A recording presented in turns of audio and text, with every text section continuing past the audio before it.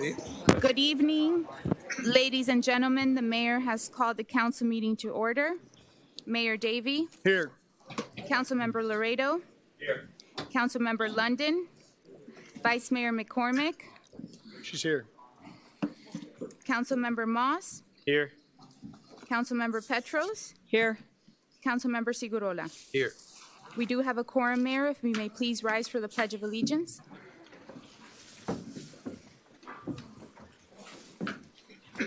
I pledge allegiance to the flag of the United States of America and to the republic for which it stands, one nation, under God, indivisible, with liberty and justice for all. Next item, Mayor, is brief comments by council. Does anybody have anything? Hold on, just Take your time.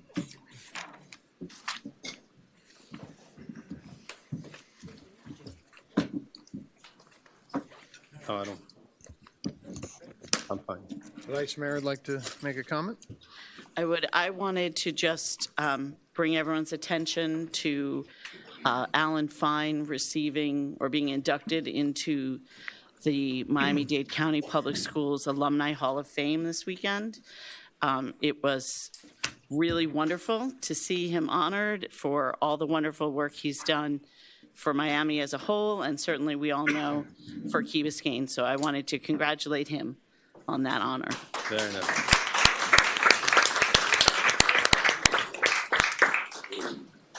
Absolutely. Anybody else? All right. Let's move on. Next item, Mayor, is agenda approval, deferrals, additions, deletions, substitutions, withdrawals. I have two items. I'd like to add for discussion sustainability and resiliency for moving forward for Key Biscayne. And I would also like to have a discussion on possibly issuing an RFP for an engineering firm to review proposals for the causeway that are potentially moving forward. Any other council members? That will be I'm item sorry. 10A10 and 10A11, What was 10 again? sustainability. And resiliency?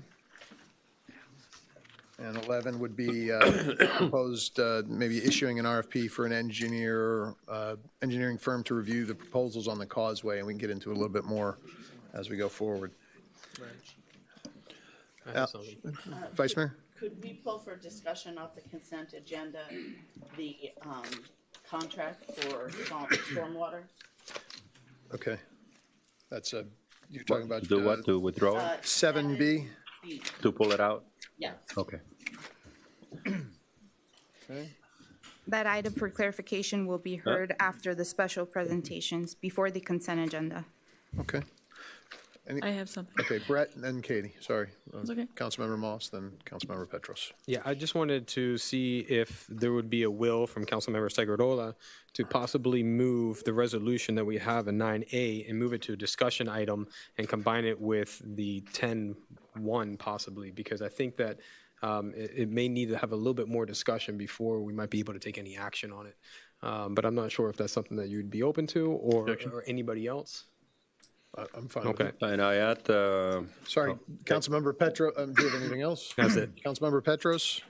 I would like to add for discussion, I attended the pre-town hall meeting last night of our senator and our rep, and I wanted to just bring everyone up to date on what was discussed there. Okay. I apologize, Councilmember Petros. It's an update on a meeting with, Town Hall. It was a pre-town hall meeting with Senator Rodriguez and Representative Durant. Councilmember Laredo? just wanted to add to the discussion whenever you consolidate on committees, the 2040 Vision Committee. As per my, Do you want to put that on here, or do you want to, well, let's have the discussion if we want to bring it up. Fine. Okay. Make it 2013, or 1013, rather? 10A13? 10A13 2040 committee discussion. Please.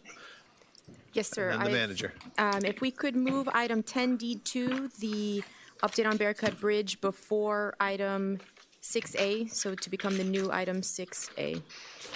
And I'd also like to pull item 10D1. And you're pulling one? Put 10D1. 10D1. Fully. I trust us. Councilmember London, do you have anything to add? Not to add, no. Okay. Just, is it possible? Anything's possible. Anything's possible? Good. Thank you very much.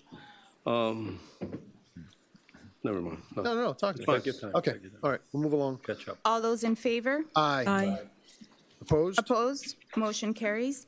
Next item, Mayor, is public comments, and please, if you would like to speak, please, if you can, fill out the green sheet towards the entrance and submit it to me. Thank you. Speak, please fill out a green form and bring it up and drop it off with the clerk. Thank you. Okay, the first person, Inigo Urbano. May I just, while he comes up, Madam Clerk, I'd like to, and I can come up to it later when we're in the minutes, but whenever we have the items of public comments, I know we want to be concise on our minutes, but this is really also the only way that the public can talk to us as a whole. And, you know, some of them take a lot of sacrifice and time and preparing, and it doesn't show any substance. I don't want it to reflect their whole speech, but if you take this in these minutes, we can bucket. It's sort of so-and-so spoke, you know, pretty important people like Patricia Woodson and others who had very good stuff to say. A little line or something that shows that they're part of this thing.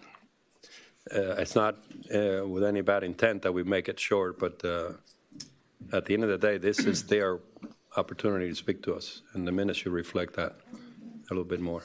Okay. What's that? Sure. Inigo Urbano.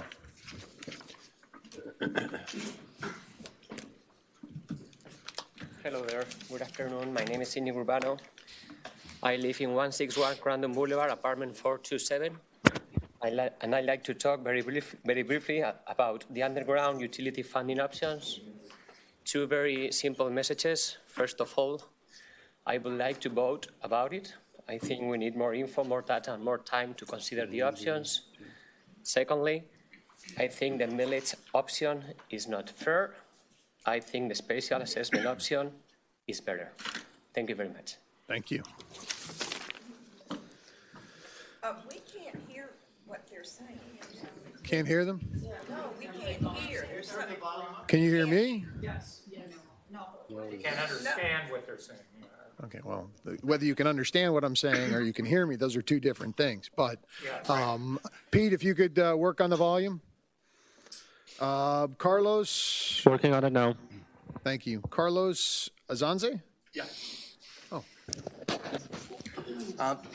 Just wanted to, for the council members and. State your name and Carlos address. Azanza, Key Colony, apartment 1030 in Emerald Bay. I just wanted the council to, once we hear the task force results for the underground cable of Key Biscayne, I think the proposal would be for me, and I think there are other people that, to have the vote by the village, because this is a very expensive project. The overruns can be huge in some of these projects, depending on what they found when they started the project. And I think everybody in the village in Key Biscayne should be on board of what we're getting into. So that's just a proposal that I wanted to hopefully address to you. Thank you. Gustavo Telles.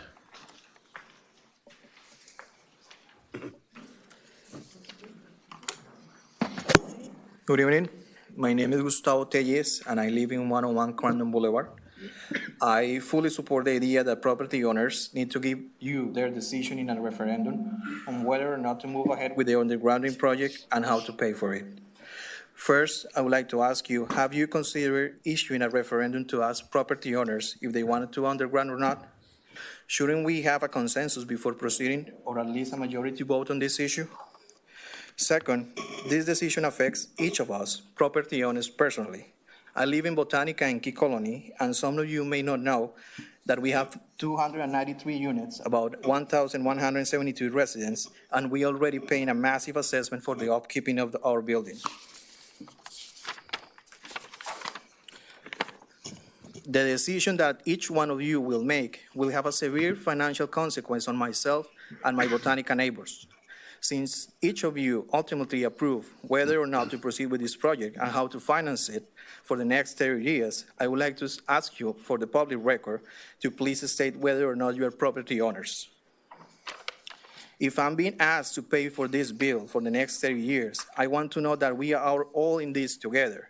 Because if you're not a property owner, I then respectfully request that you recuse yourself from voting on moving ahead with the project and to vote on how to vote to funding it. My argument for asking you to recuse yourself is that as property owners, I am concerned with the long-term, in a long-term investment on my properties, whereas a renter is only concerned with risk, usually the 12 months or less. I understand that property owners are legally obligated to fund this village. Our property taxes is our island major source of revenue, but at the same time, the village has also to take into consideration that properties in Key Biscayne are taking anywhere between 195 days to 365 days to sell. Prices are being reduced, rents are being reduced, and overall property values in the past 36 months have fallen by 4%. So it is only fair and reasonable that if you are asking the 7,000 of us property owners to fund this project, and the property owners fully fund the village of Key Biscayne, I would like to know that if each one of us is going to be carrying this burden for the next 30 years. Accordingly, I ask you to state for the public record whether or not you are a property owner, and if you are not a property owner, I kindly and respectfully ask you to recuse yourselves from deciding whether or not this project should move ahead and how it will be funded. Thank you. Louisa Conway. Excuse me. Good evening. I just wanted to State your name and address Louisa for the Conway, record. sorry, Louisa Conway, 151 Crandon Boulevard. I just wanted to say that I also support the idea of a public referendum for property owners to decide if we would like to underground or not. I appreciate a lot of the information that I've been learning from the task force and from the workshop. I do think we need some more. I mean, I've spoken to Jake about this. I came last night. We need more data. We need to understand exactly what the value proposition is for us. I'm a condo owner. We are undergrounded. But it doesn't stop me from thinking about the village holistically. I've heard all the chats, and I've heard everyone. And I do think we as a village, when we are thinking about this project, this is over 30 years. I mean, for some of us, our properties are going to be inheritance for our kids. Not sure if we want to have them carry that burden. 30 years from now, I won't even remember what undergrounding was about. No offense to 80-year-olds. I'm just saying. Sorry, Ed. I'm not saying that. Hopefully I'm around here in 30 years. So all I'm asking is that we have a public referendum for property owners to make that decision before we proceed. Thank you. Haim Badash.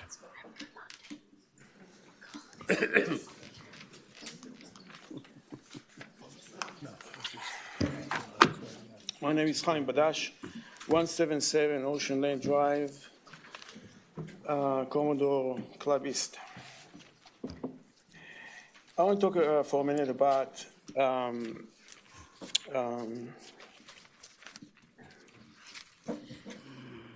wisdom and leadership. An old man once said that the difference between an intelligent person and a wise person is that the intelligent person or the smart person knows how to get out of a trouble a wise man wouldn't get to it in the first place. So with that, I want to talk to you about a few issues that are coming up in chats. And they're very disturbing, and I understand, but we have to address them.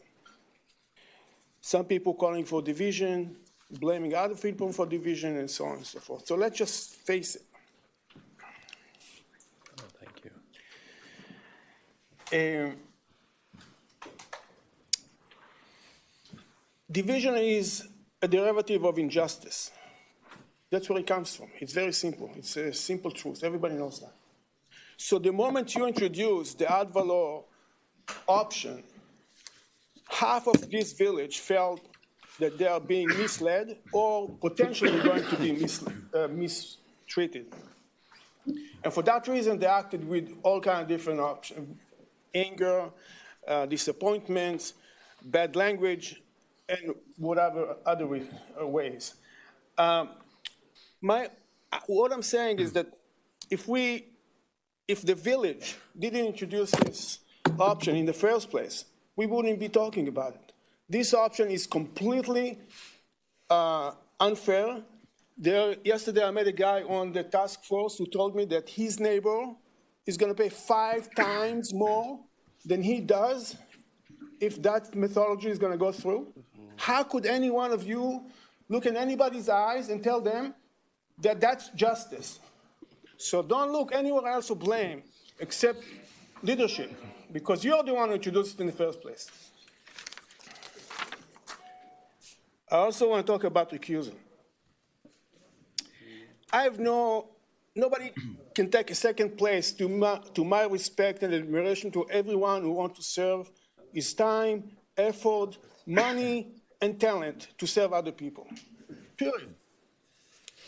I know everybody wants to throw dirt at me because I said something against some people that I don't think they should be there. And I have reasons for that. And in this country, at least, you can speak your mouth. You can speak your mind. So here's what I think. Your 3 minutes are up, sir. All right. Thank you.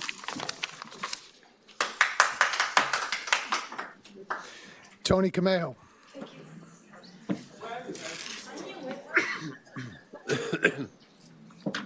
I think these are the microphones that need more volume. Possibly. Yeah. State your address for the record, please. Let's try this. I'm not on your mailing list. Tony Camejo, 151 Crandon Boulevard. First of all, I want to congratulate the task force and undergrounding for the incredible job they did, a really difficult project to evaluate, and the tremendous amount of work that went into analyzing the funding. I was really impressed with the level of sophistication and the detail of how to come up with an equitable plan that is fair to everybody in the village. I want to say something that has been going around, and everybody's talking about it, and that's the one village, one island.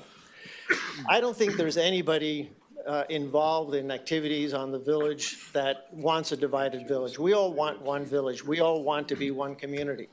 And the way you become one community is by respecting the differences that exist, that are real. There are different interests, different lifestyles, different places where people live. There are many, many differences that we have, and this is what makes us unique and special. We need to embrace those differences and not try to make believe they don't exist. That's how you get unity, and that's how you build one community. In terms of the undergrounding, my experience at Key Colony has been that because we're undergrounded, we recover extremely fast after a weather event, whether it's a storm, a wind, a hurricane. And the rest of the village is down for hours and hours and hours, and you hear, back and forth emails and so on that people that don't have power, and we're back up. So just from empirical experience, excuse me, the undergrounding has been, I think, very important to our community. I do believe, however, we need more thinking, more discussion on some of the nuances of how we finance this, and I think that it's important for perhaps the task force to have additional discussions. And again, we need to work together in a way that everyone perceives that if we're going forward with this project, that it's been done fairly, and that's how we get buy-in, and that's how we work together as one village. Thank you. Thank you. Pat Woodson.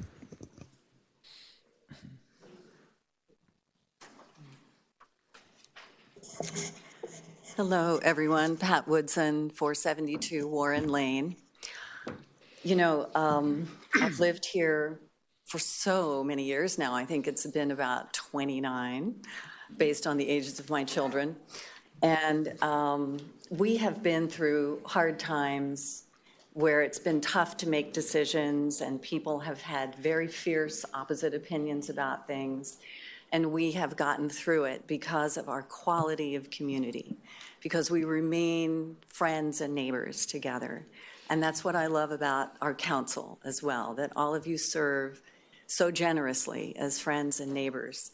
And I hope that we can continue in that light through these discussions and find our way through.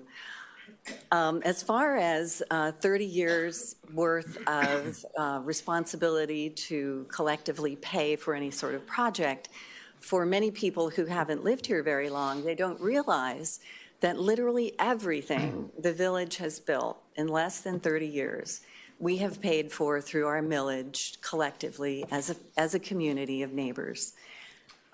Everything from changing Crandon Boulevard from a street that just had mud washing over it and had no curbs, no sidewalks, no lighting, no storm drainage, no village green, no community center, no civic center. We have done all of it as a village. Some projects seem to be better for some people who live in one spot. The next project is better for someone who lives in the other spot. So this underground project, I see in a very holistic way. It is one of many, many projects that actually we've already begun with stormwater drainage and even with sanitary sewers. Resiliency to climate change, to sea level rise, to storms. And this, I hope that we can keep the larger view of this undergrounding project as part of our resiliency that will seriously need to be planned, and I hope a general obligation bond will handle the scope of our basic resiliency infrastructure. The danger that I see in special assessment for this project is in precedent and in philosophy. It's a radical departure from how we have behaved, how we have paid for things, how we've seen ourselves as a community. So if we start trying to, in a microscopic kind of way, do I benefit more from this than my neighbor does? How are we going to figure this 3 minutes, out Pat, sorry. going forward? So thank you. Thank you.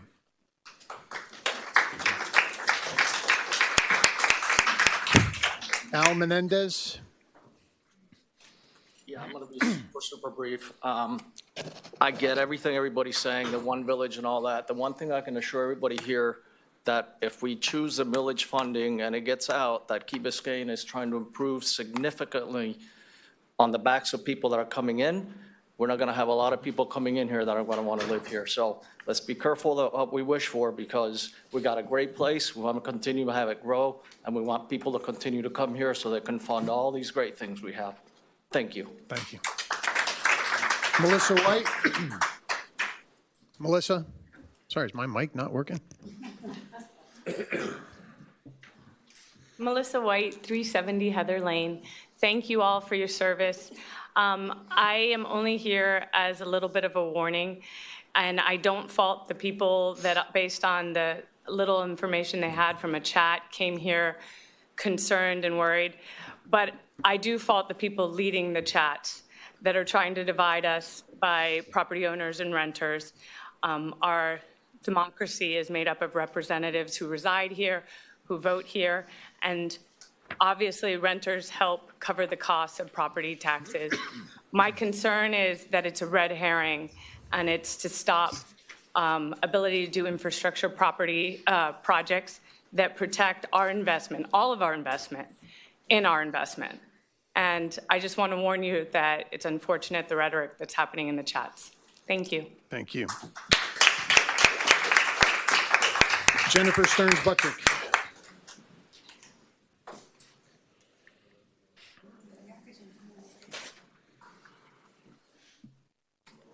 Jennifer Stearns Buttrick, 180 Cape Florida Drive. My father apologizes for his inability to be here tonight. I'm coming and representing him and myself. We agree on this issue entirely. He is at a shareholders meeting, which is where I should be as well. A few comments, and I'm going to look at my notes because of the limited time. Forgive me. First of all, thank you all to the council and the members of the Underground Utility Task Force. You engage in my new favorite acronym, which is NIPA, more than I could ever imagine watching some of my friends who serve, and I greatly appreciate your time and energy. Non-income producing activities. So we've been talking about undergrounding for over 20 years. When I lived in the Mackle section, I now have buried power lines. It was a big issue for me. It's time to get the project done. It needs to be approved by the council. Funding it is obviously of great concern to figure out how to fund it. I echo Pat Woodson's comments on being opposed to a special assessment. It's not how we've ever funded anything before, and determining relative value to each property is extraordinarily difficult to gauge. I drive around this island and I see transformers and power lines, and it is not only a beautification issue, it is a health and safety issue. I see the FPL hardening pictures and it frightens me. If we are truly concerned about our property values on the Key, we will not allow FPL to harden, and we will bury the power lines as soon as possible. It should be taken in a context of a broader resiliency. Key Biscayne has the financial wherewithal to be leaders on addressing climate change and addressing how to face the threats that we're facing. And we have the ability to lead, and we should be leading. And it's really important that you all, our leaders, make tough decisions, and you're not going to make anyone happy. But I will remind you that there were people opposed to the community center, there were people opposed to incorporation, they won't admit it now, and there are people who were opposed to purchasing Village Green. We couldn't afford any of it. They were all wrong. So, and I have to address the renter issue. That argument could be taken to an extreme. You could say that someone sitting on the council without buried power lines should recuse. Someone living in a condo should recuse. The truth of the matter is every single person, whether you rent, whether you own a condo, or whether you own a home, has a vested interest in our community. And nothing should be done to try to divide us along those lines. We are one community. Thank you. Thank you. Mr. Mayor, Ms. Stearns, before, you don't ever, as long as I'm here, have to apologize for replacing your father. You do a lot better job. I'll tell him. Michelle?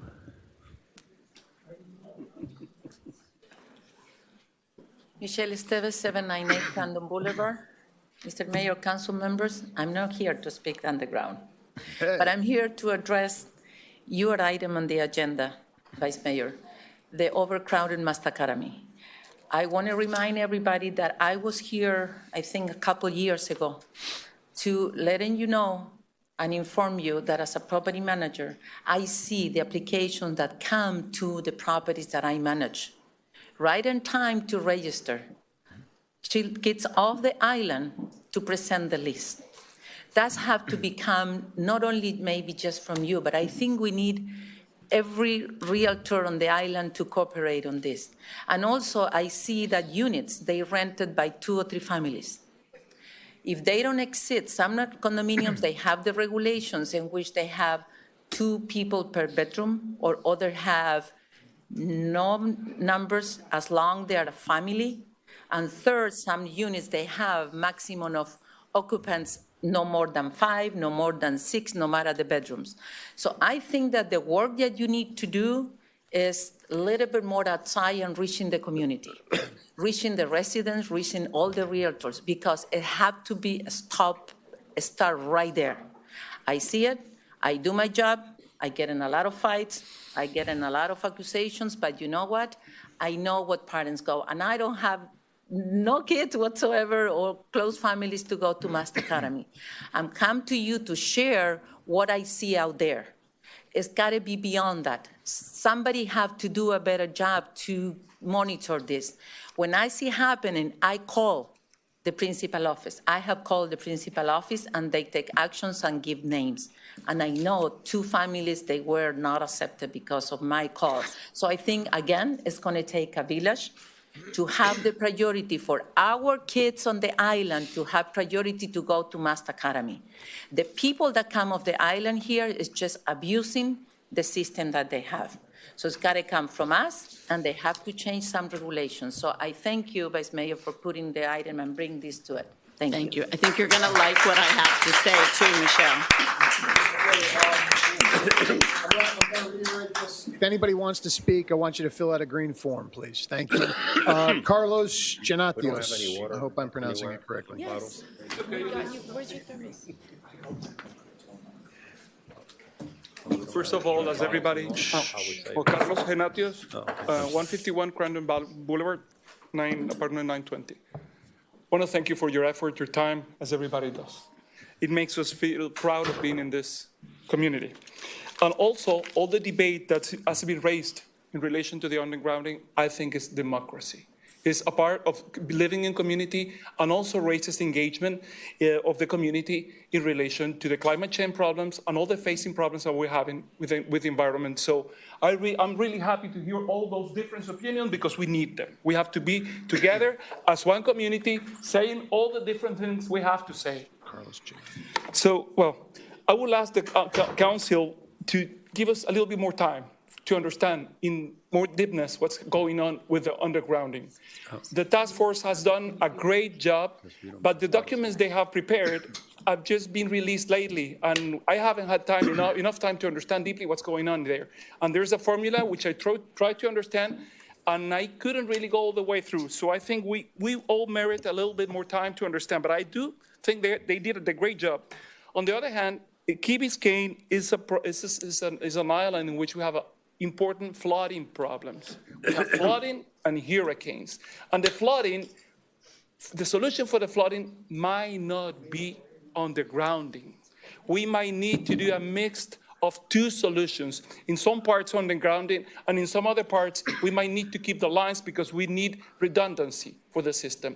And on the other hand, I think that we have to understand this undergrounding problem or solution as part of the global master plan that we're doing for resiliency.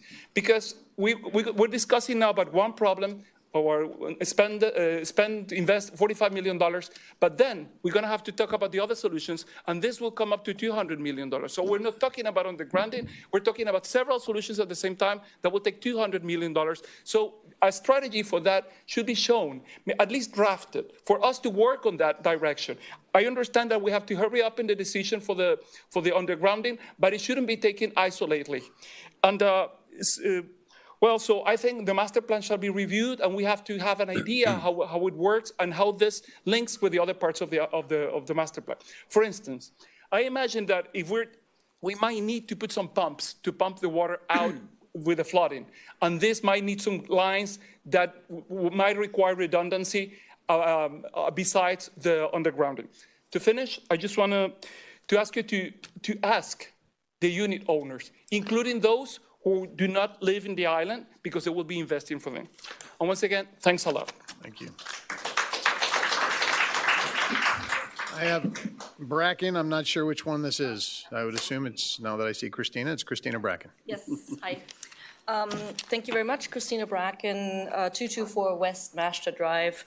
I've lived here for over 30 years, and my comment will be very brief. I'm not going to thank all of you again. You have done great work. I think it might be important to remind everyone that while we are looking at a $46 million ticket, we're talking about less than $1,000 for an average single-family home under 4,000 square feet. Most of them are smaller, and probably between $150 and $300 for an average size condo, whatever we want to think about it. So we're talking not about, $10,000s or whatever dollars in additional tax increases to property owners. And I think we need to keep that in mind to kind of, what we're actually fighting over. And the difference between the special assessment increases and the ad valorem increases would be about between 10 and 15%, either way, depending on your assessment of the EBU units. So again, that's not a huge increase. It goes both ways depending on your property. So we need to think about, again, what we're actually fighting over here, besides the whole island. And I'm very strongly in favor also to continue payment method as ad valorem, as we have always done it. I mean, everyone benefits at one time or another, and it has worked out pretty well so far. Thank you. Thank you. Patricia Romano.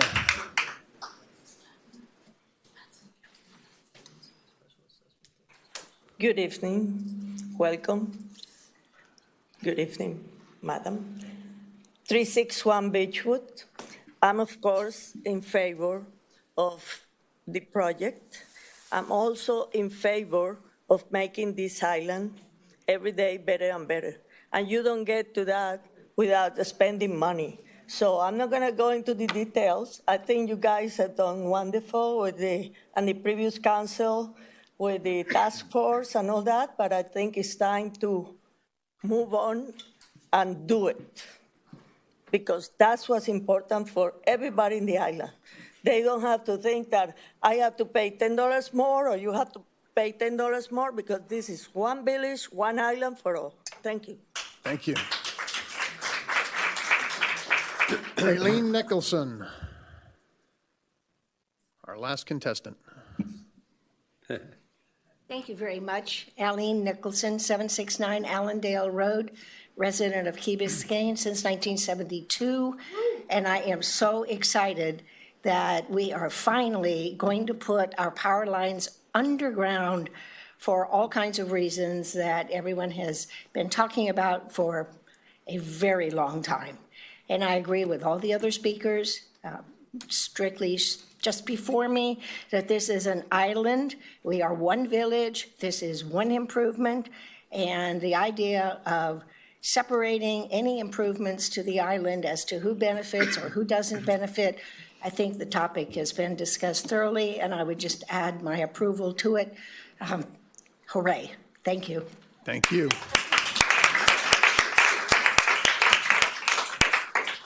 Okay.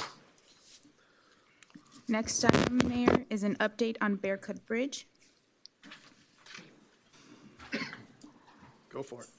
Mr. Frank Rollison, the Director of the County's Department of Emergency Management. He and I have been working over the past few months to address issues with regard to the short-term emergency solutions with regard to Bear Cut Bridge, as well as some longer-term solutions. This evening, Mr. Rollison will give us a brief update on some of the work that we've been doing and what his expectations are moving forward. Thank you, sir. Good evening, Mr. Mayor, members of the Village Council. As your manager has stated, we have been meeting. We've met once, and this project came to me back in September of 18, when your then building director was in a class with me out at the Fire Academy. Okay. And he brought up the issue of the bridge. And since then, we've been doing a lot of explorations and taking a look at what our options may be. We had the first meeting on January 24th, right here on site. And we had a lot of people that participated in that meeting from different disciplines. Besides the staff from Key Biscayne, we had the police director from Miami-Dade County. We had representatives from Department of Environmental Protection from the state. We had participants from Durham, the Army Corps of Engineers. What we were missing at that meeting was the Coast Guard, because the government was shut down at that time, and they had to beg off. We have the next meeting set where the Coast Guard is going to appear with us. and give us the parameters on the permitting and what we're allowed to do in an emergency situation and a non-emergency situation. The bottom line is that we're looking in the event of a catastrophic failure of that bridge, besides a huge inconvenience, we're looking at a very monumental project to move people on and off this island. The Army Corps of Engineers feels that they can provide a bridge, a pontoon bridge type that would get us past Bear Cut and come back up on the causeway. So the next move we have to do is meet with the Coast Guard and see what their restrictions are going to be on us. I've had some brief conversations with them, and during the extent of the emergency time, we're pretty well open to do what we need to do under emergency situations. But that time has a period of time that it runs, and then we start running into environmental problems and that sort. One of the good things, if there's any good thing about it, is that this particular bridge is not a part of the intercoastal waterway as far as transport. So as long as the William Powell Bridge is operational, we don't have that problem. One of the things that we're going to have to look at is a disembarking place and a place to get back up on the causeway on the other side of the bay. And it's going to require infrastructure to be installed ahead of time. We're going to have to, I mean, if we're going to have a project that's not going to take years to make this happen, then there's some things we're going to have to look at doing on the front end. You're going to have to look at having a place that a pontoon bridge can connect, and get across the other side and reconnect on the other side. Going to have to look at a way to traverse both sides of the causeway so you can move the traffic from one side to the other and go, north and come south to get here and cross with some type of an intersection that's going to have to be done. So it doesn't take much to drive and see that you don't have very many options to play with. So from the Office of Emergency Management, we're committed to try to come up with a plan. We will come up with a plan. How it'll be funded, how we can make it happen, because some of the things that we would do on the front end may not qualify for reimbursement in the event that you have a storm, but you're going to save a lot of time. We've talked about designing a bridge at this point and having that schematic already approved so it can go quicker through the permitting process. And we're working with the county on that, with the Public Works on that side. Again, a bridge, like any other piece of artwork, is in the eyes of the beholder, depending on what you want. If we're going to replace the bridge with a functional bridge, that's one thing. If people come and say, well, you know what, we want something different, something that makes a statement coming into Key Biscayne, then that's a different animal that we're looking at.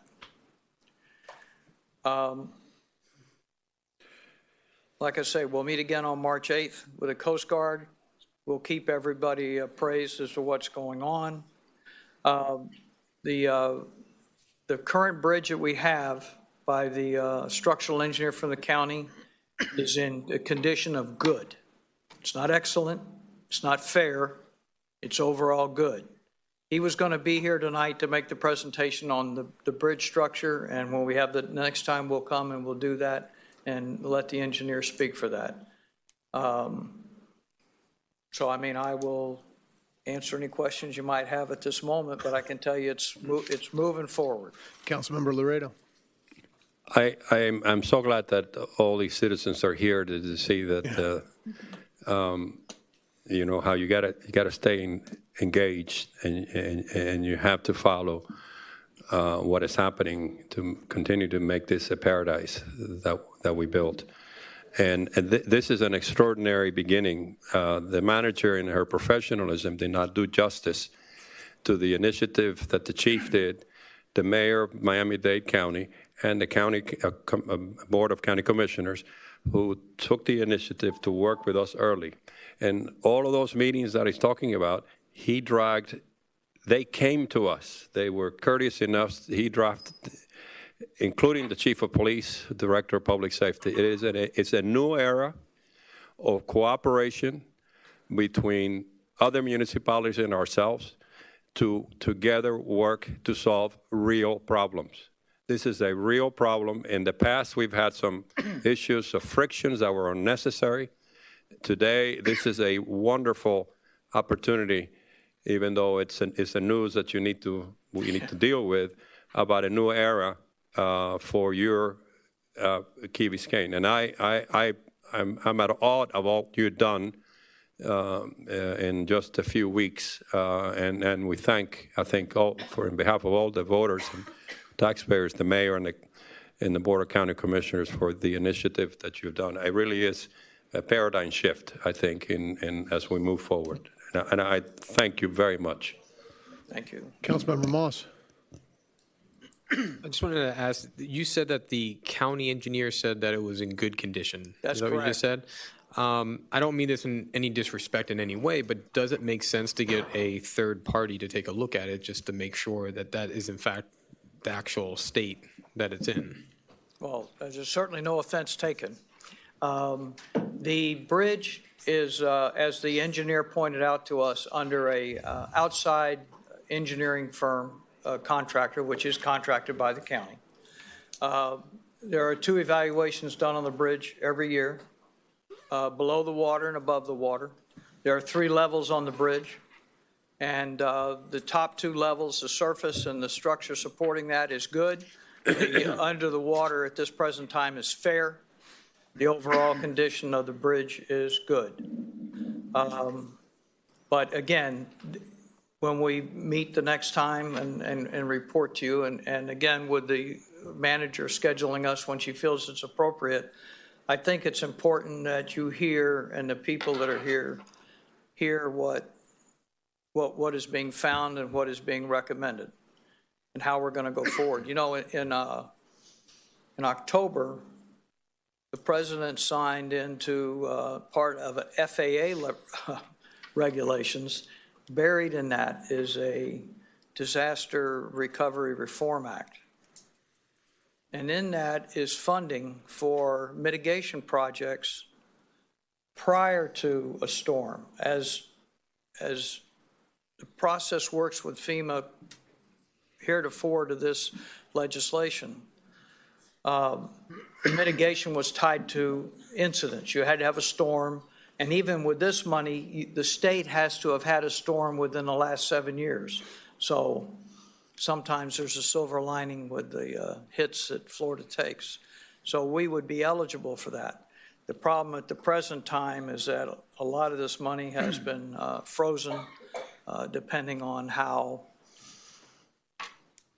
things go forward at the federal level with looking for funding for other projects that are maybe dear for somebody else. So this is part of that military money with the Coast Guard that the Army Corps of Engineers that is locked up right now. The guidelines have not come out how we can access this money, but I think usually with these type of projects, they're looking for projects that are shovel ready or that are ready to move forward when they start releasing cash. So I think it's imperative on our part to keep pressing forward as much as we can and try to get ready so that we have something, even if all we can do at that point is bring engineers on board to start to do design work for how we're going to connect, how we're going to have access to where we're going to connect, whether we're going to use the marina or we're going to come up on the other side, what side of the bridge we're going to come around on. A lot of those difficult issues have to be resolved so that we know how to go forward. So my question relates to exactly what you're just talking about, where to hook up in the case of needing a pontoon bridge in case of an emergency before a new bridge is built. Having tried to get a bike path repaired through the park. I know that it can be very difficult to have any new installations.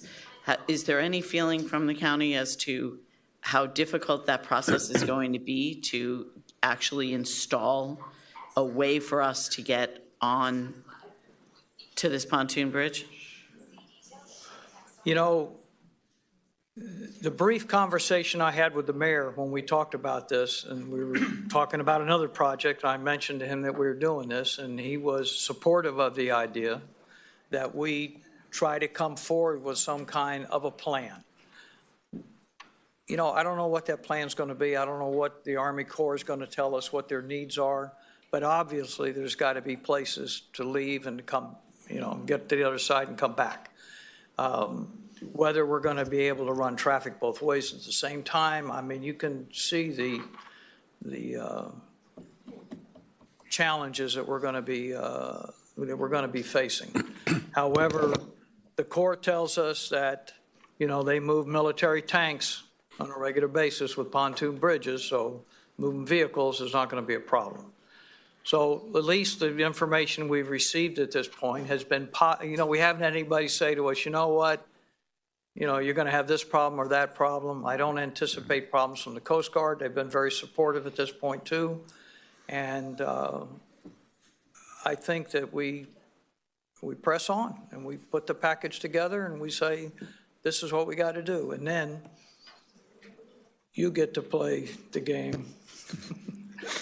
You know, we understand the process.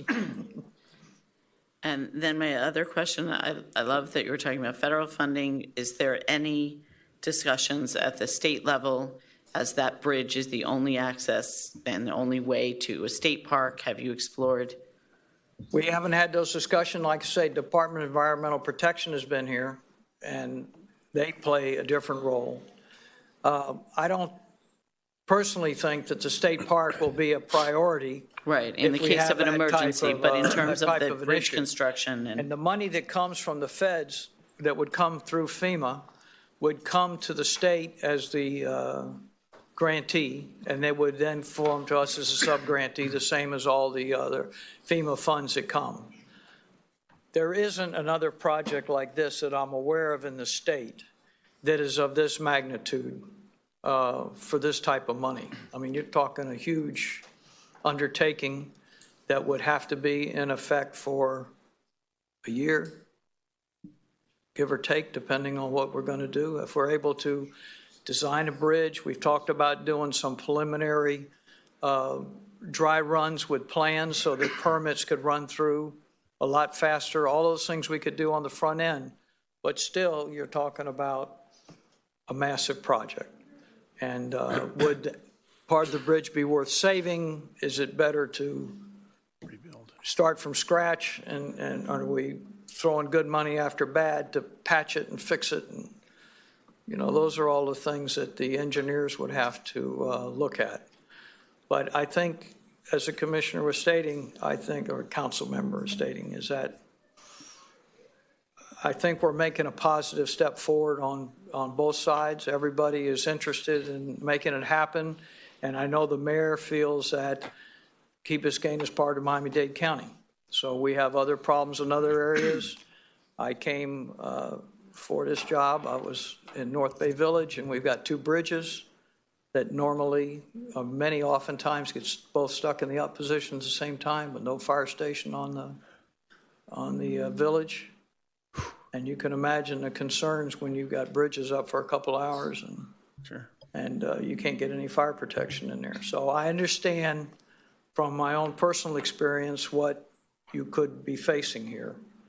And, you know, when you talk about costs and whatever, and you're talking about with the undergrounding, this is peanuts compared to what we would be talking about if we're facing this bridge project.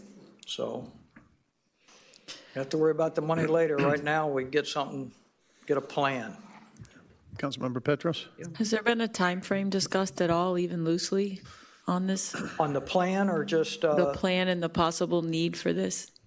Well, we don't want to talk about the possible need for this. When I tell people it's very nice to meet me in person, but you don't ever want to see me on TV. We deal with very bad things that happen, and most of the times you think about emergency management, you think about hurricanes. But we just had a big drill with Turkey Point, got another big drill with them in March.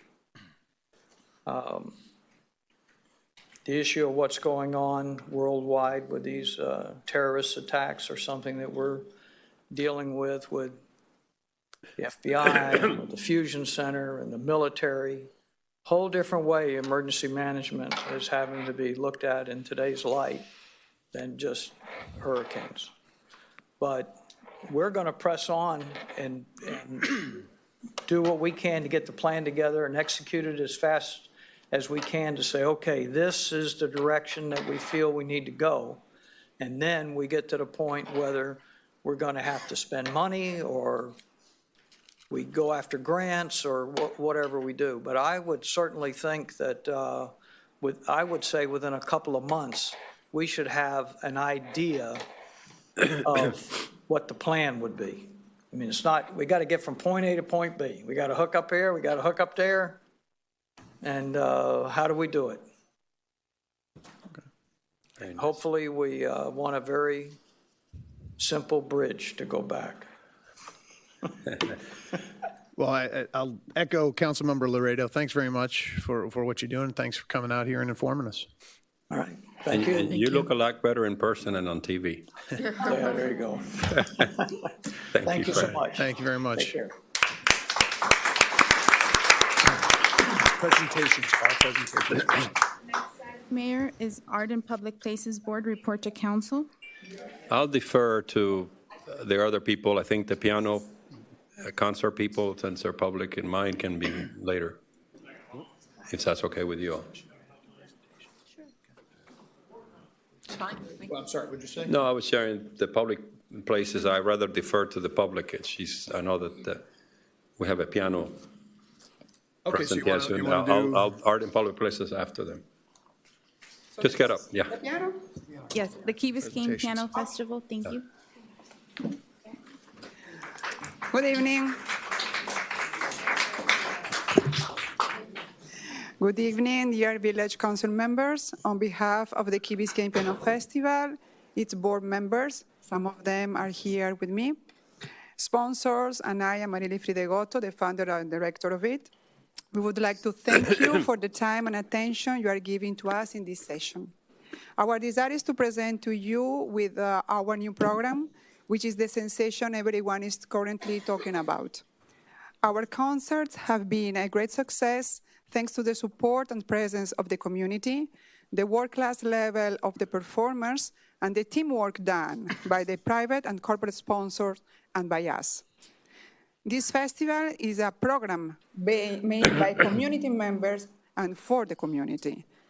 One of our goals is to build a legacy for our Key. We need to thank so many people, institutions, and organizations that made this festival possible that we prefer to direct your attention to the printed program where you can find the story of how this all started and also the names of all the board members and the private and corporate sponsors. The Key Biscayne Piano Festival is a Key Biscayne Community Foundation fund. 8 world-class concerts are presented in the inaugural season 2018-19, with more than 1,000 attendees in these first 4 concerts alone. We are in the middle of the season now. And this shows how big the demand for this type of events is. The projection for the inaugural season attendee total is of almost 2,000 people.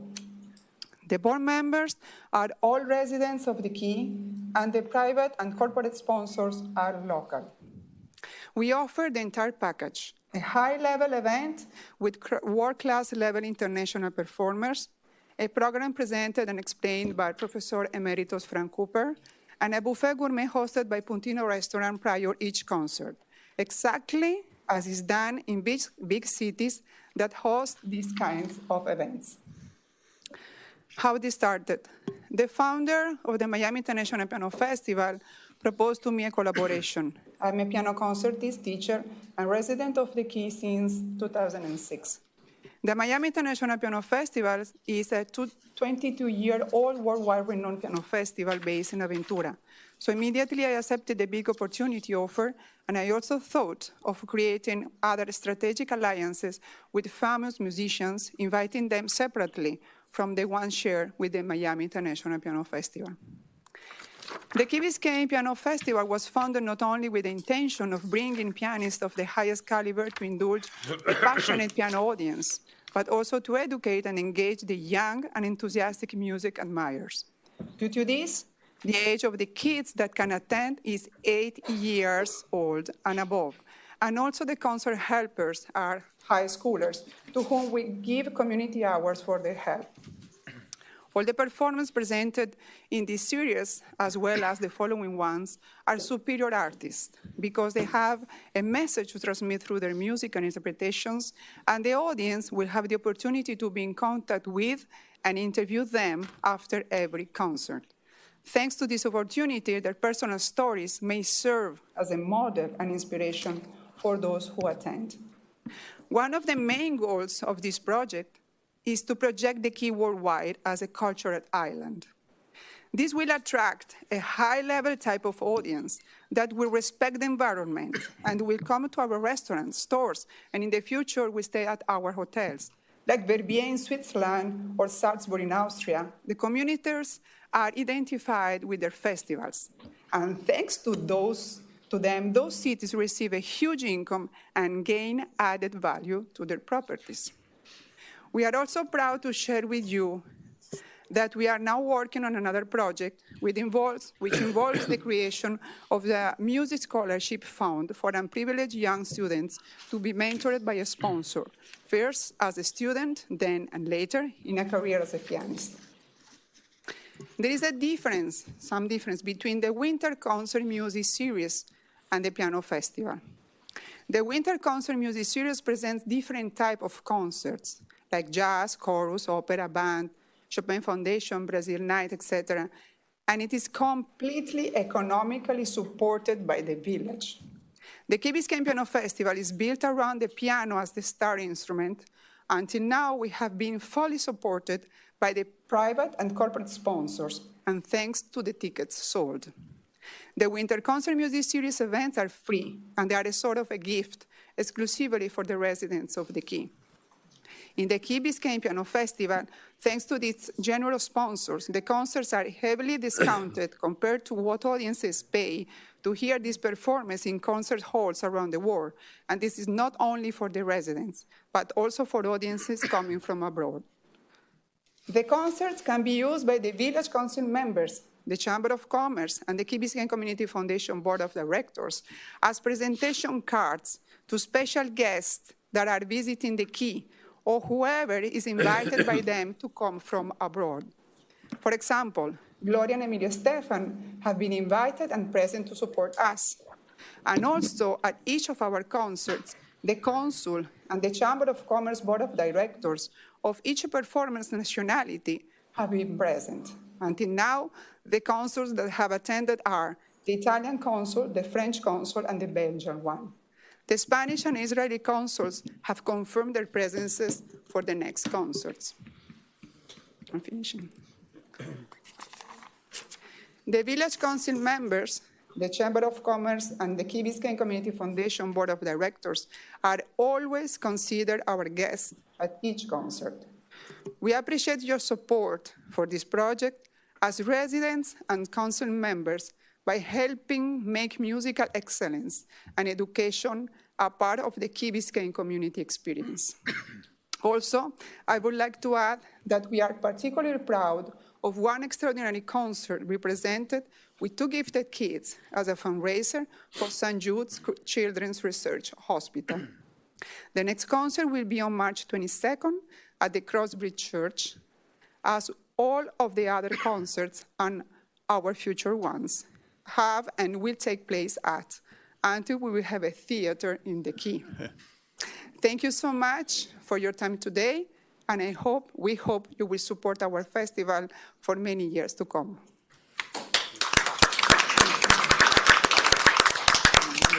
have questions? No, I just wanted to say I've been to a couple of the concerts, and they've been a lot of fun. I took my daughter when Gloria and Emilio Estefan were there, and she had I mean, the kids were incredible. You know, these virtuosos or whatever you want to call them, they were amazing. And it was just, and I thought the kids that were in attendance, you had a bunch of kids up in front just watching, and there was some fidgeting, but for the most part, they were mesmerized by watching these people their age just perform. And I could see my daughter, and what was really neat was after the concert, she was able to interact with these people who are international performers. Mm-hmm. And she really got it. You know, at one point, we were over having a glass of wine, and I looked around, and she's at the piano, and they were kind of playing around together. And I thought that was, you don't get to do that a lot. And so I thought it was a really, I was moved by it because I saw her interest in the music, and it's education for the kids. So I would strongly recommend, if you can ever get there, go to the concerts. They're a lot of fun. I went to one as well, and it was excellent. Mm-hmm. Gentleman from France, the most recent one. Yeah. Yes. So it was very because, for example, the last one from France, David Kadouche, he performed at the Carnegie Hall, at the Verbe Festival, in Salzburg, with the Israel Symphony Orchestra. It's like the same level of the tennis we had here. Now it's replaced with the piano. And we have a short video to show, just 2 minutes. You have time, just 2 minutes. Video, please. Video? Where? Sorry, nobody told me about this.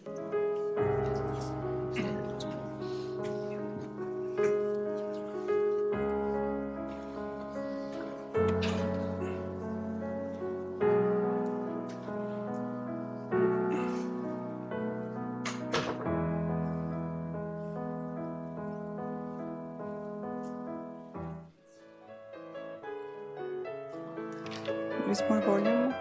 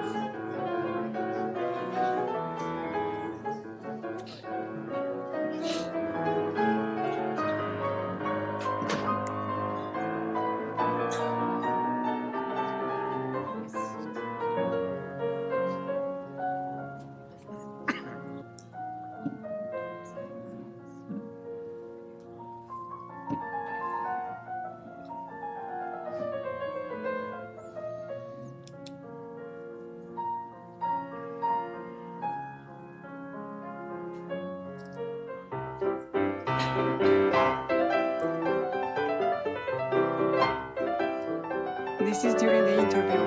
So people can just, without filter, start asking questions to the performers. Okay. Thank you for your time. And please come to support us, because your presence, each one of you can be the ambassador of this. So please. Mr. Mayor, if I may, I've been living in this island for 38 years. I've seen it before, after, and let me tell you, just when I get fed up with pettiness and divisiveness, and I think I've had it, I go out and meet groups like this, and on their own initiative, are creating so much value, so much spirit of Key Biscayne, so much spirit of community. The people who supported the Cape Florida Park, that group of women and men, I'm sure a few men, but most of the work is done by the women.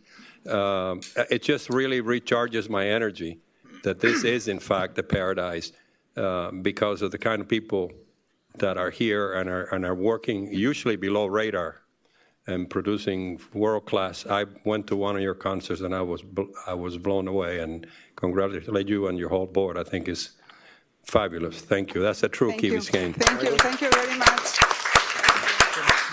Councilmember London. I hope you Not being will as come. eloquent as Mr. Laredo, all I have to say is thank you. Job well done. Yes, and it's of all us, because it's not just me. The board members are great. We are doing a great job all together. And please come on March the 22nd, because it's from Spain, the pianist, and will be present also the Spanish consul and the Chamber of Commerce directors from Spain. But make it clear that Ed London is not going to be playing the piano that day. No. Okay. Thank you again for your time. Thank you very much. Okay. Next item, Mayor, is bicycle-friendly community. John? Hello. Mr. Mayor, council members, thank you for putting us on the agenda. My name is John Hoffman. I'm the president of Bike Key Biscayne, and I also live at 260 West McIntyre Street. I'm joined here with Hank Resnick, who is the founder of Bike Key Biscayne and is on the board member. I just had two quick comments I wanted to make, and I know Hank had a few follow-up comments. One, I just wanted to congratulate the village. Its bike-friendly community certification was renewed this year. I know Bike Key Biscayne, along with the village, applied for this and applied for the renewal. This is a very significant certification for any community, and we would ask and want to work with the village and everyone to get this, not only keep it at a bronze, but to a silver or gold level, because I think it shows a commitment of the village for alternative methods of transportation. And I know in a lot of these meetings, you're talking about congestion in cars and other problems. So we would ask you to continue to support biking on Key Biscayne. And two, I know they're just starting the renovations of Rickenbacker Causeway. I think it's starting today.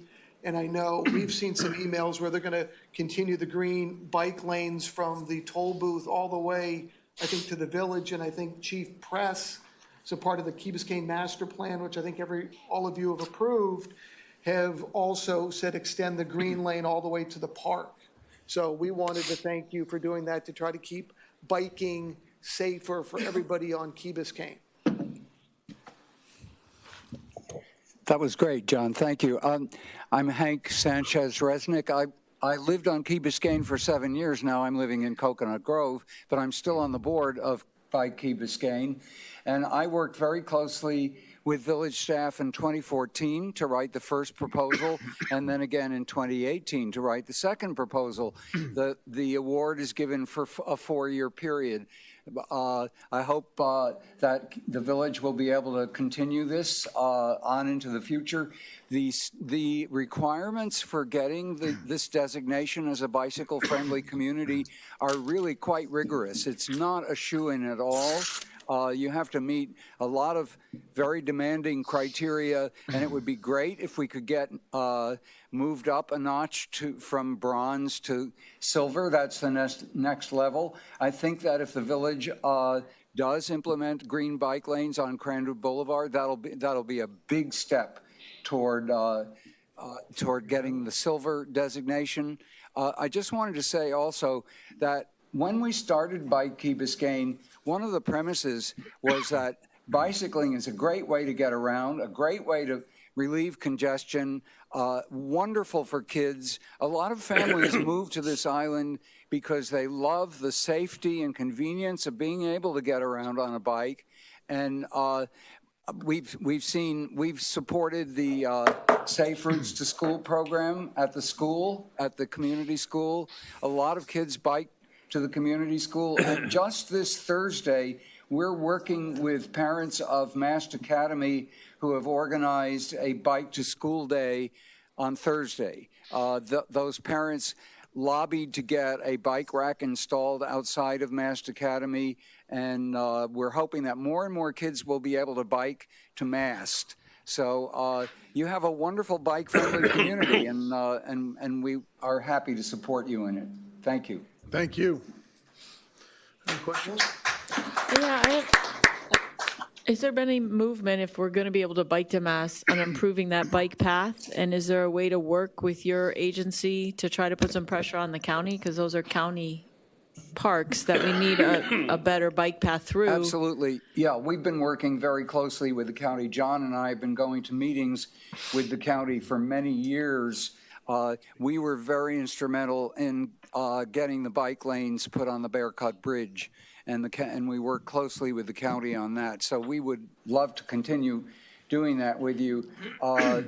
We're not an agency, we're a volunteer organization, but we are a tax-exempt nonprofit. It's really through Crandon Park where our issues are, because it's an old bike lane that has roots and things like that. That's tough, as you know. Yes. Getting anything done in Crandon Park is tough, but it's not impossible. But in meetings we've had, there seemed to be a crack in a window that we're really trying to crawl our way through. I know we've talked to, it's the PROS, right? What is the acronym? Parks, Recreation, and Open Spaces. That controls it, and every year, all the meetings, can we get it repaved, and still not looking. One thing you can help some of us, if you wanted to run for office in Key Biscayne and did only one thing, which is to hate the bicyclists to come in the morning, you would get 99% of the vote. So hopefully you can influence some of those a little bit more types of bicyclists that give all of you a bad reflection. I'm a bicyclist. As soon as I come into Key Biscayne, I do nothing but bicycling. But there is a lot of bad feelings about that group. You know that. So anything you can do to tell them to stay on your lanes and behave nice, Key Biscayne nice, would be appreciated. No, we applaud that. I know in some of these meetings, we've met with the Metro-Dade Police Department, because they have to enforce, it's the Pelotons that really are causing a lot of problems. Yes. They ride Tuesdays and Thursdays and on the weekends. But I know a couple of years ago, Miami-Dade County had the motorcycle cops out there trying to enforce it and put citations. So we applaud it, but obviously we have no influence on what the chief press or Miami-Dade County does. But so thank you. Thank you. Thank you all. All right. Thank you. Have a great day. Thank you. Okay, and Councilmember Laredo, are you making the presentation on art and public places? Yes, Mayor, very briefly, and it also takes care of another item. You don't need to do 10A7 because that's the redundancies, Madam Clerk.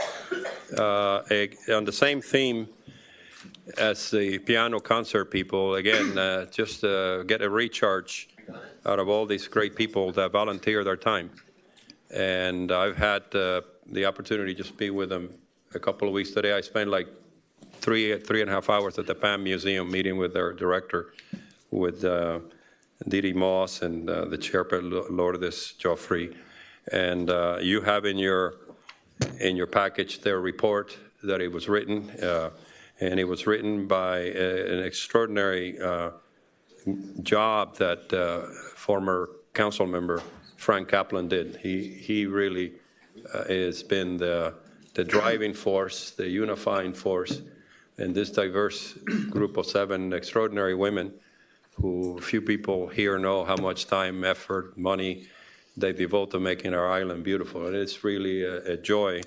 And they look forward. I assure them in the meeting I attended, you have the minutes, that when we are reviewing committees, it's not like we want to grade them, but that we want to get to know them better in an effort for all of us to help them do more. So I am proud to report to you that this is a great group, and they're looking forward to continuing to work, and also to thank Frank for the report he submitted and for the work he did over the last few years as a liaison. Yeah, I thought it was interesting. The report's here somewhere. I read it earlier. The Bedia piece that they're putting in. They put in, I remember when those first came out, that's 2006 or 2008, I think, when I was first on council, is when those began. So yeah, no, they've done a great job. They really work hard, and we do appreciate every effort that they make. So thank you for that. I think in the interest, because there are people here about the underground utilities, we're going to have that discussion item now, so that we can discuss that. And so I know a lot of you probably are not going to stick around for the mayor's dog park cameras. So let's move The next along. item would be the undergrounding utilities funding options, Mayor Davey. So let me just start off. When it comes to undergrounding utilities, I think we, and some people have alluded to this, we're putting the cart before the horse when we start talking about the funding. And I think my caption for this discussion item was wrong in that I was thinking about having a workshop on the funding, because I think everybody here agrees.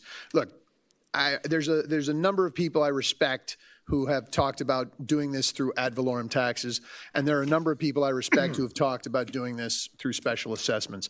And I think all of the ideas that have come up and hybrids and everything else need to be discussed at some point, but we're not close to there yet. We've got a lot to do. We are just really at the end of the first step in this process. The next thing that we need to have done is to have Kimley Horn present their master plan to us. That has not happened yet. The task force just issued their report yesterday, or last night. I think it came out today. So we need to go through that. I think there's a lot of information that's got to come out to the public that people have to talk about, that we need, again, interaction and communication about. It's the same old song. So what I want to propose at this point is that we have to make the decision on whether or not we're going to move forward with undergrounding. I mean, that's job one, right? If we decide that we don't want to do undergrounding anymore for whatever reason, then there's no point in discussing financing. There's no point in moving on and getting ourselves embroiled in something. So what I would recommend is that at our March 19th meeting, or if people want to have different ideas about this, if they want to have a special meeting on this, we have a meeting where Kimley Horn comes and presents their master plan. We have the discussion on the master plan, and we see where we are, and potentially we take a vote at that point about whether or not we want to move forward with undergrounding our utilities in this community. And then at that point, we can make the decision as to what our next step is. We can direct the manager to go out and do, the IPO on the design aspect of this, because that's going to take time and that's going to take some money. That's an 18 to 24 month process, I believe, to get that design done. So in the interim, we can then really vet, how do we want to pay for this? Because if we decide to do it, we're going to have to pay for it at some point. We're going to have to borrow to do that. And to pay that back, we're going to have to decide as a community how we want to do that. But I think the first step is deciding, do we want to do underground utilities? Councilmember Lennon? Thanks, Mike. I think tonight, even since it's not on the agenda, but as you said, do we want to go forward or don't we want to go forward? Do we want undergrounding or don't we want undergrounding? Well, if the council, us, do not want to do undergrounding, then we ought to drop it right now. So I really think we should have a straw vote right now, who is for undergrounding and who is not for undergrounding. And if we don't have a majority for undergrounding, why proceed? Why have the Kimley Horn? Why have the financing? Why do anything if we do not have tonight? And I'd like to have a straw vote tonight. Who wants undergrounding on the council? Are we all for it? Some of us for it, some of us against it. Forget about how you're going to pay for it. Do we want it? No, that's what I'm proposing tonight. Okay. And I'd like to have a straw vote right now. That's fair, and we could certainly do that if you want. My concern is I think there's a lot of information in this master plan that should be presented, and it should be clear to people. I think once people. I'm talking about the council, and I think the council. Well, that's what, look, I'm on the council. I was on the Underground Utilities Task Force, but I want to make sure everybody up here is, when they're voting, they understand all aspects of this master plan. I understand what you're saying, but we need to make sure that we're all. Okay, thank you. We need to make sure that we are all comfortable making a decision. This is a big decision for all of us. Well, I guess so. This has been going on. I guess one of the reasons I'm back on council, because 6 years ago I thought we were going to do something, and all I do is keep kicking under the bus, keep delaying it, keep finding reasons why we can't. Give me do 3 something. weeks. Give me 3 weeks. Well, it's 3 weeks, and it's 3 more weeks. You know what? Then it's summertime. We can't do anything in the summertime because nobody is here. So all I'm saying is, most people here know the benefits of undergrounding and what not as good about undergrounding. Forget about the cost. The question is, do we want it or don't we want it? You've heard from FPNL, you've heard from everybody. I mean, at this point in time, I think you have enough information. You don't need Kimley Horn to come say, oh, this is the master plan. We know what the master plan is. Put it underground. I mean, going to give some more details? What's the difference?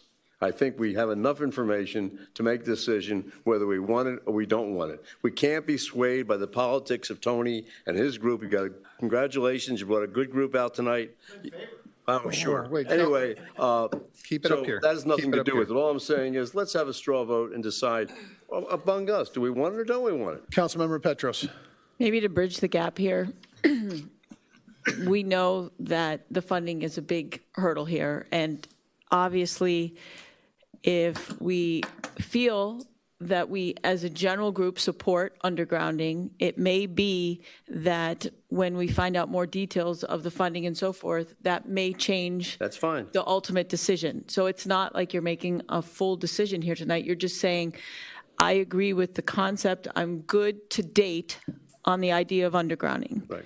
And then secondly, I would like to propose that we have an independent workshop. I don't want to do this in a meeting. Okay. Because I think that we need to analyze not only the two areas, the two ways to do this. We need to recognize what our millage rate is relative to other communities. There's so many components to the financing that need to be clearly articulated to everybody in the community so that they feel like they're fully informed when we make a decision. Okay, just to be clear, there's two issues. I'm really trying to bifurcate this so that we decide, do we want underground? And then we decide, if we decide we want underground, we decide how we're going to finance it. That they're two separate and distinct issues.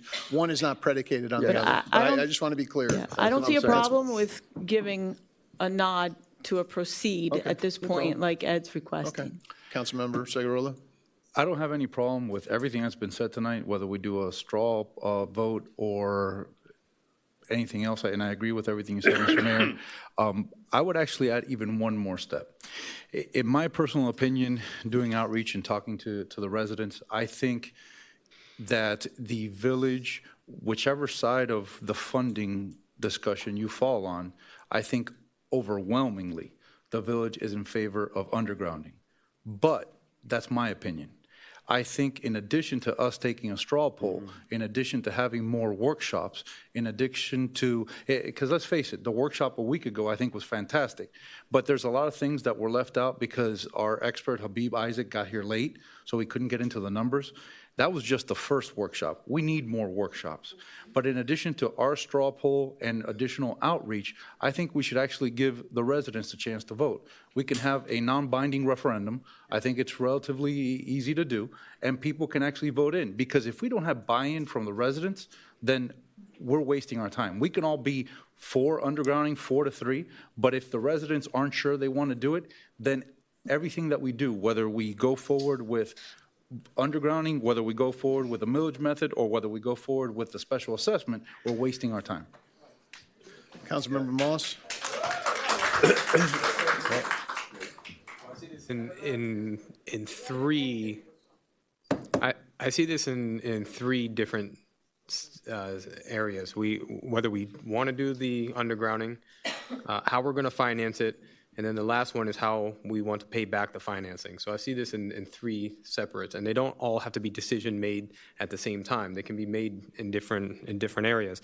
I disagree with Councilmember Segurola. I don't think this needs to go to referendum. I mean, the way the government is set up is that we're elected to listen to our constituents and hear what people want to do, and we're here to make these tough decisions.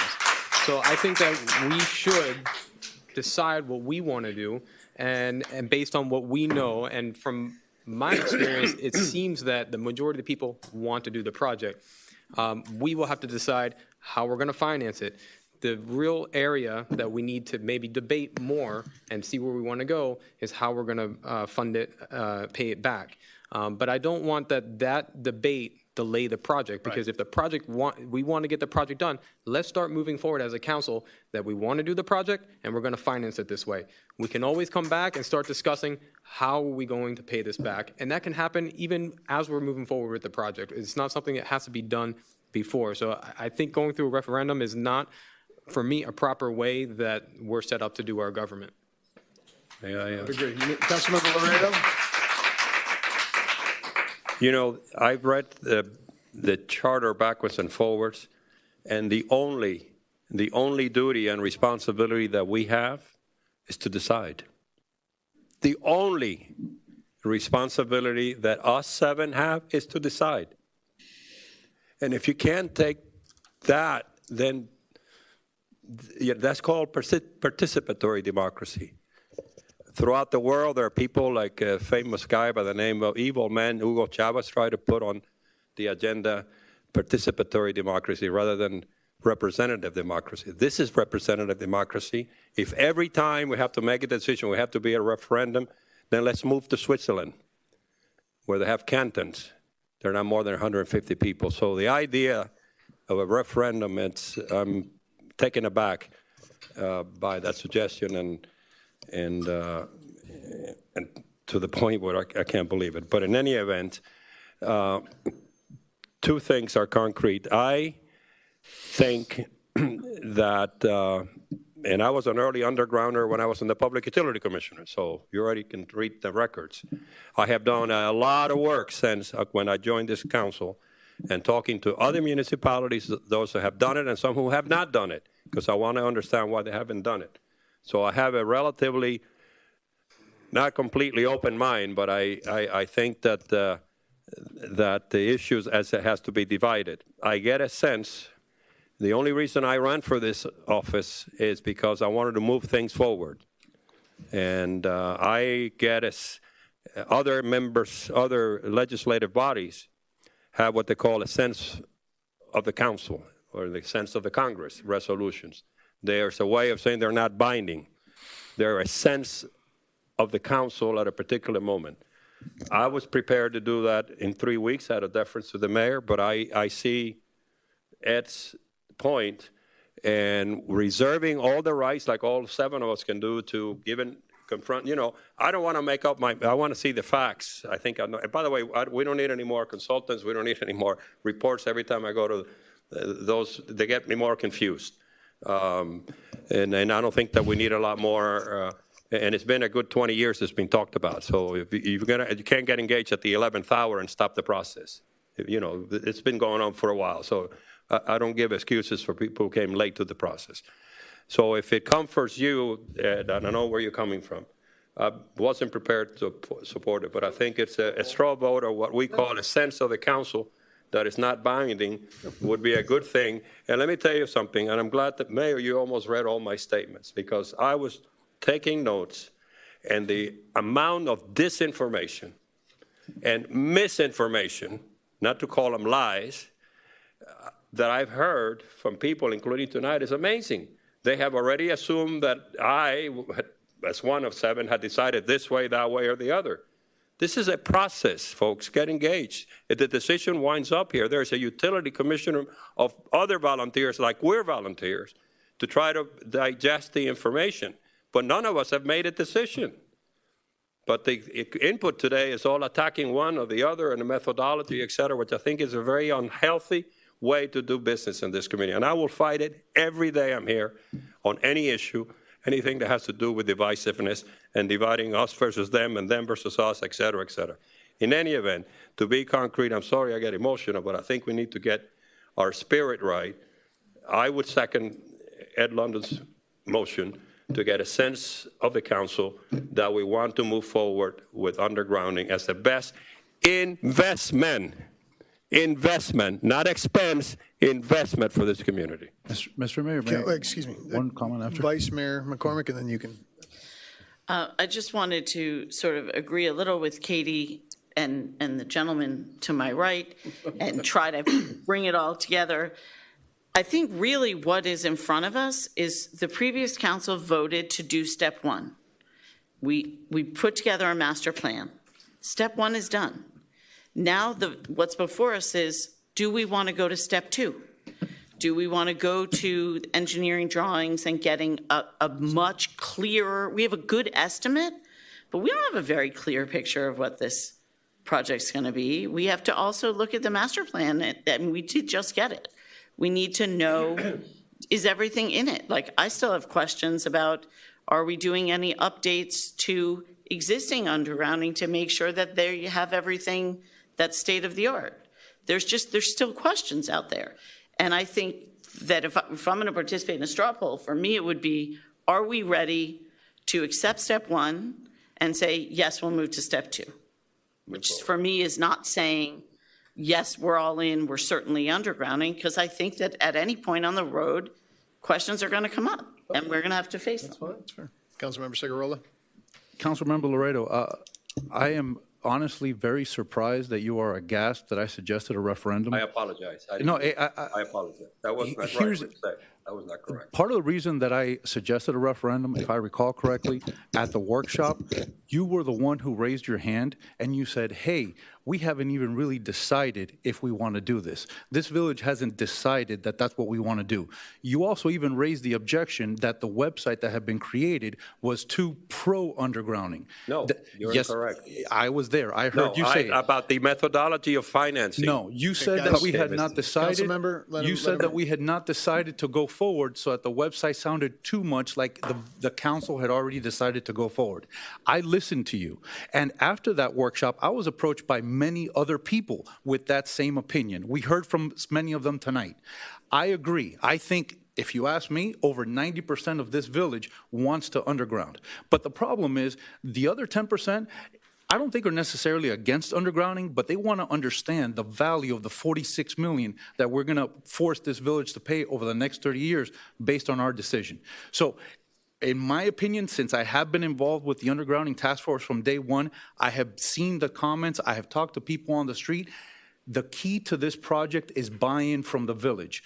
The divisiveness, the talk on the chats, whatever you hear on the streets, all of that, the only way to get through that and to get this village united under the largest project that we have ever undertaken and maybe will ever undertake is by having all the residents decide that this is something we want to do and this is how we want to proceed.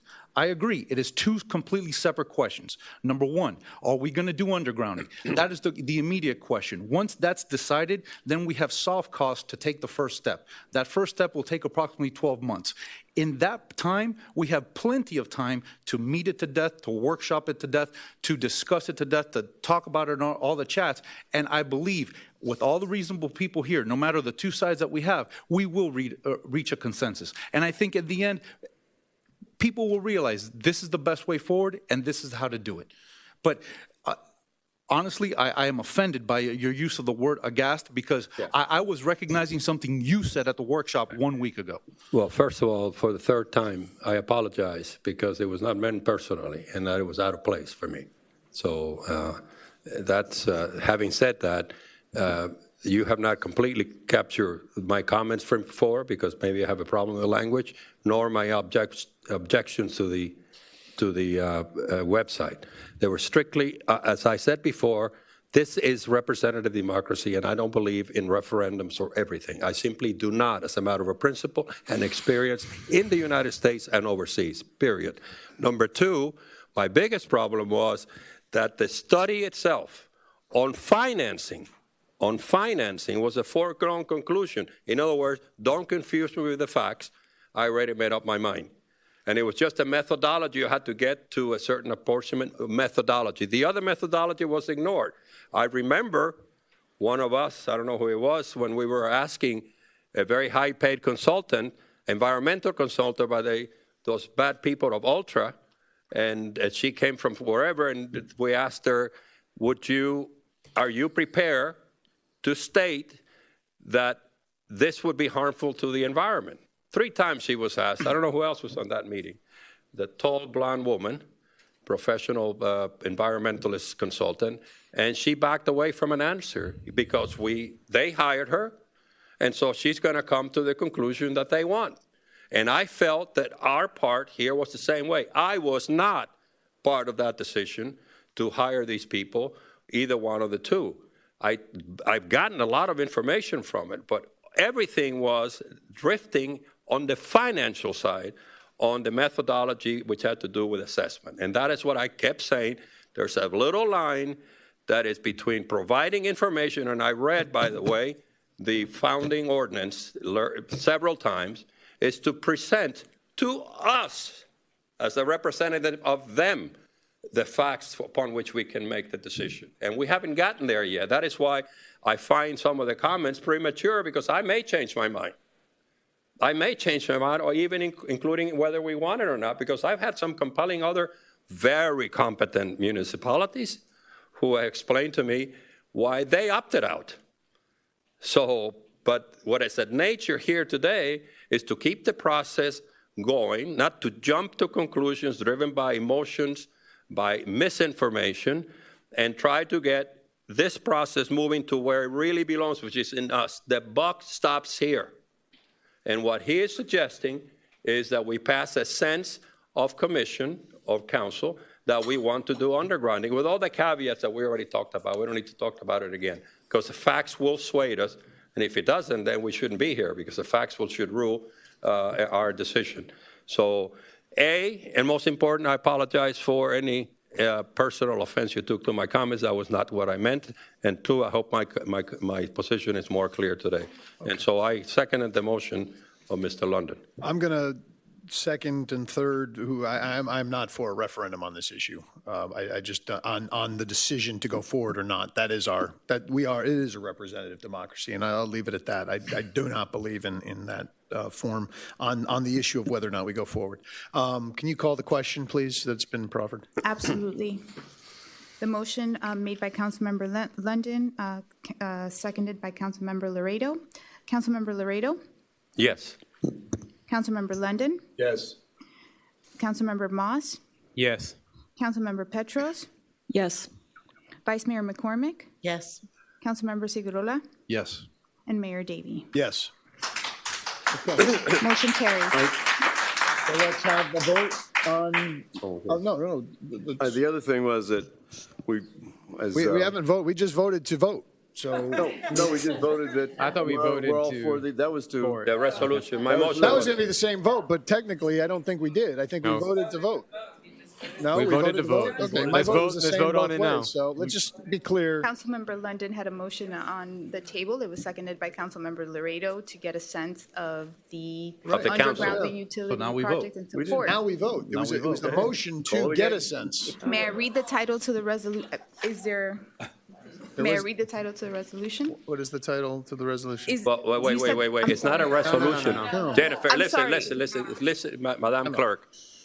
A sense of the council, it's a term of art. It's done with the U.S. Congress, with other things.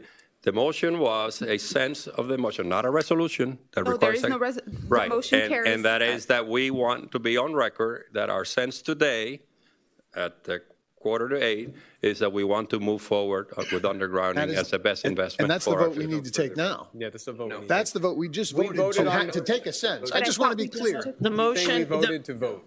The motion was to take a straw poll. That's right. Now we need to take the straw poll. Now we take the straw poll. There we go. Okay. Apologies for confusion. Councilmember London. Yes. Vice Mayor McCormick. Yes. Councilmember Moss. Yes. Councilmember Petros. Yes. Councilmember Segurola. Yes. Mayor Davey. Yes. And Councilmember Laredo. Yes. Okay. So that was easy. Councilmember London. Discussing the same topic, I was talking to Tony, I guess yesterday or the day before yesterday, talking about workshops. And one of the things that he brought up, and I agree with him, that maybe we need a little clarification as to what the cost would be to various people in the community, and to have a presentation, and don't have to have your consultants, or if we do, fine. But basically, if you're a homeowner and your house is worth $500,000, blah, blah, blah, or you're a condominium, or it's a special assessment, what it's going to cost to the individuals. And yes, it's unfair, as somebody brought up, that the guy next door might pay 1/2 of what you pay, or you may pay 4 times what he pays because of the homestead exemption, which has absolutely nothing to do with us. That's just a function of the state government passing Save Our Homes some years ago.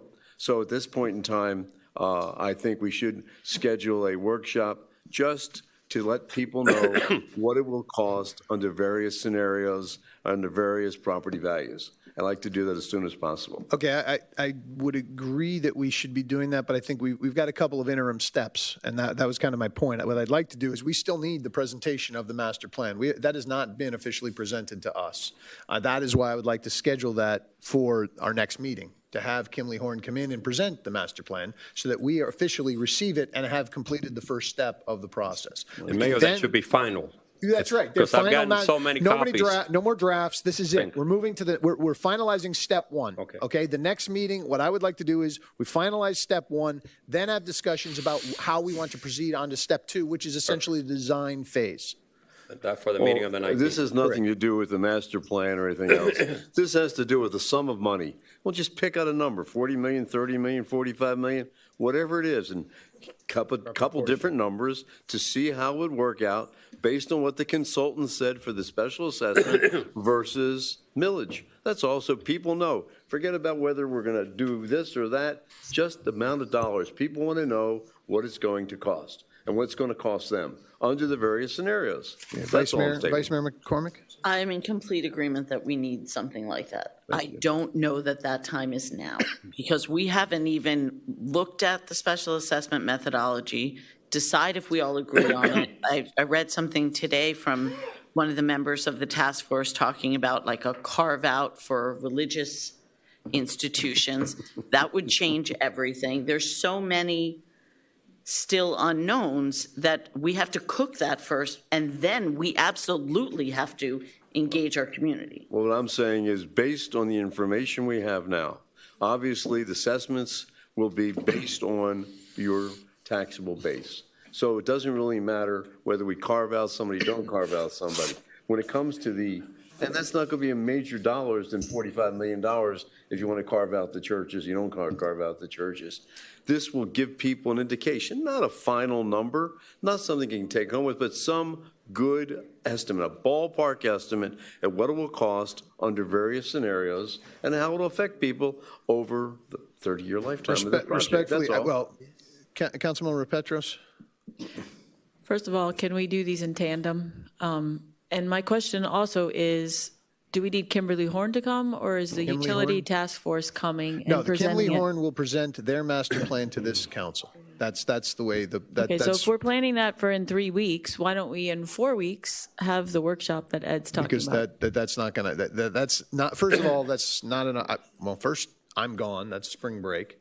Second of all, I think, again, we're getting ahead of ourselves with the financing. We need to go through this project. Look, I want to get this going as badly as anybody up here, okay? But we have to let's take it step by step. We get in, the design phase of this is going to take 18 to 24 months, right, outside.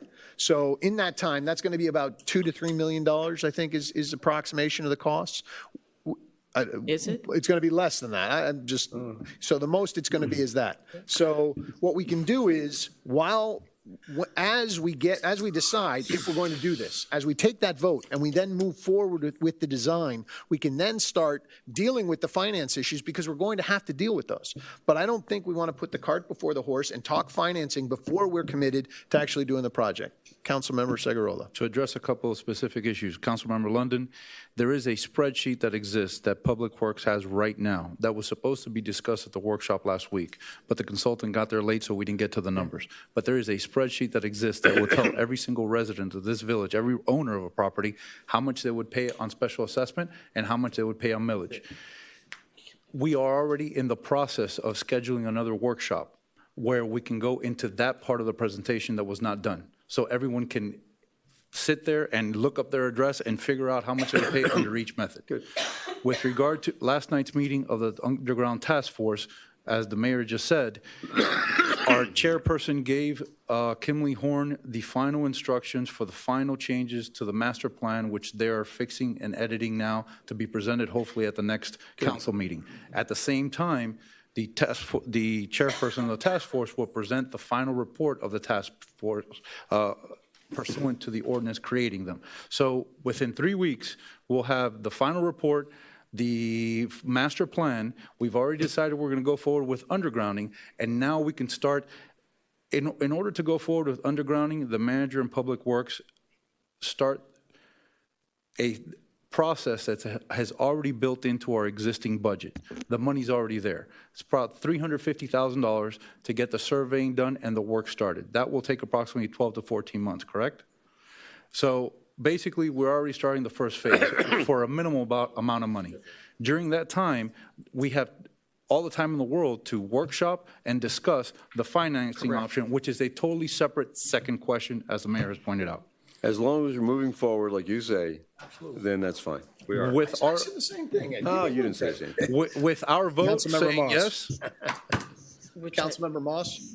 Look, I still think that, I see this as three separate things, right? later. We have, do we want to do the project as step one? We need to get that going. We need to get into, once we need to see that we need to take a loan, when we get past the money that we have set aside for it, we need to go ahead and say, we need to finance this. We can wait to the very end of the project because it sounds like the majority of the people want the project done, but we can wait to the end of the project to figure out how do we want to pay it back. It doesn't have to be done before we start the project, because if the majority of people want to do it, we can figure out, okay, vote that we want to do it, finance it. We can wait later on without stalling the project to figure out how do we want to divide this up at the end of the day. So for me, I think doing this before we even starting the project can delay the project even more. I'll say we just go ahead and move forward. Vice Mayor? With all due respect to the task force, the methodology that's been developed, we had absolutely nothing to do with it. We've had no input. I think it's premature to start saying, we as a council, I think it's premature to start saying, you could pay this or you could pay this. We need to first decide, do we even like the methodology as an option to consider? If I may respond? Please. Oh, may I say thank you? The task force has not created a methodology. The task force has analyzed different methods of financing this project. One of them is millage. Now, millage didn't require a whole lot of work because it's a number attached to the property value. That's it. So that was easy. That was done in one day. The special assessment formula we didn't create. The special assessment formula is something that was developed over time, and the guru on this is the consultant that we hired who's done it nationwide. And that special assessment formula is based on objective factors applied to a geographic area. We had no say in what we put into it, in what was put into the formula, aside from the fact that we gave facts to this consultant about our geographical area. So point of clarification, that consultant was hired by the council. Correct. And we haven't had a time to interact with him to hear why he came up with it. And it's not like there's a boilerplate way of coming up with methodologies. He said, and Palm Beach said, our methodology is completely different from theirs. We need to study it. We need to look at it. We need to see what the ripple effect and the impacts are going to be in our community long before we say, come waste your time, leave your family dinner to come out one night and see what it's going to be, because we may end up changing it. Absolutely all correct. I'm saying is I think it's premature. I'm not saying we shouldn't have people see it. I think we're all on the same page. I think we're all on the same page. We all want to, are we all in agreement that we should have Kimley Horn come back on the 19th to give the presentation? Yes or no? Well, Yes excuse or me, no? to present To or present the master plan, final the final report? master plan. There's a separate meeting? I can't, we have to confirm with the consultant that the final plan will be ready by the 19th. Understood, but that would be our goal, to have it the next meeting, because then the next meeting after that is April 4th, 2nd, 9th? But wait a minute, the manager just said something that troubles me. April 9th. We already had the experience of a well-paid consultant showing up an hour late. Now, we can't, this is a very, very big contract, was it not? Yes. Okay. That they cannot come on the 19th because? She's not saying that they can't, but she wants to confirm before she commits to that, and that's fair. That's fair. Our goal, I think it's fair for us to give direction to the manager to say, we want them here. The manager can't make a promise to us that they will be here. I mean, I understand your frustration if they don't. I would share that frustration. But the manager, as hard as she works, as much as she does, she's not a miracle worker yet. So, Councilmember Lennon? Just to, I guess, throw a monkey wrench into this a little bit. Basically, I think you saw this evening and everything I've heard in talking to Tony, basically the condominium owners seem to think that a special assessment is more fair. Since they don't have as much benefits, they wouldn't pay as much according to the consultant. And I understand where they're coming from. And there was something else that we keep talking about, that we never had people pay to do certain things that we as a village did. And I think we did have to pay when we installed the sewer system. Each homeowner had to pay a connection fee. The hookup, right. So my thought is this. maybe with Pacified Tony and your people, and that would be that the individual tunneling, I would say ditching, I could say whatever you want to call it, connection to individual homes would be paid by the individual homeowners. And if that was not enough, you could also consider the transformer, which serves 6 or 8 people, and that could be paid by the individual homeowners if that would bring your condominium people on board, if you think that would be fair. This is a and it's something to conversation for us. consider. Okay. And that would make a big difference in the overall payment of everybody else. Councilmember And you could do Segurola? your ad valorem, and it would work. To answer your question, excuse me. And again, unfortunately, this was another topic that we didn't have enough time to discuss at the workshop. That's already part of this project. In addition to all the price, the $46 million to do the undergrounding, every single homeowner or property owner that will need to connect from the cable to their box, that's going to be their cost, a one-time fee. Now, part of what is done, is my understanding, is they work out a bulk rate where every homeowner gets a discounted amount and they pay. But that's already part of this project. That's not included in right now. That's not included in the Okay. 46 million. Well, whatever it would be, my point being is that if people thought it was unfair, well, condominium owners thought it was unfair for homeowners not to pay anything because they're now getting the benefit, this would shift some of that cost to the homeowner. And go one step further, talk about the transformers. If it serves 6 or 8 homes, you divide that 6 or 8 homeowners that would serve. I mean, it's just something else to think about, to negotiate with, to make people happy. Again, that's a part of the financing, and I think, do we have a consensus that if we can get Kimley Horn here on the 19th, they'll present, as soon as Kimley Horn can get here to present, that's when we want them here to present their final master plan? We're reaching out now to see. Perfect. That's all I can ask. Maybe we'll have it in. Just to add one piece to this, if you're able, so that you keep the process going, at the end of that meeting, after you hear the presentation, get all questions and everything else, if you're able and you feel like you want to move forward, then the direction to the manager would be to negotiate a agreement, which will take us some time, with Kimley Horn for the next phase, which Correct. is the design phase. And that's the next process to keep the process going. Excuse me. Councilmember Laredo first. I'm sorry. He raised No, go his ahead, Ed, you have to go. Then you're assuming, of course, that we're going to do it in the traditional way. We're going to go hire engineers to do a design, then we put it out for contractors to build. And I don't think to me, that's not the way to go. Maybe that's the way we'll go, but I will certainly do my best to try and defeat that because I believe this is a perfect example where we can use design build. Design, we really have to conform with what FP&L wants. So the designing of it is not a major thing. So the contractor, we do a design build, will have a hell of a sight better price than doing it the way the village always does things. Well, we can talk about that on that day. So I thought the only thing we were going to go forward with was the surveying, whatever else you had to do, you mentioned, which is going to take about 12 months. Yeah, and it could be done by Ed London and Associates, and not this Kimberly. Well, I'm making a joke out Thank you. of the comments here. I'm not married to any one consultant or anyone. Okay, all right, just want to make sure. No, if we want to have those conversations, absolutely, Yeah, but I let's think- take it step by step, folks. We got it. Okay, so are we all in agreement? Just so we know, not to take this back and forth, but there was a vote of a prior council, I don't recall whether Ed was on it, not to go with a design build program. So that's the only reason I. Is that binding on us? No. It is Good. not No. binding. Good. That is No, why it's not we're binding. messing up the I process. just want to know that it's not a new, not Well, a new let's, topic. we can all discuss this in the coming time. We can have that conversation on the 19th. Let's move this forward. Let's get going, folks. Let's go. Let's do what we're supposed to do. Let's go. Next item is a. Hold Hold on, on. there's still an item that's in this discussion item, which was the resolution that we moved over to the discussion item, number 1. And was that, yeah, I just want to make sure, yeah, for the task force. I just want to make sure we can address it right now since we're What's on that? that topic. Oh, the extension of time. The extension of time on the task force. I asked to move it over to the discussion item because I believe, with all due respect, Councilmember Segurola, when I read it, it's just extremely broad for any action, at least for me to take, because it basically just talks about the old ordinance, and at one point it just says that the committee members will be hereby reappointed for an additional 2-year term.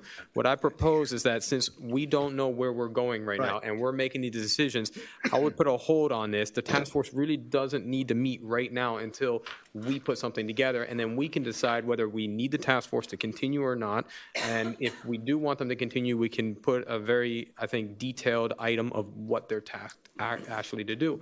But I don't think I'm not ready for this. I just wanted to bring this up a little bit just to see, because I don't want to make a resolution from the dais. I'd rather us have a discussion about it and be brought back a little bit more detailed. I'm of the same mind.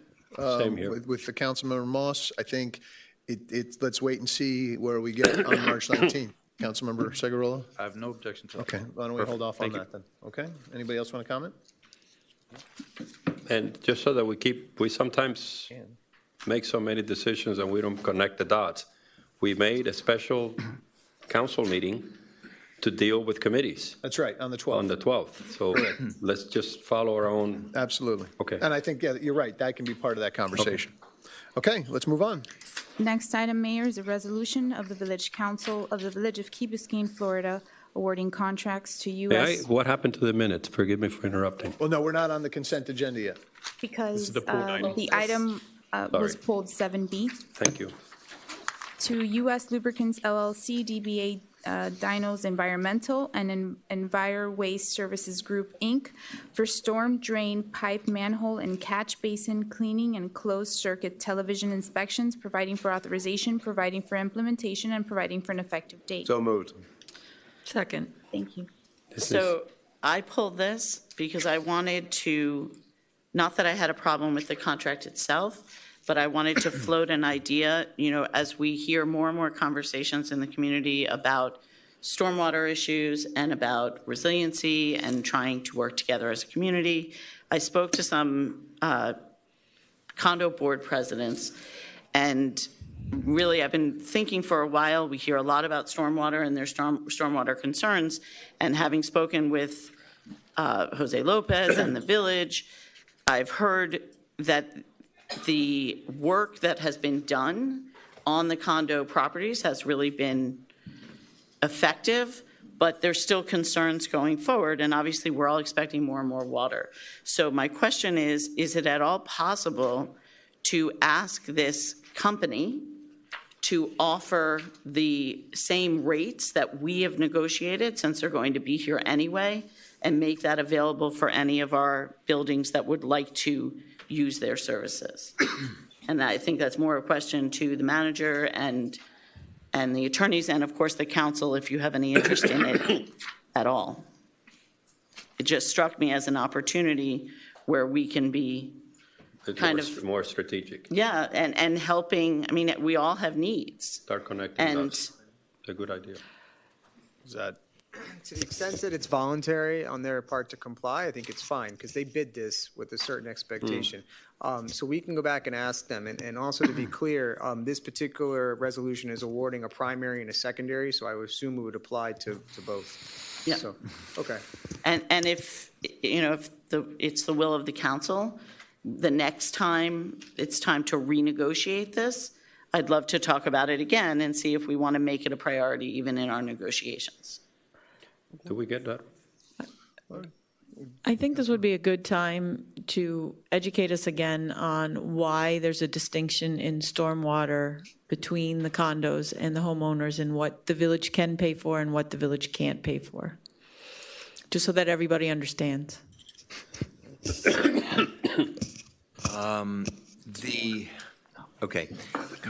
There have been some discussions, or at least comments for some time now, about the possibility of the village undertaking the maintenance, upgrading of stormwater systems, private stormwater systems. That is, as a matter of law, prohibited. No more than we could decide to, at Ed Lunson's home, that we're going to go pay for his drainage system to be fixed up. Anytime. I know, everybody would like that. But you can't use public money to improve or maintain a private property. So that concept, we just need to divorce ourselves from that concept. If we want to urge certain vendors who we happen to like and are using to engage with our community and to hopefully give them a preferential rate on work that they do, we can certainly pass something like that and urge it.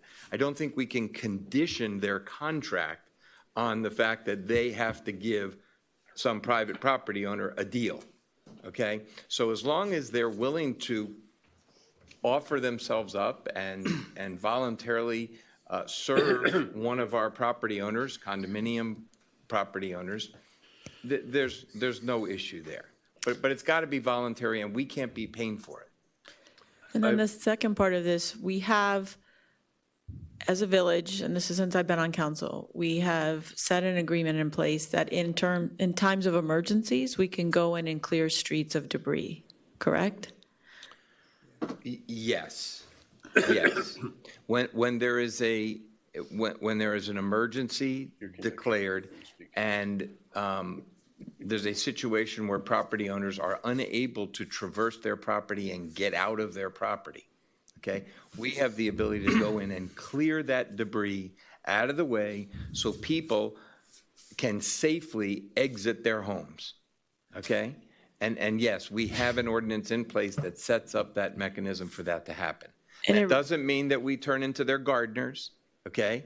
It doesn't mean we trim their trees, no more than we would do for any of you.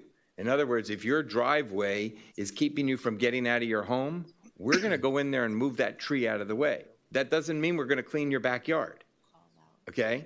That's still the private property owner's obligation to gather up that debris on their private property and arrange for disposal of it, okay? So I want it to be clear that this concept of going into a gated community is a limited FEMA exception where you can find that there is a real health safety risk and you need to help those people traverse their property and get in and out. But it doesn't mean that you're going in their backyards and cleaning up their yards for them and blowing it off and making it pretty. Okay, that's not the scope of what this does. And FEMA is not going to reimburse you to clean up their property. And no more than they would reimburse you to clean up your backyard.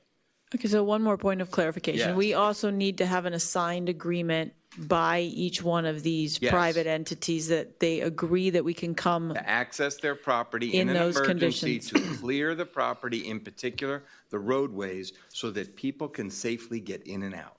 Okay. Okay. Sorry, Steve, I understand we're, especially when it comes to the underground electric, why the condos Yes. are against it. Not against it, they don't want to pay for it. And I understand why, because they already have it. And I also understand why they're upset, because we pay for storm sewer for the village, but we don't pay storm for them. We pay for the roads here, but we don't pay for their roads. And you gave the reason legally why. So I have an idea. Suppose the village of Key Biscayne decided it was in their best interest to lease the roads from the condominium associations. So now we have the lease and we paid them $1 a year. Listen for a second. I can tell you right now, unless they want the general public driving into their communities with their stereos and everything else, Listen to me. you They can't would, do they it. would, they would lease it to the Yes, village, for a okay? public purpose. For a public purpose, which is, since their storm sewer water affects the entire community storm sewer purpose, the water there is not special, different from our water. And so obviously, if we tie everything together, it's in a public purpose to have a much more efficient stormwater system. So therefore, we go ahead and we lease their infrastructure, and therefore we can take care of it, because that way we'll maintain it. We pay them $1 a year, and what's wrong with that? Okay. Councilmember Moss? It's one thing, well, it's complicated. First of all, if we I have don't make anything simple, you know that. Well, I know, but if we have a lease, or if we're using public money to maintain private drives, including the stormwater system that's in that drive, the public can use that road. Okay. So the residents of those condominiums need to know that if we take that over as a public responsibility, that becomes a public road. And the public whose money is being used there is allowed to drive through there. I don't think that there's one single condominium here that would go for that. But of course, they can still have their guard gates, No, they can't. Of course they can. You have private villages. They can, and they can wave to the guard as they drive by. And the go in. guard can delay and go take his license number and everything else. No, he can't. How do they do it? We'll say Gables Estates, Gables by the Sea. They all do it. Star Island. Star Island. I went on Star Island Well, the other that's day. good. I waved to the they guy. should- they I know- waved to him, and he let me right Well, through. that's because of you. All I'm telling you is that this is not what they do to somebody they don't want there, okay? I can assure you And when you that- come in your Rolls Royce, they want you there, okay? I So wish. that's fine. That would be So nice. anyway, all I'm saying I to you went on is a that bicycle. there are probably ways of doing it to There try may and be. make. I just want to understand that once we take on, as a public responsibility, a private stormwater system or roadway system, that we may be able to wiggle our way through by say we're leasing the system, but we're leasing the system so we can then spend public money to fix up a private system. And I don't think Excuse me, we're doing that with St. Agnes or on the fields there. We give them money to maintain the fields. Exactly what we're doing. No. The same thing. Is there a way to? That's a proprietary thing where we're leasing. Okay, listen. It's I'm just happy that I'm happy to explore it. If the Okay. council would like to explore how we take over the private stormwater sewer systems in the town or the village, we can do that. Take a look at it. But Mayor, the problem is, forgive me for interrupting you, that every time we say that, it's, it's billable hours. And, we keep giving them assignments that are not pertinent to the immediate things that I don't have an assignment. I'm not doing any work on it unless you guys tell me. That's what I'm saying. Okay. But when we turn around and say, look into it, it means that they take it as a. Wait, hold on. That's what I mean. That's what we're All right. talking about. Guys, let's settle down for just a moment, okay? Councilmember Segurola? With all due respect to our village attorney, I think he's absolutely wrong on this issue. There are exceptions to public money being used on private property. An example of that is the hurricane debris pickup, which a year and a half ago, the summer before Irma, you had said that it was illegal for the village to pick up the hurricane debris from the condos. And now we know that's not true. I believe you're also wrong on this point. I spent a lot of time, months, studying this issue. It is a very complicated issue because not only is it public funds, there is an element of private property, but then there are public health issues. And then there's also the issue that each condominium building has a different stormwater system. So it is complicated. It is honestly something that we may need a workshop for or an entire meeting for. And I've had long discussions with the manager about this. I believe there is a solution. The inequity is that the condominiums, the stormwater drainage tax, you collect about $1 million a year. Half of that goes to pay the interest. The other half goes to operations. Those operations many times are not enough to maintain the stormwater drainage system, which services the houses for all practical purposes. The other part of that is that the majority of that $1 million comes from taxes collected by the condominiums. I am not standing here saying the condos shouldn't pay for it, because if the condos stop paying that tax, we're going to have a very big problem in the village. But I am for finding some sort of equitable method to also service the condominiums in addition to the houses. Step number one in that process is going to be the stormwater drainage tax study, which has been commissioned already. I have spoken to the manager, and what we need are two different studies. One to maintain the system as is, and a second one to figure out what the cost would be if you would add the condominiums. But that's a very big job. So for the time being, I will say I disagree with our village attorney, but it is something that will have to be studied at length. And I agree with many of the things that Councilmember London said. There's a lot of ways around it. Okay, wait. Everybody just stop for a second, please. Have we voted on the resolution as to the stormwater, the actual the resolution that's on the table right now? No, we Kind of haven't. getting off topic, and I have no problem if you want to put this on as a discussion item going forward. Any council member can do that, but we have a resolution pending. I think it's been forwarded. It's been moved and seconded. So why don't we have a vote on what we're supposed to be talking about, and then we can move on. Okay, I just think we're getting a little distracted. This is an issue. I think we have to deal with it. Yes. But at this point, let's deal with the issue that's presented. Vice Mayor McCormick? Yes. Councilmember Moss? Yes. Councilmember Petros? Yes. Councilmember Segurola? Yes. Mayor Davey? Yes. Councilmember Laredo? Yes. And Councilmember London? Yes. Motion carries. May the minutes reflect as a sense of the council, the vice mayor's remarks, that not as part of the contract, folks, not as part because they're bidded out, but that the sense of this council is for them to communicate to this contractor what she highlighted. And that So- should be clearly in the minutes.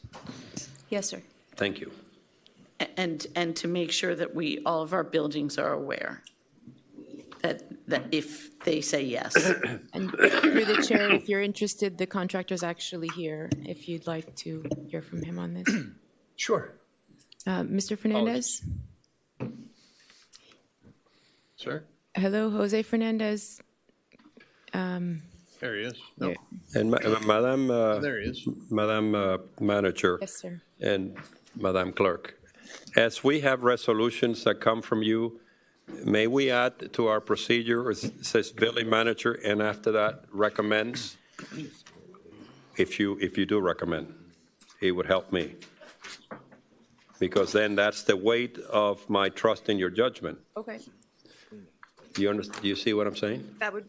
So, but I Is mean, that just for put the it on the memo? format. Well, look to us because you work for us. We want to make sure that when we get this, that she's actually recommending. Is It's this simple. in reference to resolution or the, Consent agenda. or the backup information or the memo? Very simple. You have this item here, which is for a vote, and it says village manager. Just put / recommends. Okay. It's on the I consent understand. agenda. I understand. I just need to understand. know I that understand. my professional manager is recommending me to do something. Got it. Or not. Understood. I understand. Fair It's enough. normal in all corporate practices.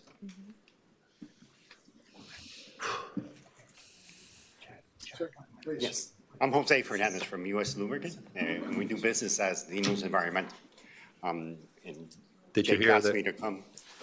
you didn't hear the questions? I didn't hear the question. I'm sorry. Okay, well. So sorry, I was on So the. just if it's possible, my question was if it's possible for your company, if any of them are interested, to offer, since you will be here anyway doing work, to offer services at the same rates that we've negotiated for the village as a whole to some of our condominium buildings that have needs to maintain their wells and their own stormwater containment. Absolutely, absolutely. Thank you. Yeah, perfect. And I appreciate that. I appreciate the business. I was going to say, it's a home run for you. Absolutely, absolutely. And if you could come up with maybe something that I could present to them.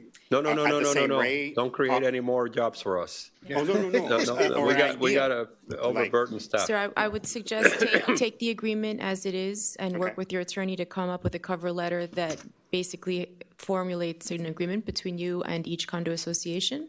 And then the village is not a party to the deal. Okay. Just offer like economies of scale kind of pricing is. Basically, it's this, it's the same rate. Perfect. It's not. Basically, they're That's great. piggybacking. Right, They're piggybacking. piggybacking. Exactly. It's like piggybacking. That's what we want to offer. Yeah. Thank you. And, Thank you no, very thank you. Thank you. Next item, consent agenda. Move. Second. All those in favor? Aye. Opposed? Is that the minutes? The consent agenda as a whole, inclusive of the minutes, yes. No, I like to go over the minutes. Is that okay? Oh, you Yes. wanted to pull, okay, sure. Sure, no problem. Well, I mean, yeah. On page 2, I already highlighted earlier today that when public comments, at least we have a little line that says Joe Smith is for undergrounding, not the whole speech. As to the page 2 on the same question under it says the attorney addressed the council. Mr. Attorney, you talked about this dispensary issue, and it says are no longer a permitted use in the district. It never was permitted. No, remember, the ordinance was on for second reading, and it Right, had it's not proposed- effective until it has a second reading. Correct, but the version in the pack-up said it was, so I was making it clear that that we are going to remove that from the ordinance. Right. I think it's grammatically incorrect for a layman because it was never permitted. So it cannot be no longer permitted if it was never permitted. It's a small but significant issue of semantics. Okay. On the top of page 3, there's clear language about the lobbying activity issue.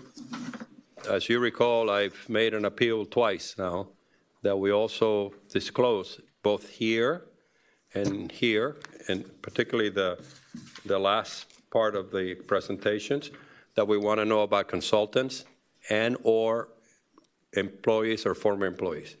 I've added it on the council meeting agenda on the first paragraph. The forms haven't changed. If you go to the last page of today's agenda. Yes, it has. Okay, where is it? If you can look at the first paragraph, last sentence. Prior to making a statement, please state your name, address, and if engaged in lobbying activity for the record. Yes, but. Would that suffice? No, I just finished saying consultants, I'll add and the word employees, consultant. former, and you have to amend this as well, not necessarily the block, because lobbying is a more forceful disclosure. And also but add consultants and employees to the green sheet. Is that correct? somewhere along the line, No problem. so that we know who's speaking before us. Will do. That's a clear. As it relates to the, on page 4 of 8, I don't know if Councilmember Petros, but I remember also in that motion on the legislative work that we approve a budget for her to represent us. And it should be reflected in the minutes. I thought what we said was that she had the right. Yeah, we I need said to- what we. She has- Yeah, she can do that she has the right. Any one of us has the right to go and lobby if we so choose. I kind of like the fact that she asked. I appreciate her And if asking. I were- and if I- certainly- girl. Certainly. No, and also if I was a taxpayer, I'd say that's nice. I like it. I think it should reflect that. Yeah, okay, well, that's fair.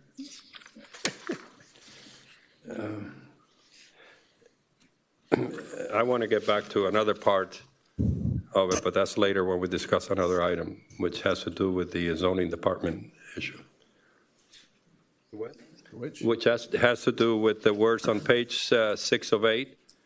At the very bottom, at the side, the manager addressed the council regarding the resignation and the interim transitional plan due to that resignation. I just want to highlight it's a transitional plan just for our discussions as we go to the next item, which is approving a contract for. You want it to change on this No, I page? just wanted to, I said I was going to bring it up when. Sorry, which contract are you talking about, Council? The one that has to do with the interim. D tonight, right? Yeah, it's the interim 7D. 70. So we pulling that off the consent? No, I said I'll refer back to it. Okay, I didn't, I'm sorry, I didn't. as much as you think I can read your mind, I can't. I thought you knew everything I thought. I know. So we having those changes is fine with me, sorry.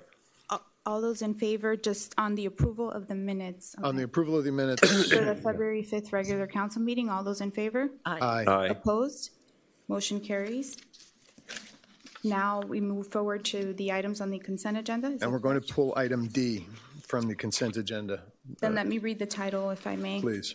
Resolution of the Village Council of the Village of Key Biscayne, Florida, approving an agreement with the Hotel Group, Inc. for professional planning director services for the Building, Zoning, and Planning Department, providing for authorization and providing for an effective date. Moved. Second. Thank you.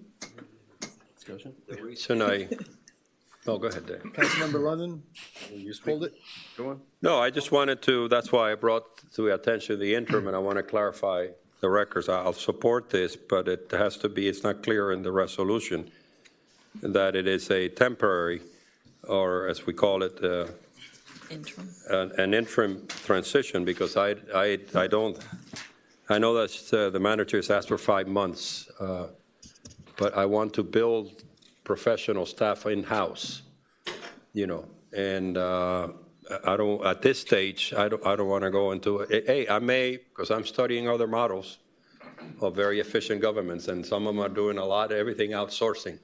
But as of today, I think this is something that is very healthy and very good and very professional, but we're not buying, and at least I'm not buying into it. I don't know if you can answer where you picked 5 months or 3 months.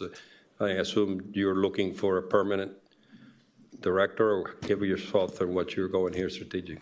Yeah, I think 5 months would give me and the team enough time to assess what the needs are and figure out what the right staffing level is, what skill level we need, what strengths we need.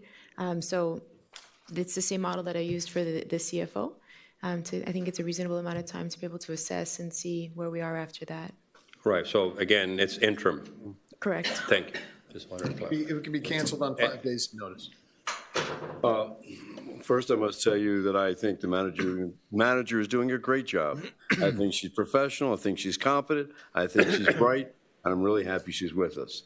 And I think that the job she did at the workshop the other night was absolutely phenomenal. But on this, I completely disagree with her. 100% for a couple reasons. One, we don't need it. Two, Corradino is the wrong person to do it. And I believe we should, and as I talked about before, getting outside experts to review all our departments, police, fire, building, zoning, recreation, public works, and come up with what I call the best ways, the best practices. Look at what we're doing. We have a mission, what we're trying to accomplish. Now, for those who aren't familiar with the Building and Zoning Department, we are very fortunate that we have a building official. It's really divided as a building official who's in charge of all the construction and code enforcement. Basically, he is the guy who does it. It's not the director. The director of the Building and Zoning Department does not have the authority over the construction underneath our laws, our state laws. So as a result, we have Gene Santiago, who is probably one of the best structural engineers, but besides being a structural engineer, he's a building official. We had a problem before because we had 2 building officials. We had Sergio, who's also a building official, and we had Gene as a building official. Before we had Judd, and Judd was basically planning and zoning. He was the director of everything, but Gene runs the construction department. Nothing has changed. Gene will continue to run the construction department. So now we're talking about zoning and planning. Well, planning in this village, we have a master plan. We don't have many other things happening on a regular basis. There's very little planning to be done.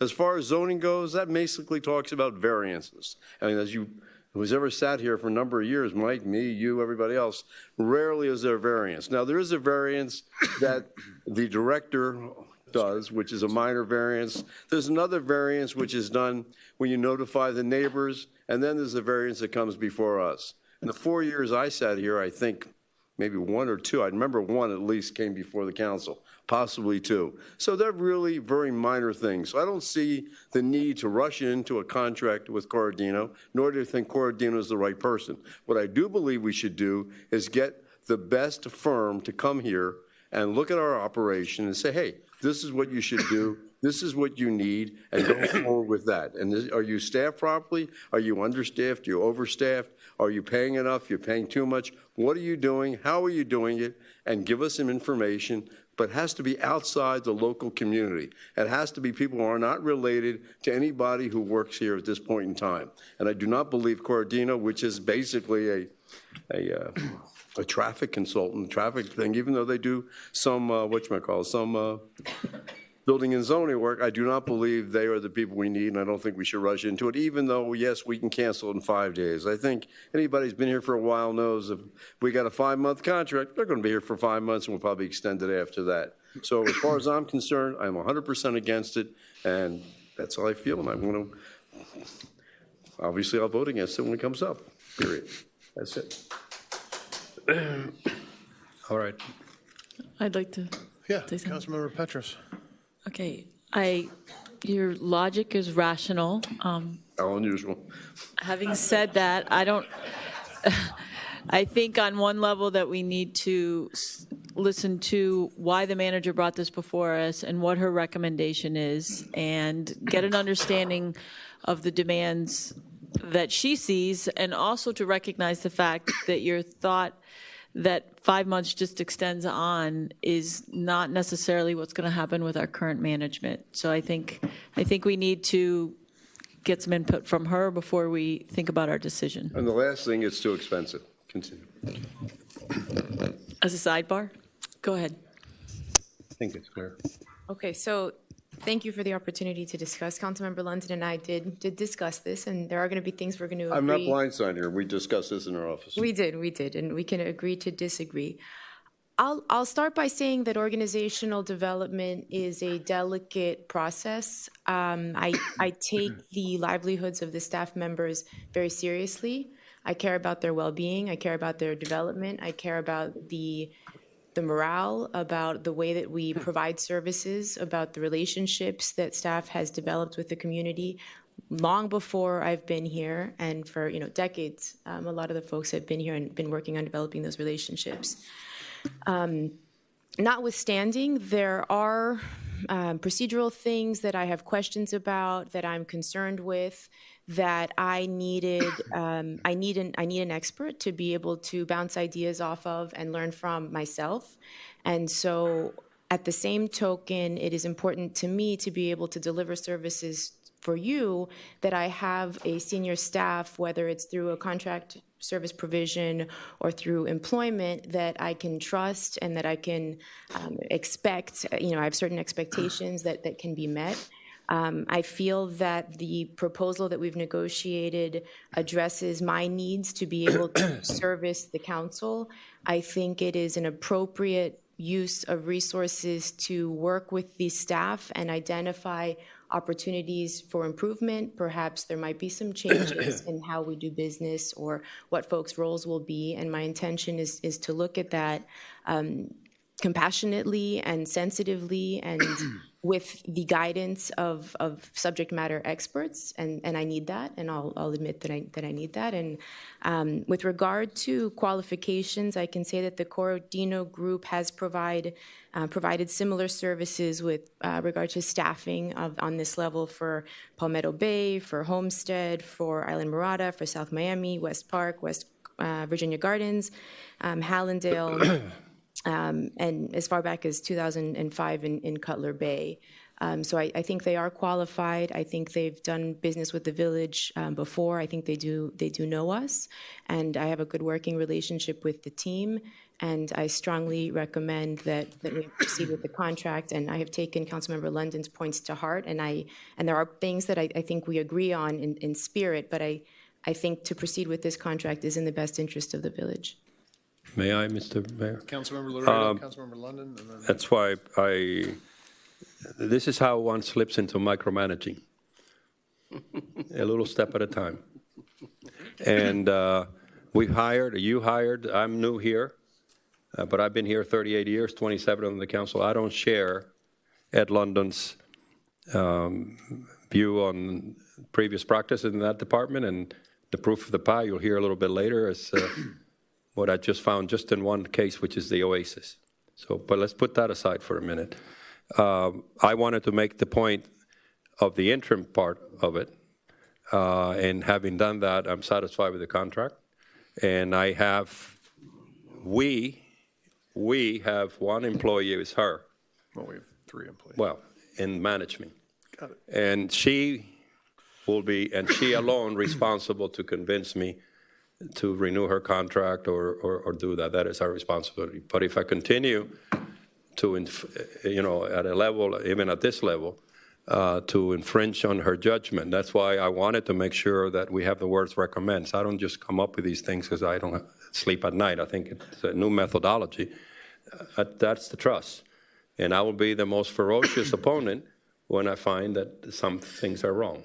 So I get the sense of you and your frustration, but I think this is not the time to draw the line, and it's an issue of a person that left, and she has to deal with it. By the way, I have to commend her and the other people that work for her that they picked up the slack, because that termination was very fast. So I moved this because I trust their judgment.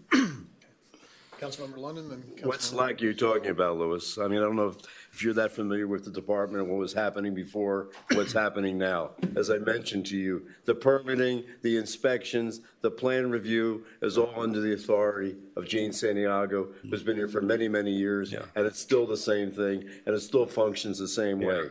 Okay? And I've been here 37 years. I am not a realtor. I'm not a developer, but I got my ears to the ground. I got a lot of people who are not satisfied with their things in their homes, and I can see a 2 year of a horrendous, unprecedented, unsafe structure at the entrance of our Key Biscayne, where you have your opinions, I have my opinions, and so that, as we dug and dug in that, we found more and more things that ended in certain termination. Bottom line, I moved this thing because I think it's her professional judgment, and I respect it. Some of the other allegations, I really am not privy to. Some of are beyond my purview to know the statements that you made about the qualifications and/or connections of this individual. But on the basis of her professionalism, I'm ready to move it with the caveat that I explained, that it's interim for her to get her own staff. My own point is, you got to build your own staff. Councilmember Petros. Two things. First of all, I would like to say that the interim chief financial officer has been an excellent addition and been extremely helpful to me personally, learning a lot of the overview of the financial package of the village. It's clearer now than it has been since I started here. And secondly, I think we should also remember that our manager currently right now doesn't have an assistant either. And so she's actually down more than one employee, and she's still relatively new and trying to get a handle on everything at the same time. So I think we should be aware of that when we think about allowing or not allowing a 5-month interim person to come. Mike, I have no problem getting somebody else, but I want to get somebody out of the area. I want to get somebody who basically will come in and look at what we're doing and give us the best practices and give her suggestions of how to best run the department. And I don't disagree with that. I think that's a separate item, though. No, it's not. I don't think it's a separate item. I think it's two items. I respectfully, I'm agreeing with Councilmember Laredo in that I'm going to defer because I think micromanagement is a concern, and I think we have to be very, and I'm not saying you're micromanaging. You are, if nothing else, you are consistent on your points. You've always been, and I respect that. But on this issue, I think the manager has the right to move forward with an interim. At the same time, I'm going to second on your best practices. I support that, and I think I'd like to see that move forward as well. But on this item, I'm going to... Put it this way. I will withdraw my objection if the manager will agree that this is strictly an interim thing and immediately or very shortly thereafter seek an outside firm to go forward and review the department and give us best practices and not depend on this local group. Vice Mayor McCormick? So in the next 5 months? No, not 5 months. She can start the process. She can start looking for the people right away. And when she when finds them, finds- hire them. And if you want to do that, then I'm fine. We can do it in tandem. Yeah, I'll do it in tandem. As long as that's done in tandem, I'll agree to Folks, that. let's be careful, though. Okay, our job, Councilmember Laredo said it, we hire 3 people. We hire a manager, we hire a clerk, and we hire an attorney. Okay, and we depend on the manager to determine who she wants and the position she wants. I understand your idea about best practices. That I'm in support of. I am not in support of telling the manager that she has to hire somebody. I'm not telling her who to hire. I'm saying to look for people. All right, in I those just want to be things. careful on that. I have nobody to recommend. Okay, that's fine. I'm not recommending it. I'm just the concept, that's all. And this is a policy thing. This is a policy. Agreed. We talk about efficient government. This is to become efficient government. That's all. Okay. Can we call this Anybody else? Let's call the question. If I may, just to clarify for the record, in respect for our former building director, he resigned, he was not terminated. Correct, he resigned. Did I say exterminate? Okay, let's move, call the question? Were there any amendments to this? no. Or it was We're just moving forward. Just a point of clarification, the consent agenda was approved prior to the discussion of this item. There was only one thing left, right? So it's fine. Before we, Item 7D. right, but I didn't, Was- the intent of the intent of the council, I think some people missed that this was a consent agenda. Yes. Correct. Which is why things got So if pulled. that's the point, then, well, if that's the will of the council, and if Well, we have it's to to have a vote. reconsider. We need to have a vote on We had a unanimous vote, so he could point of privilege, call it back for us to talk about. Okay, so let me just do it simply. Ed, are you going to vote against this? Well, put it this way. I mean, if not, then we'll just move my forward. If question so, is then this. we'll do a Okay, reconsideration one and sec- we'll one vote it second. again. Andrea, Yes. are you in agreement with me or not to go forward to find another firm to come in and do a look over the firm and come up with best ideas once you hire Cordino, or are you just going to rely on them? My question, not your talking. I'm asking her, not you. I would suggest that we go through these 5 months and let me get a handle, a more intimate understanding of what's going on. I wouldn't want to spend resources now doing that while I'm trying to restructure, reorganize, capitalize on people's talents. Perhaps folks' jobs might grow, some might shrink, some might evolve. I want to hear from the staff members what they want, what they don't want, what their hard limits are, and I want to work with folks to find, there's plenty of work to do in the village, and I'm not prepared to say that folks' jobs may not evolve one way or the other, and I'd prefer to go through this development process as opposed to hiring somebody at this point to come in so heavy-handed. So then I'll vote against it. Okay, so motion for reconsideration. Is there May I a have a second? second?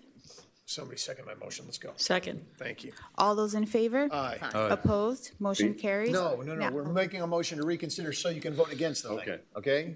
So now it's back on the table, so now we're So pulling. now vote for it, just to mess with us. Now, we're moving forward in reconsidering the resolution. Should I read the title again? Oh, we read it. I move No, it. it's okay. I move Okay. it. Second. Okay, let me go, I'm sorry. It's okay. Roll call. You need to skip that. Councilmember Moss? Yes. Councilmember Petros? Yes. Councilmember Sigorola? Yes. Mayor Davy? Yes. Councilmember Laredo? Yes. Councilmember London? No. Vice Mayor McCormick? Yes. Motion carries. Okay. Next item, Now, do we have to do the consent agenda again? Okay, we're good on that. Oh, we're fine. Okay, just wanted to confirm. Mr. Mayor, I'd like to be excused. Yes. Thank you. next item under reports and recommendations, dog park cameras, Mayor Davy. Oh, yeah, dog park cameras. We get to why everybody really showed up tonight. I've got a dog now, so I finally am using the dog park. And so when you go to the dog park, people have a lot of suggestions about the dog park. And one of them is that they would like to have cameras there. So I spoke to Todd for a few minutes about it, spoke to the manager.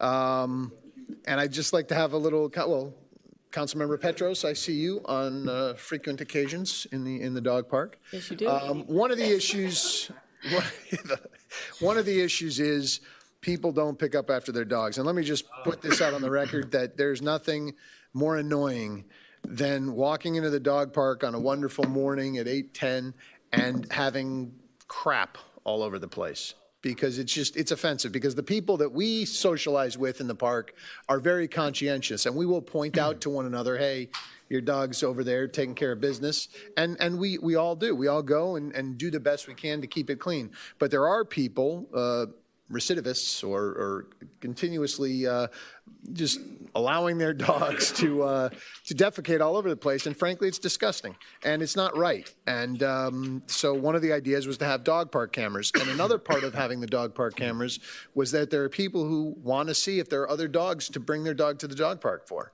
So, because you want your like dog live socialized, stream? like a live stream thing. So I just So wanted to put it someone out there. could sit at home policing dog pooping. Well, that's the thing. Todd and I were talking about that, and we are not going to dedicate village resources to have a police officer sitting there monitoring.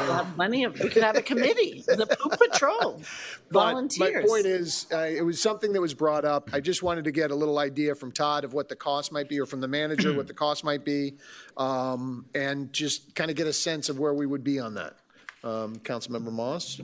It sounds like that the camera would be a way to penalize somebody, I guess, who lets their dog, doesn't clean up after the dog. Doesn't clean up after the dog. My question is, do we have any ordinance where there is a penalty for this? Because I think that would also have to be at the same time, because if we put cameras out there and there is no penalty to do this, it doesn't really make any sense. So I think that we would, I don't know if, Chad, an interesting you know, idea. if we have an ordinance on this and what the penalty would be if someone doesn't clean up after themselves. I'm looking right now. I think that there might be a county-wide ordinance that's applicable.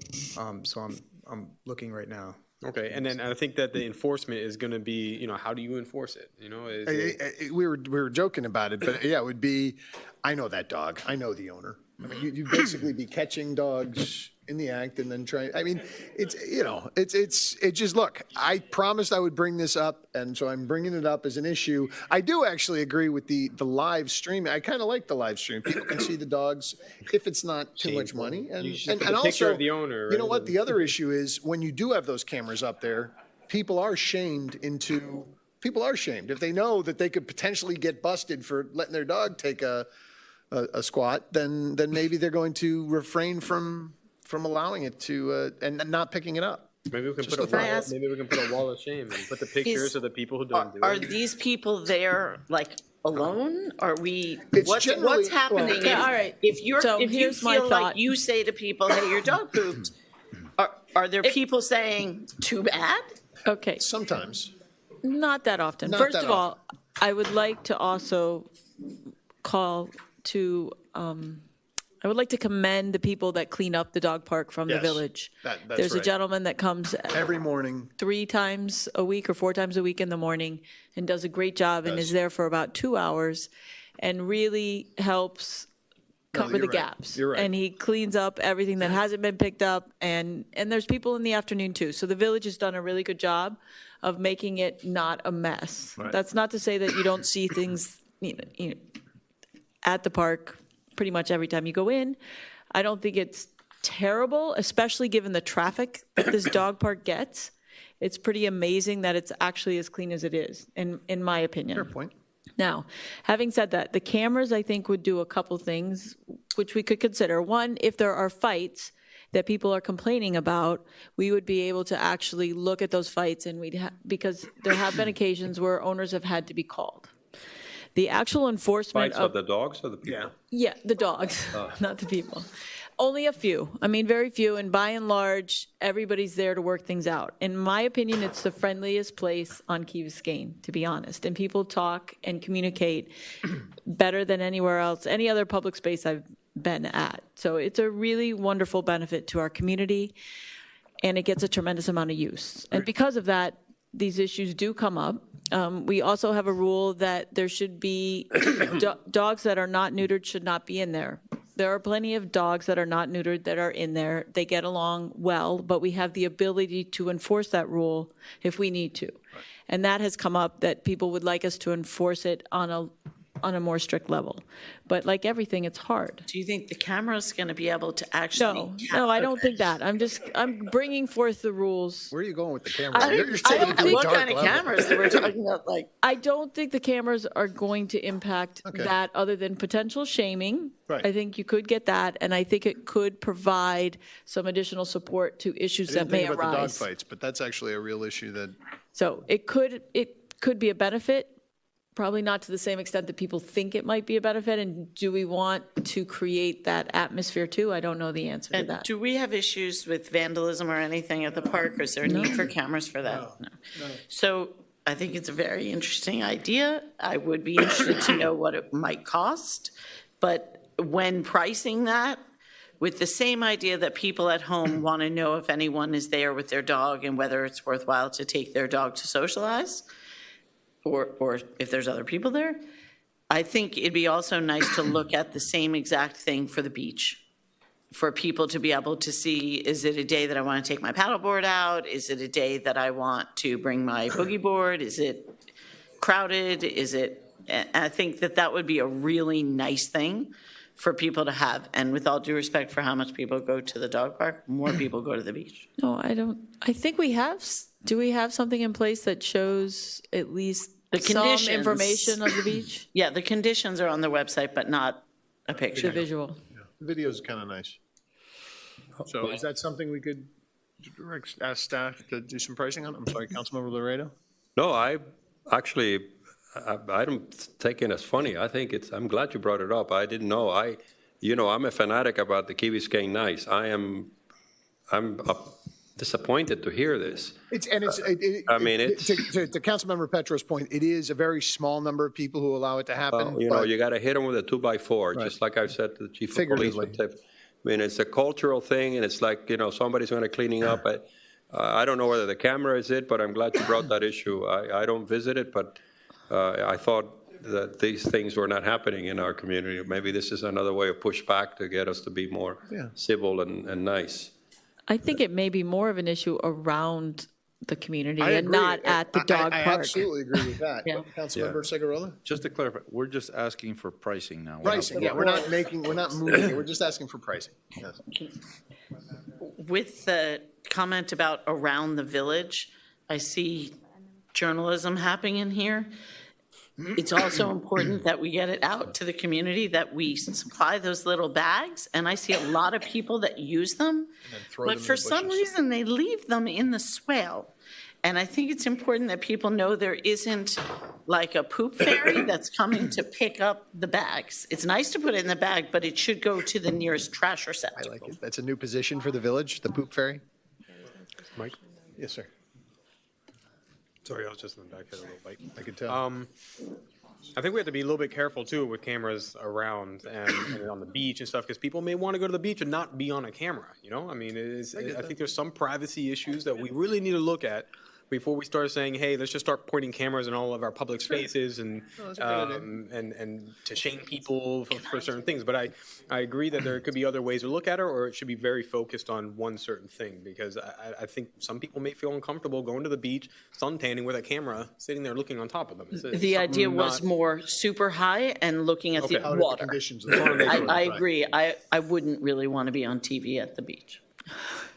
So to try to make the process a little bit quicker, just some general parameters. So I think we have some, it'll be based on our existing infrastructure, doing the wire connection to feed into the surveillance. There would be an initial cost of between $5,000 and $10,000 for the camera at the dog park. I'm not sure if we have the infrastructure in place to wire out to the beach. So we'd have to price that out. But for a sense of scale, at that price point, is that something, because if that's within the price that we're comfortable with, we could just proceed. If you want more information, we can come back. More information. I don't want to make people vote on something that they're not comfortable with. I would appreciate that. And if we could also explore the option of it being like solar powered? Sure. With its battery pack or whatever? Sure. One other quick thing. We've talked about this before, and I wanted to know if you have found a vendor that has the biodegradable bags for the dogs. We did.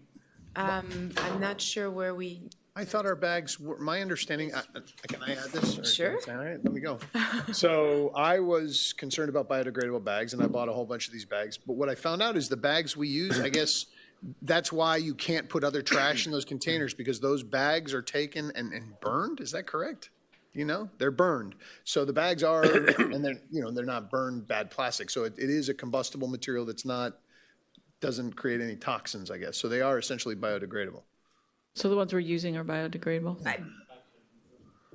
Jake? They are biodegradable, because they don't but clearly they can't be state called it on the bag? biodegradable because it's a different it's a element. Tweak, yeah, but it is essentially biodegradable, but it can't call it. The mayor is right, and yeah. Put that one in the Tony, I want you to, did you hear what he said? Yeah, I'm not the plastic expert, but yeah, he's right, and but I can get more information and science behind it, better explanation if you like. So we're sticking with these bags, and they are biodegradable. Yeah. That's correct? Yes. They're the same material as the ones that I bought that claimed they were biodegradable. Okay. So essentially, they're combustible poop.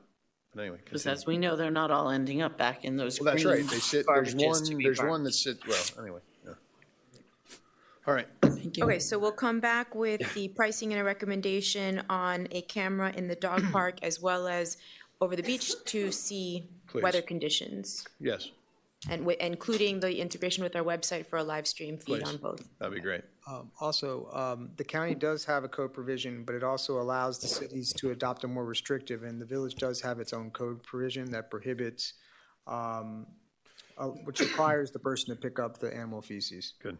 So It is a violation. it Sir. would be, yes. Does it have a sanction if you don't?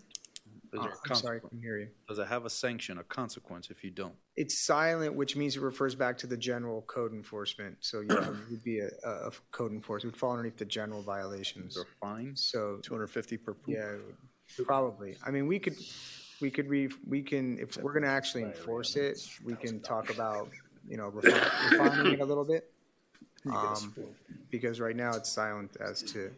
So we'll add that. We'll review the ordinance and see if we recommend any changes to help resolve the issue with the ordinance as well. Thank you. Thank you very much. And these are the kind of things, Mayor, without, I never want to cross over to micromanaging, but eventually in her strategic view, we sorely need some sort of professional communications person with a part-time or something in this community. There's more lack of communication, misinformation, and then people mismanage. I agree. Information. Eventually, we're going to have a professional, and this thing's going to get out, hopefully. Ceci, you had a question? May you approach the podium, Have to approach please? the podium.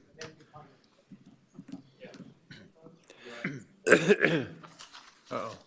Ceci Sanchez, 260 Cypress Drive. I have 2 small dogs. I walk around. What happens with the dogs? What happens? You go through all the swales. You have the dog poop bags. But people throw them. So they pick up the poop and they throw That's what we were just talking about. right there in the grass. I agree. So we need more trash cans. Or what are you going to have? A poop police or, the people that do this? What do we do?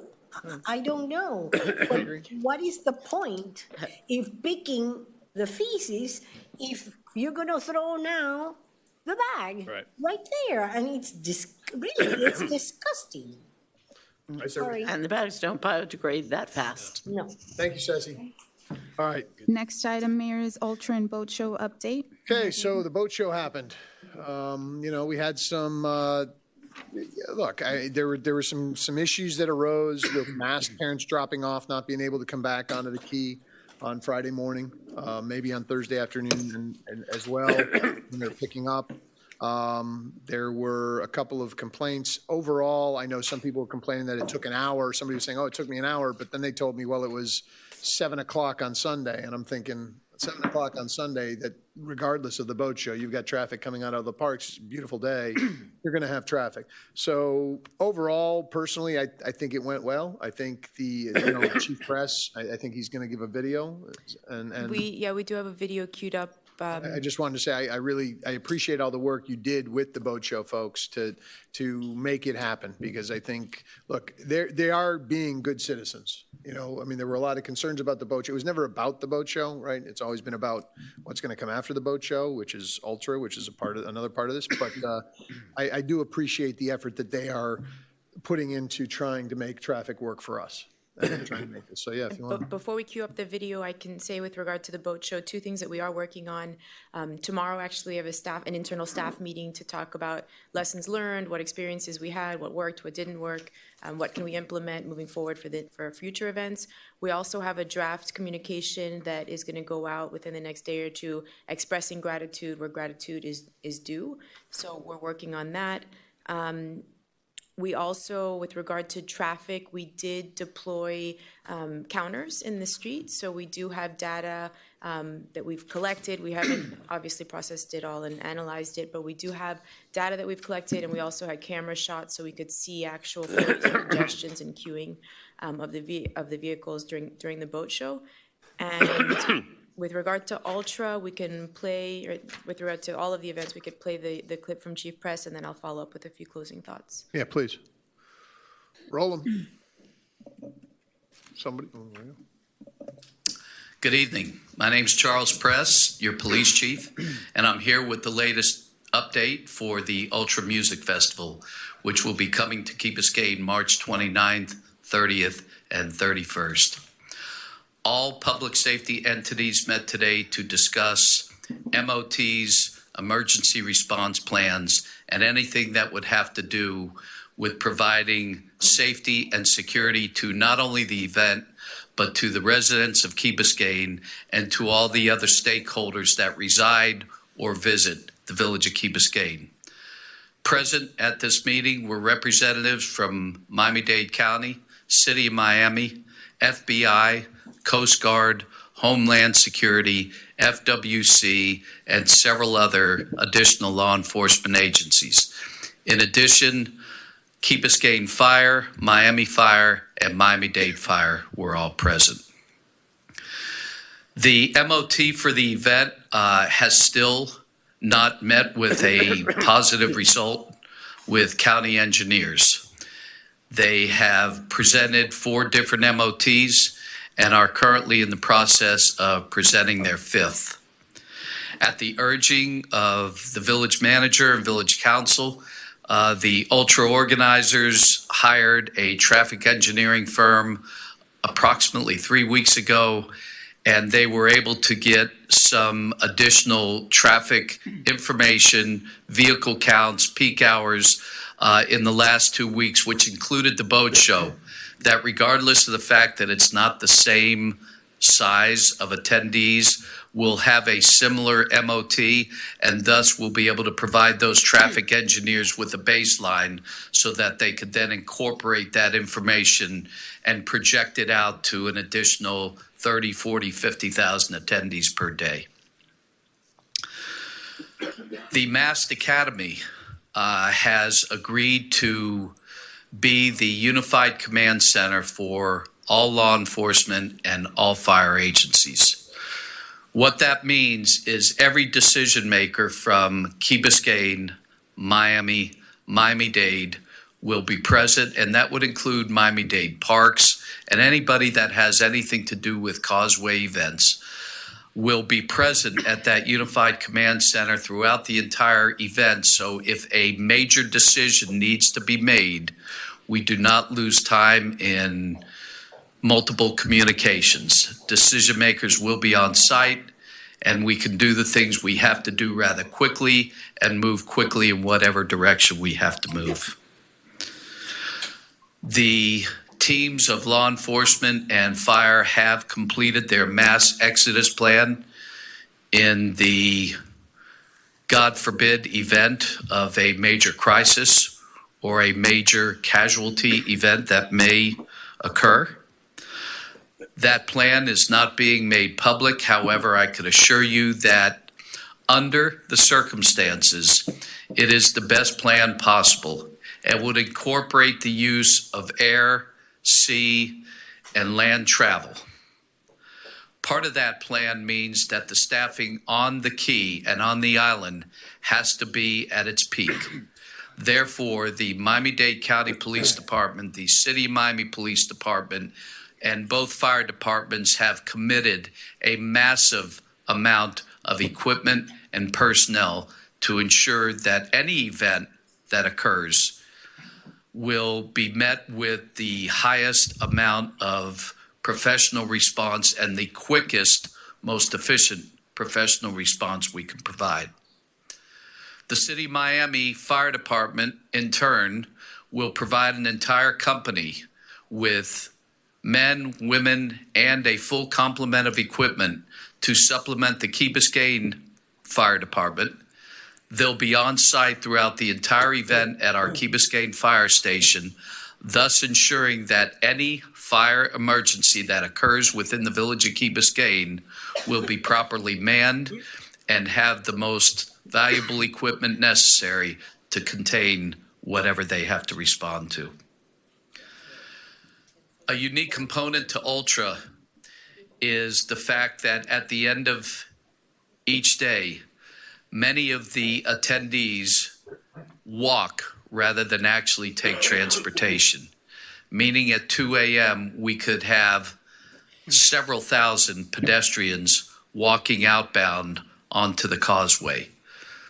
A plan has been developed to cross pedestrians to the Hobie Beach side of the causeway and outbound to not allow for any disruption to the egress of the tens and tens of buses that are going to try and leave the community at that time. It is expected that leaving the event could take 2, 3, maybe even 4 hours, depending on how quickly the event organizers are able to load the buses and move them along the way. The City of Miami Police Department is responsible for everything on the inside of the event, and Miami-Dade County Police responsible for the entire causeway. However, in the event of a mass casualty scenario, the City of Miami will take over I-95 with their massive amount of traffic units, motorcycle units, South Dixie Highway, to ensure that those avenues of escape are wide open for all emergency personnel to be able to evacuate the island if necessary and get the proper treatment at the closest hospitals. The City of Miami has projected that they will have a minimum of 18 fire rescue vehicles on site. There will be SWAT teams from both police departments on site and many other official entities that will be available should the need be.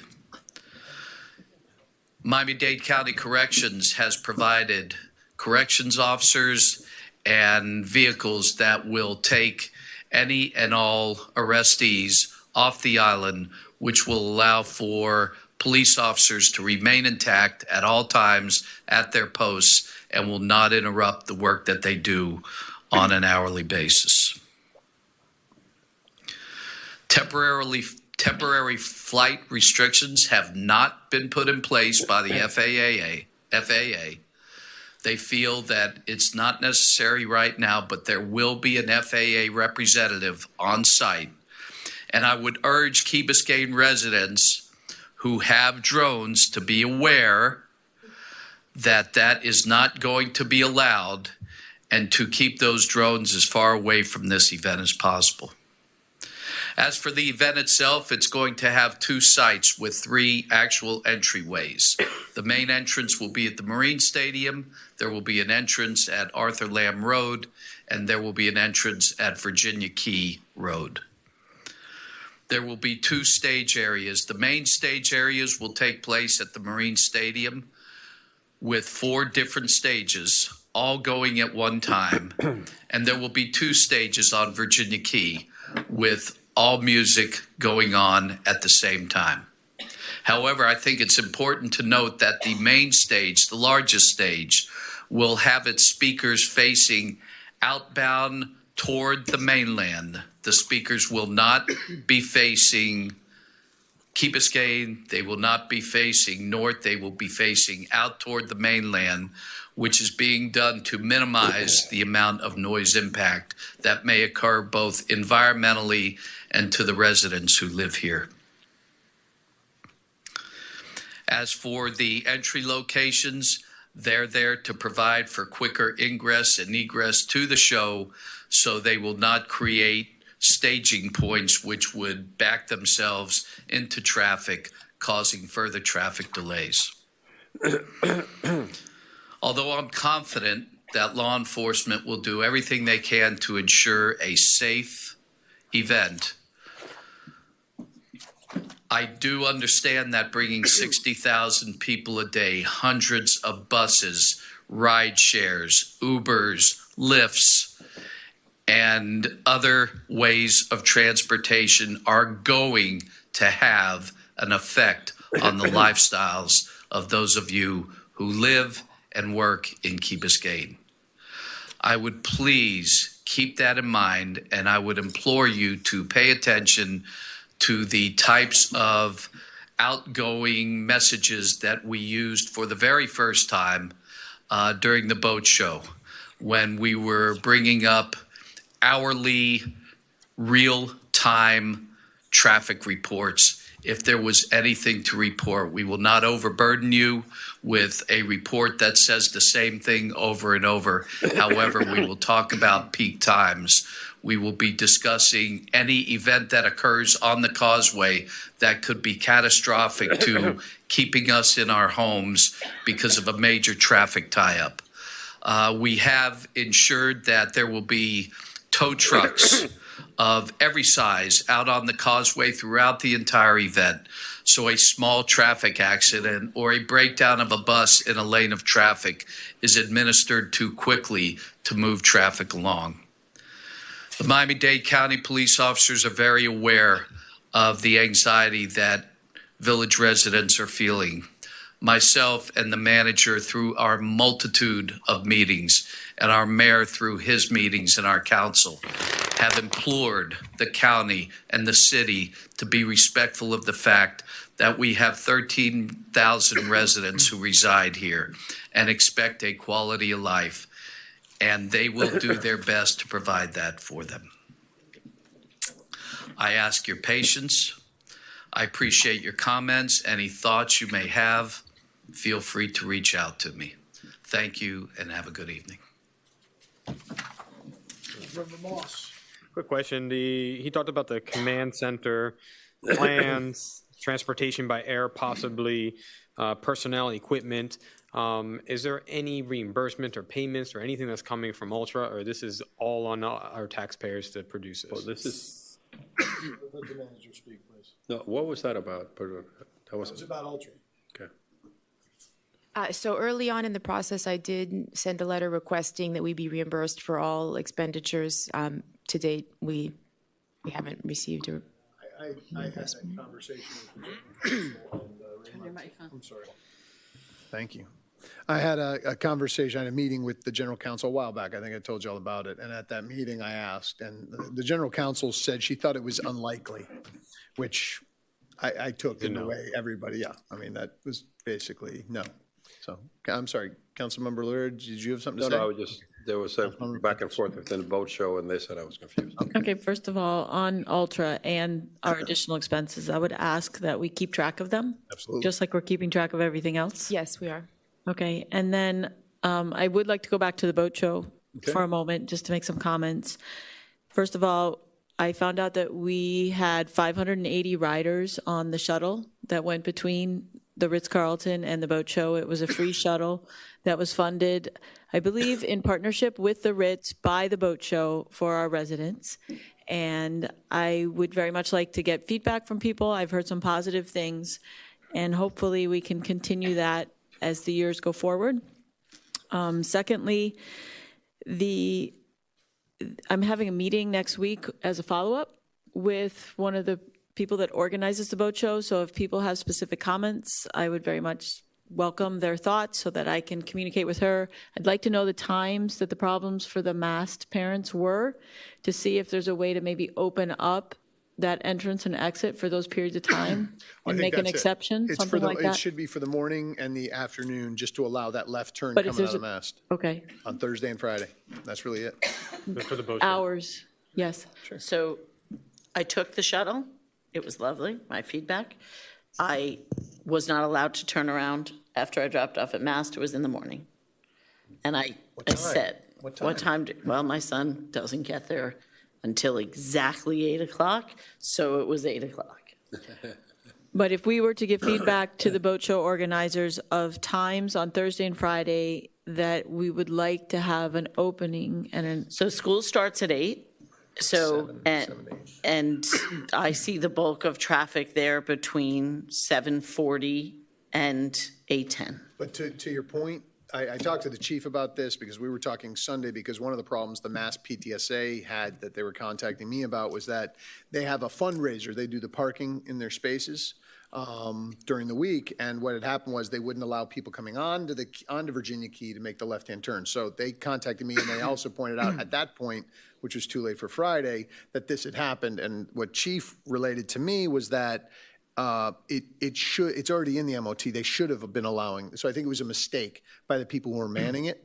So that's just something to bring up to them. There was that mistake. It wasn't the MOT actually had us being allowed to come back to Key Biscayne from Mast Academy on Thursday and Friday.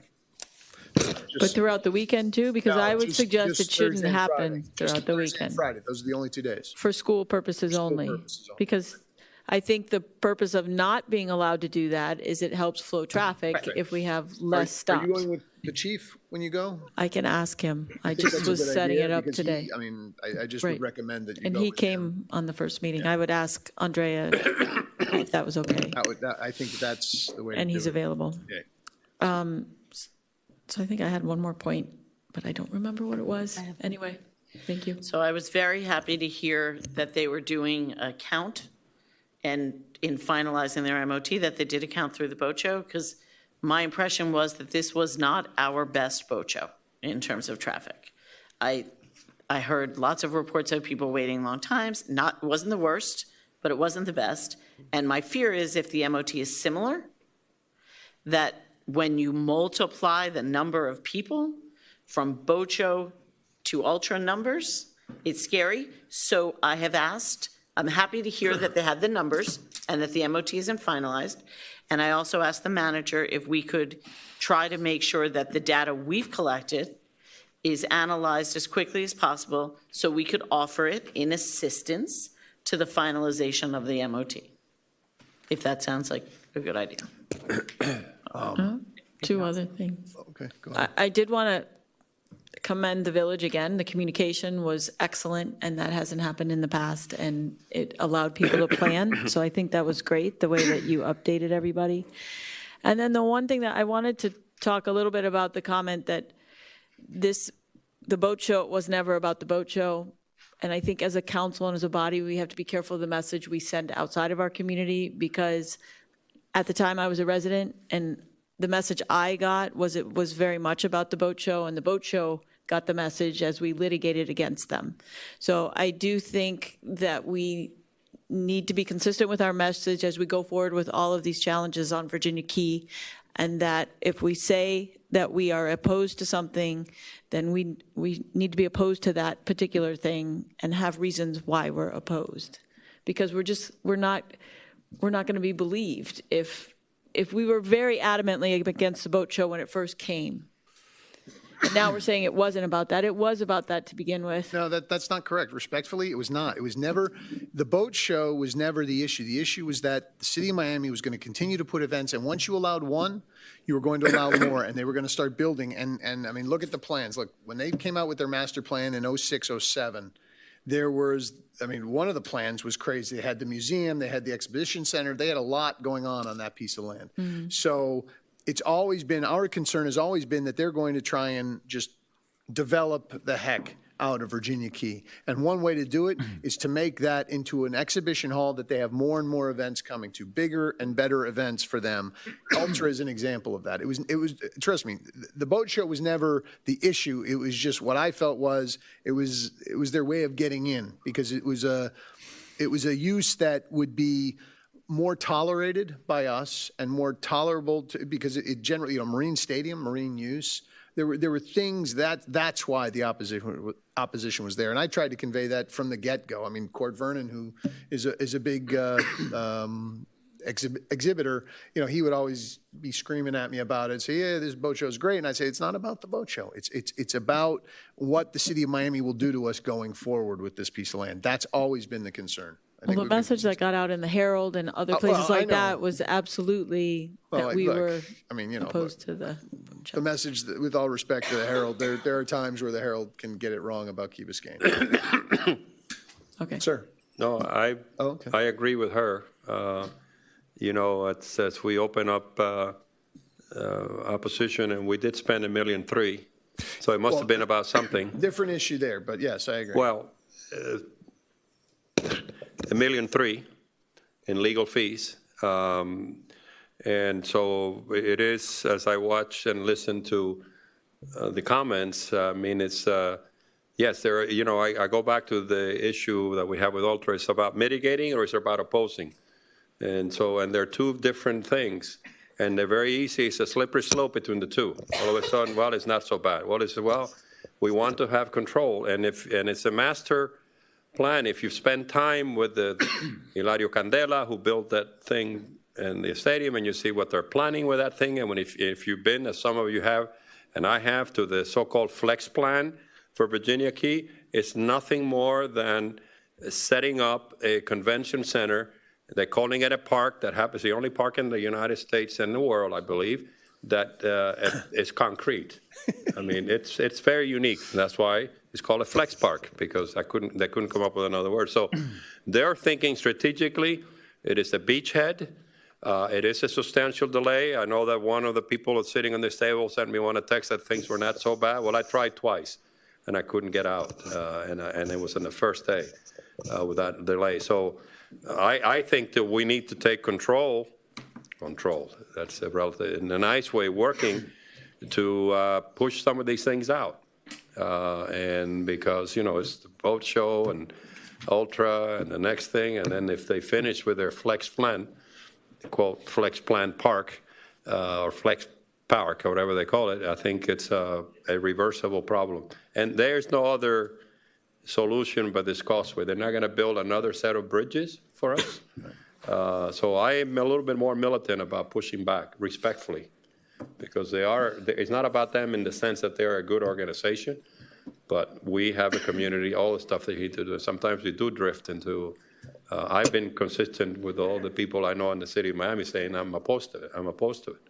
I am today as well. So thank you for bringing that up. Councilmember Chigarola? I think it was earlier today, City of Miami published, there's a video in the news about the final plan for the marina. So that pretty much shows you where it's going, number one. Number two, with regard to the traffic plan, it's not done, I believe, because They can't do it. it can't be done. Let's just say, That's just the truth. Yeah. On top of we still have number crunching to figure out the data from the boat show, but I'm not an expert, but I just don't think it can be done. And then on top of that, you got the issue of the environmental impact, which we're going to do the baseline study, and then there's going to be a study after the fact. Either way, in furtherance of what Councilmember Loreto just said, our next meeting is March 19th. Ultra is at the end of the month. By March 19th, we should have a lot more data. Yep. And March 19th, we're going to have a discussion about this. Agreed. Anybody else, or can we move on? I don't want to, I think we should move on, but just quickly, it does concern me. It's not my biggest concern, but it does concern me that every time there's an event out there, we have to pay for our ability to get on and off. And I think that is a serious issue that we need to look at, because the city of Miami is getting money, we're not, and we have to pay to figure out how, in an emergency we can survive. And that's being a burden put on us at the expense of shows and money that's going to another municipality. And I think that's really serious, and we need to look into this, because there's going to be, there could possibly be many more events. I mean, we can't staff this at all times for them to have events. I mean, there's a real issue here. Not the biggest Events are issue. huge for-profit enterprises. Yes, that's right. Yes, exactly. All right, let's move on. I can May I get Oh, I'm sorry, no, go ahead. on this No. issue or something else. No, I was going to, since I see our lobbyist is here, and just brief research I've been doing with his help, as I mentioned at the last undergrounding panel We just on the finished new this legislation. issue. The manager wanted Oh. to finish this issue, and then we'll go to yours. Two more points. Take yours. There is a Virginia Key Advisory Board meeting that's happening tonight. Obviously, we are all here. So we have a representative from the police department who's there on our behalf, as well as a representative from the Foundation Citizen Science Program. So we'll get any information that was discussed then. We also have a copy of the executed contract. It has been executed. I have a copy after tonight's meeting. I'll circulate it with the council. What's the And, cancellation clause, 180 days? I hot off the press. I haven't studied it yet, Okay. but I can flip through it here with you. And those are the last two updates. Perfect. And my next meeting with the manager's office is on March 6th. No, I was going to move item 9 under. That's fine, let's move it up, so because that, I thought, we I can didn't realize talk. that's what he was here. I thought he was still just here to got it. hang out Do with us. you feel comfortable? Well, we get the lobbyist. Yeah, just 2 minutes because I found, Oh, oh, no, go ahead. What is it? Go ahead. Preemption, the preemption. Next was the preemption, which I had reached out to Fausto Go. about. Okay. So, So we I'm combine sure 4 he and might 9. like you more, but. Yeah, I'm he sorry, I thinks didn't know might you have were come there. for both of us. This was something that I came across, that there were bills being proposed looking to preempt local municipalities from regulating vacation rentals. It concerned me, as home rule threats always do. So I reached out to our lobbyist, who gave me a very full and in-depth description of each of the 3 bills. Fausto, please jump in if I get any of this wrong. But basically, our ordinance regulating vacation rentals would continue to be grandfathered in all 3 of the proposed bills. So while there's no need for us to actually discuss it, I had put it on before I heard, and I wanted to leave it and make sure that we just, once again, had a reminder how important it is for us to be on the lookout and committed to preserving home rule whenever possible. Excellent. And additionally, I think just because it's vacation rentals, we also got an ordinance from Miami Beach, a resolution from Miami Beach circulated by the clerk.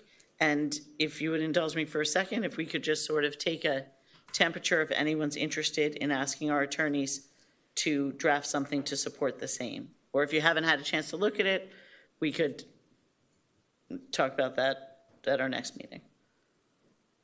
Because I know there's been a lot. So thoughts on that? Anyone? It seems time sensitive. I mean, if we were going to do it, we should do it before legislation session opens next week. No, I'm talking about this is, there's nothing for us to do. We're grandfathered. Talking about the support from Miami Beach, the resolution that was sent around from them. Today. Yeah, we'll wait. Then we'll wait for next time. There's a resolution. So we can read. There was a Let's talk about resolution. it. Okay. 19th. Councilman Laredo, your item? We'll move it No, up. I just, yeah, I had heard through the grapevine and my meetings about some possible legislation that may be beneficial to undergrounding, and then with this help, we finally tracked it down, I think as late as today. So if you want to say for the record what that is, and if it fits a positive thing for us, even if it's $10, then I'd like to move it into our legislative agenda thing that we passed last week. Mr. Mayor, Madam Vice Mayor, Commissioners, Councilman Laredo and I have been discussing last couple of days about legislation in Tallahassee that provides some financial support for undergrounding. So there's legislation filed, Senate Bill 796 by Senator Gruters, House Bill 797 by Representative Fine, that basically is a 30-year hardening program for utilities that are licensed by the Florida Public Service Commission. Within the legislation is a requirement, and it says that it's in the public interest, that the utilities will pay for undergrounding the laterals. Okay. Now, the manager and I met earlier this afternoon, and she was looking at how many laterals we have, and Jake was there, and so obviously that is a incentive.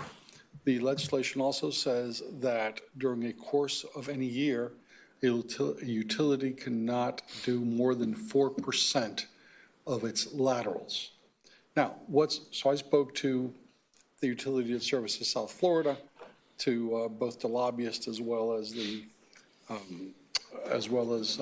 person who's sort of senior vice president for government relations for the company.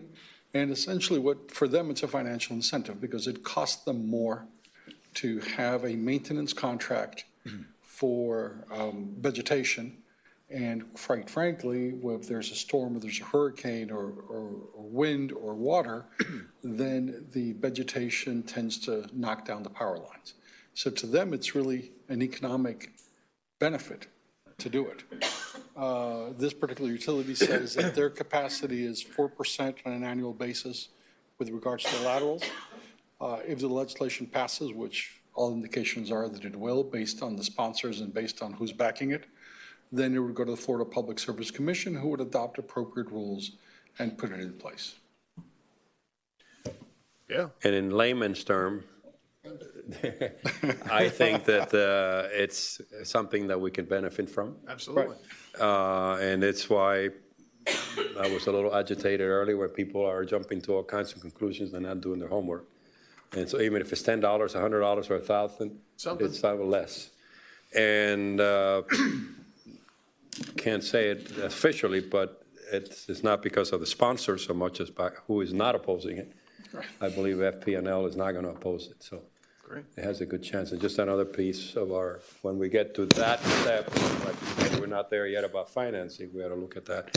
And very concretely to charge our lobbyists to put this on our agenda of important things. Please, do it. In the next, month and a half, things move fast up there. When does the session start? Next Tuesday. Oh, it is next Tuesday. I'm sorry. I think it was there. Amazing. Okay. Mike? Perfect, yes. Thank you for taking it out of order. Thank you. Thank you. Faust. I just want to thank both of you for doing that. I think that's excellent. We got to be thinking out of the box and thinking of all different ways. So thank you, Councilmember Laredo, Fausto, for doing that. I think it's great. Let's make it happen. Okay. Next item, Mayor, is Mayor's Forum. Mayor Davey. Mayor's Forum.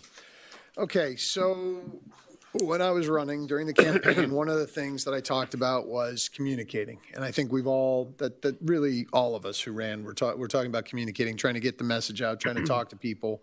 After the past few meetings, I sort of felt like if there was a way for me to do a little bit more to get my message out and to talk to people and engage them, you know, anytime people call me, anytime people send me emails, I've actually gotten a bunch of kids' letters, which was kind of nice. They were really, you know, third graders, fifth graders, and fourth graders. But some of the issues were real. I mean, why is there so much plastic in the oceans? Why don't people slow down and take care of one another? They're really good issues, and so I responded to them. But one of the things that I want to do is be as available as possible. And so an idea that was suggested was that I start holding some meetings every once in a while that just allows people to come in and talk to me. I'm planning on having one this Thursday beginning at 7 o'clock here in the council chambers. There'll be a table here, and we'll sit there and just informally, people can come in, ask me questions, yell at me, interact how they want to interact. But I just felt it was another way to do it. And frankly, you know, somebody said, well, could other council members do this? And of course, if anybody wants to do this, I feel this is, we should, I think everybody up here, frankly, does as good a job as they can of communicating with other people and interacting with residents in the community. But if you're interested in doing it, by all means, I mean, I think we should all be doing what we can to communicate and to offer ways for people to reach us. So that's why I'm doing it. It came up. I'm doing one every other month. To start, because I didn't know how, you know, I don't want them to be mini council meetings, frankly. I want the people to I want to interact, and then they can go out, they could take, you know, my statements, whatever they want to do with it, they'll take it to other people. If they want to approach you about what I'm saying, that's fine. I have no, you know, anything I say there, I'm going to be saying everywhere, but I just wanted to inform you all that this is what I'm doing and move forward. Questions? So essentially, it's like office hours. Essentially, yes. That's right.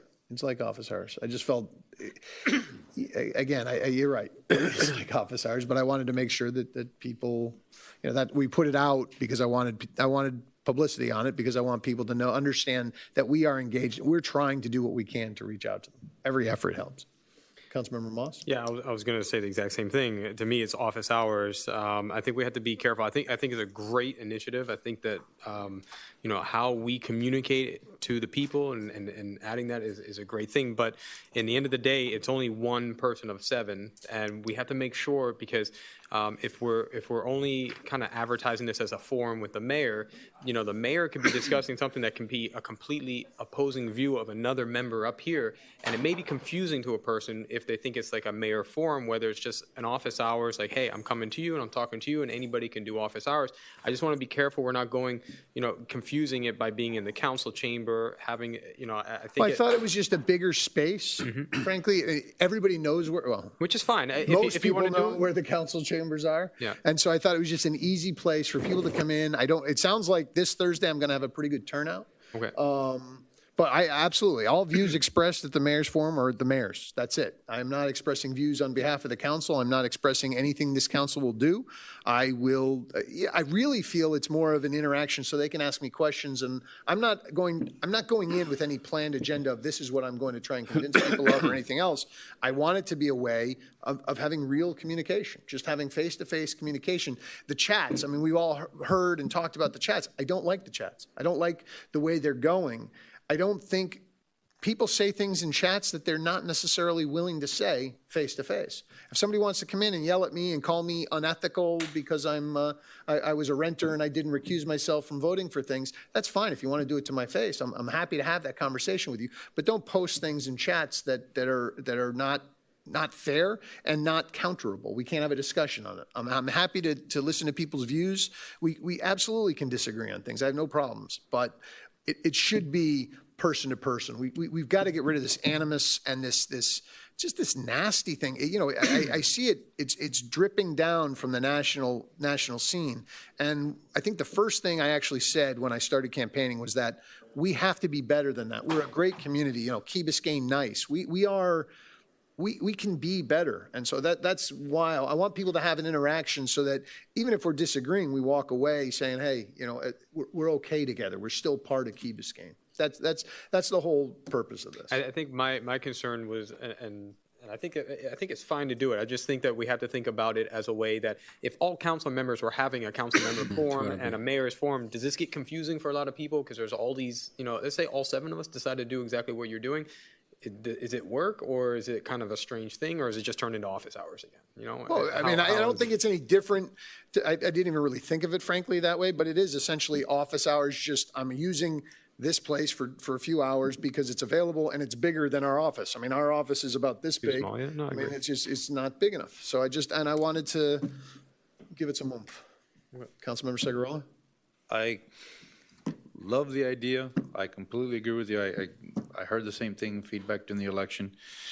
But there's a couple of complications that I see that I just would like to avoid. Bring it. Number one, if other council members show up, you have to, well, it'll have to be sunshine notice.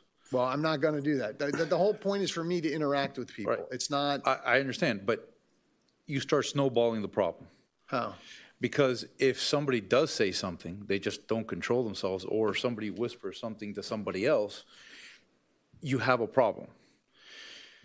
Well, and the same thing, I see the same potential problem as having continuous sunshine meetings in the private office. That could be, it could turn into a problem as seen as an abuse of the sunshine, because people can start accusing you of conducting council business. Well, that's why I won't have no council member. I think that maybe I didn't make the statement, but one of the reasons I didn't notice them for sunshine because I don't want to have this continuous string of sunshine meetings. I want people to feel free. They can come in and talk to me. And again, if you wanted to do it at a different time on a different day, I think that's a great idea. And I will not go to those because that's your interaction with the public. And I think that's your way of people will come and they will see Ignacio and they will want to talk to you about the issues.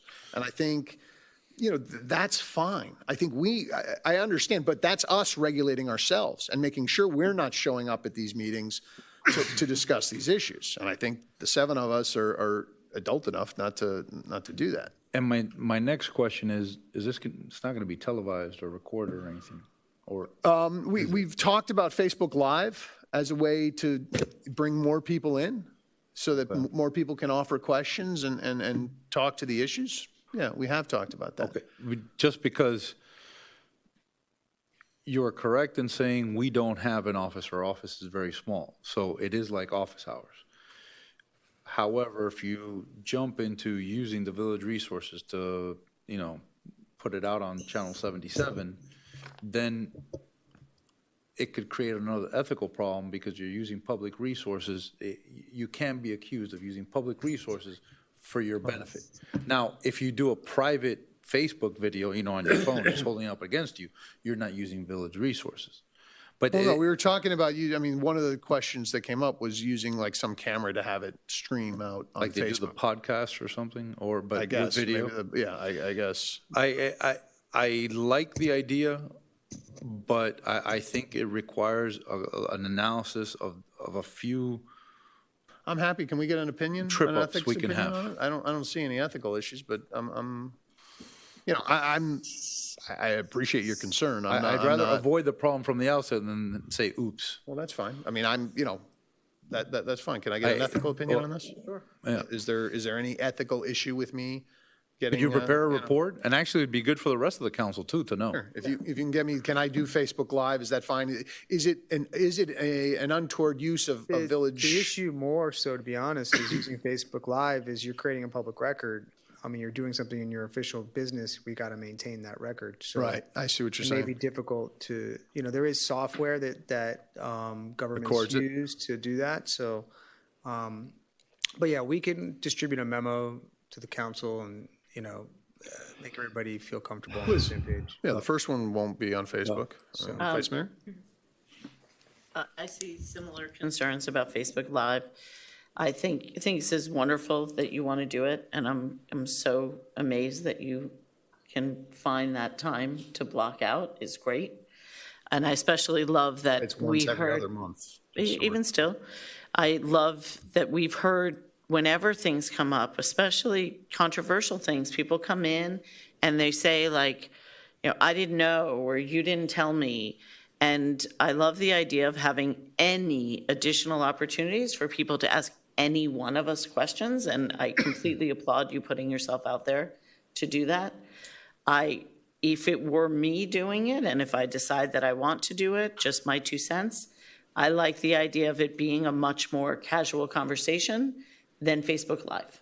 Because with misperceptions in our community as to your role versus our roles, you just don't want to give it more of like an authoritative I get you. statement, like Okay, I'm that's here fair. to make the state of the village address. That's fair. It's you're making yourself, like when I called it office hours, I think that's amazing, to make yourself available, that people know where they can find you. I think most people know they could probably find you walking your dog to work, but if they don't, or they're not available then, this is a time they can go and they can ask you your questions. And people that maybe are interested in being more involved in service for the village can come and say, maybe they don't want to send an email, or they would like to see your face when they ask, like, are there any opportunities for me to join a this or that? Like, I think it's a good idea, and I think we should all think about different ways that we can reach out to the people in the community. But I would share Ignacio's concerns with broadcasting, because I do think you want it just to be a way that you're approachable. No, that's a fair point. I mean, and again, I'm not doing this for anything more than just I'm trying to increase the availability. That's the only reason we would do Facebook Live, for people who couldn't necessarily get there but wanted to throw a question in. But there are so many ways people can get here. Councilmember Lareda? I think it's commendable what you're trying to do, but I share a lot of the concerns that Ignacio shared, and I'm amazed at how confused people are about our governance. Earlier today, unbeknownst to this, I made a point that we should give a little bit more reflection on the minutes about the public comments, which you tend to go through. We are 7 equal people here. That is how we drafted this. And we should be together as much as we can when people have the opportunity to give us their input. It's healthy, because they can see the differences, that we're all very different, in a non-campaign mode, so that we can change view. It generates the kind of confidence. I think it's going to create a little bit of more confusion that's going to help about our type of government, of our system of government. That was the sole device. If we want to change it, then we have to have a referendum. So yourself or myself doing forums it just brings back all kinds of anxieties for me, including the stuff about condominium side, who do you represent? I never thought about it until this last few weeks, you know, whether you were from a condominium or I was from a home or you were from, and all of a sudden we're kind of separating the seven of us. I thought that we should build things together. We should have perhaps more forums together. We should probably have, and it won't be mandatory under the charter in terms of absence, when we may have to do something what you're thinking of as ourselves without an agenda other than the people coming and bitching at us, forgive my word. That I would feel more comfortable with. Because I sit and listen, I change my mind when I'm here about issues depending on what you say. Or people who say it respectfully and have done their homework. So I applaud the effort to reach out. I think it may create more confusion. You notice that every once in a while I throw in we're volunteers, because there are people out there who think that we really are well paid. I mean, you think it's funny, but it's not. People think that we get paid. Right. And that's how the level of people tend to react on an issue, and they'll show up and then they disconnect and they think we're just, you know, we have a salary and a secretary and all of that stuff, and we're just as much volunteer or more than the committees we appoint. So anything that breaks the group dynamics, I don't think is bad, but it just sort of pulls me in the direction of doing more things together. Would you feel better if I called it office hours? I mean, because we all have office hours. I just, people run up to me in the street. I've asked me things, and I'm here, but I love to hear them in the public. I think we should have more time in their agenda for public comments and take it more seriously. That's why I asked, you know, it's funny to watch, you know, people who, including council members and former mayors, and all it shows in the minutes, he spoke. Well, he spoke about what? About this weather? And we rushed through that, and that's how you build ownership in the community. How do you mean we rush through it? We tend to rush through it. How do you mean? How so? Well, people get up and say something, and we don't feel it's very hard to even mention or question them because we have a full agenda. Then in the minutes, you know, you see, you know, nothing. It's like, oh, he spoke, she spoke. No, your point on the minutes is right. Well taken. I think, you know, the bottom line is I am very, you know, if it ain't broken, don't fix it. And we got to fix a little bit because we've been a little fragmented. We've had a couple of weeks here where we've been going down a road that I don't like about where you live. Now today I heard a new one. By the way, I don't see the chats and I don't get moved by the chats. I got my principles. I do my homework and I vote my conscience. And if you don't like it, you can vote against me. And that's called democracy. To try to please the people all the time, then this is not the job for us. So now I hear a new issue. I didn't know until today that renters and non-renters. Oh, and renters and owners. Now we got another division. Thank you, folks, whoever came up with that wonderful idea. I've been a property owner on both sides of the street, and I've been here 37 years. So my instincts tell me we got to stop this wave. And we all campaign. 4 of us are here relatively new. I guess the newest because you served for 8 years. And Ignacio and I guess, it's more recent in terms of absence. And I'm pushing back on community. Together. We can disagree here. I vote against him and this and the other and all, and stay together. Get the input together. Get bitched at together. I just like that. I don't know why. Fair point. And it may be a thought that you created that we may have once every 2 or 3 months do a special meeting without mandatory requirement to say, come and speak to us. That's an idea too. Come speak I'm happy to have that as well. But I'm not, I mean, I think your effort is a generous one. I think it may cause more confusion. If we see it as an issue that starts, it's not, again, I wasn't doing this so that I understand. It wasn't done, the mayor's forum. You're right. The perception that we're not a group is the wrong one. And I never want that to be what people take away from that, because that's not the point. I was just, again, trying to figure out how can I get more input? How can I communicate better? How can I offer another way for people? That was it. That's the sole reason for this. You actually bring up a good point. I didn't even think about it in terms of campaigning, but I think from June let's say of 2020 through the election, there should be no forums like that. I don't think that's fair. I think that's something that I would certainly say, for that period of time, there would be no mayoral forums because I don't think that's right. I think that's an abuse. Certainly that's an abuse of power, and I would recognize that. That's a dangerous thing to go down because it gives the incumbent an unfair But you see, advantage. for all of us to get to know each other, okay? I don't think about this as politics. I really don't. Well, think I didn't about, either. If I had and I tried to, when I was involved in the charter, to create this community with the other great people who did it, without elections, I would have done it. Believe me, I explored they couldn't do it. Right. This is, to me, is community service.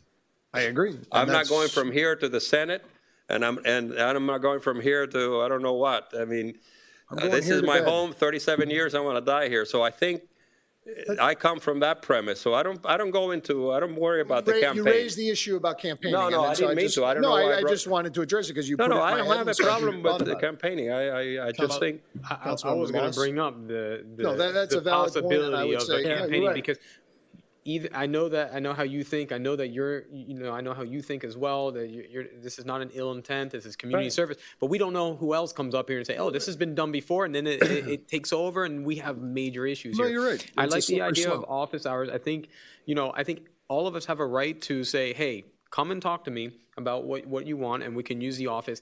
I think what you're asking is, I want to be in a larger chamber where I can talk to more people at once. And I think that might be where it starts to get a little bit shaky because it's like, okay. I'll tell you what, let's do this. I mean, the first one's got to be here because we've already advertised it, but we can do it. I'll do it in the community. I'll do it at the Island Room. I'll do it somewhere else. I'll do it at the community center. I mean, if that makes people feel better, I have no problem with that. It's not. Well, I think the idea is that putting the resources together to talk to a huge amount of people on what is your ideas, and then looking at other council members. And I mean, I'm still thinking this in my head as well, because I know it's not ill intent in any way. I just want to make sure, even in future, without knowing who else could be up here, how could this play out in a bad way too, and I think we have to think about it. And I know you're looking at anybody this. could do this. I mean, the reality No, is, not everybody can say, I'm going to rent out, I'm going to use a resource to have pack this room with 100 people and talk to them. I see what you're saying. That is not what everybody can do. People can say, I'm going to have an office hours upstairs in the council room, which we're allowed to do, and have people talk to us. But not any of us can just say, you know what, I'm going to take the gym and fill it up with 2,000 people and tell them what I want them to hear. No, that's a fair point. And not all of us can do that. And then we're all like, wait, Okay. I want to do that too. And then we're all kind of going, and that's what makes me a little bit nervous. Well, that's fair. All right, I'll think about that. But And I think one that's- thing, Vice Mayor, forgive me for interrupting, that added to Matt is, again, most people, including those who are watching us, don't know about this public, and we can't talk to each other. They don't understand because they come from business. Say, what do you mean? You haven't talked to the mayor about this? Why can't you guys get a consensus? They don't understand that issue. And then when we're together is when we can actually also get to know each other and how you think and react to their reactions and, disagree among each other. I like to keep that as clean as possible. But I don't have an answer. I certainly don't question your motives, and I certainly don't worry about the campaigning because, this is not political campaigning, but it's a sometimes. Look, all these points did not occur to me, frankly. Maybe a couple I thought, but I didn't really think it through. But Chad, sunshine in these meetings, would that create an issue? If I had these and noticed them so that if other council members showed up, that was, but they weren't. Is that? Generally speaking, we notice anytime you office guys hours. Yeah, I have Jenny. Are there office hours noticed on the calendar or on the website anywhere? No. Anytime there could be the possibility of one or more of you guys being anywhere, I know that Jenny tries to post notice. Like when you go to the school board, you go to the city of Miami, wherever you guys are going. So I think on this type of forum, you don't post it as a typical sunshine meeting. You just say, please know one or more council members may be at this, may be in attendance at this meeting. Can you do that for Thursday? I know you asked, and I said no, but because my thinking was otherwise. But I'm happy to do it. Is there a sunshine problem with doing that repeatedly? It's once every 2 months. No. The issue that could be a problem would be that when there's And we've distributed a memo to this point where there's one or more council members that are holding these sunshine meetings on topics that are coming for the agenda. I mean, this is just a meeting open to the public as a whole. Anybody can come. It's a forum. I haven't talked to the mayor about it, but I assume you're just going to sit up here and wait for people to come in and just talk. Talk, whatever they want to talk about. I mean, you know, But it is going to be about topics that go on the agenda. Yeah, but the difference is, the sunshine meetings are when one or more of you are talking to each other and the public's not allowed to interact with, you're not letting the public interact with you, they're observing. Well, let me ask you a question. And it's like a mini conference between two people on a topic. So if the public is allowed to interact, it's not a sunshine meeting? Well, it is a No, sunshine. it would, but I'm This is saying a sunshine that it's, Okay. but that's a big difference. Where you're having two council members meet in a conference room and you couldn't, like, say if the entire public wanted to come, I mean, where are they gonna pile into that, little room? But they're not even participating in that meeting. This is an open forum where the public is participating, and there really is I have an idea. Okay. From listening to all of you. It seems like, and I don't know if people would be willing to do this, but maybe even twice a year, we as a council could commit to having 2 of these open meetings. And we could all, maybe not everybody can attend, but we could advertise them as come before your council. And we have reduced the amount of official meetings, but this would give people an opportunity to have that free flow of conversation with the body also. I don't know if that somehow changes what you were trying to do. Yeah, that's not really, I'm trying to get an interaction with the people one-on-one. I'm trying to let them ask the questions they want to ask me. I mean, you make them come to the dais, it changes. If you remember the first time you went to that It doesn't dais. have to be here. Well, okay, I mean. Not only that, not all of us agree on the same thing. So they might ask something, and he might give one answer, and we I mean, want I to give a think part of different the answer, right? problem is the interruption of that fact is, the one-on-one, we're 1 on 7. I mean, we function as a body. So that's where there's this disconnect a little bit, which is if we start sanctioning. So I'm sorry, as what's your opposed idea to- specifically? My idea was setting up 1 or 2 times per year where we as a council will have an open forum. like a town hall meeting is what. Right, that does not violate the attendance requirement of the charter. Oh, it's not a council. Well, just Yeah, to it's make not- sure. Yeah, you mean if you miss it, you mean? Yeah, if you miss it, you don't, No, No, not at all. Any more good deeds? I think that's a lot healthier. I love Katie's idea. I think it's a totally different thing. I think this to me is office hours.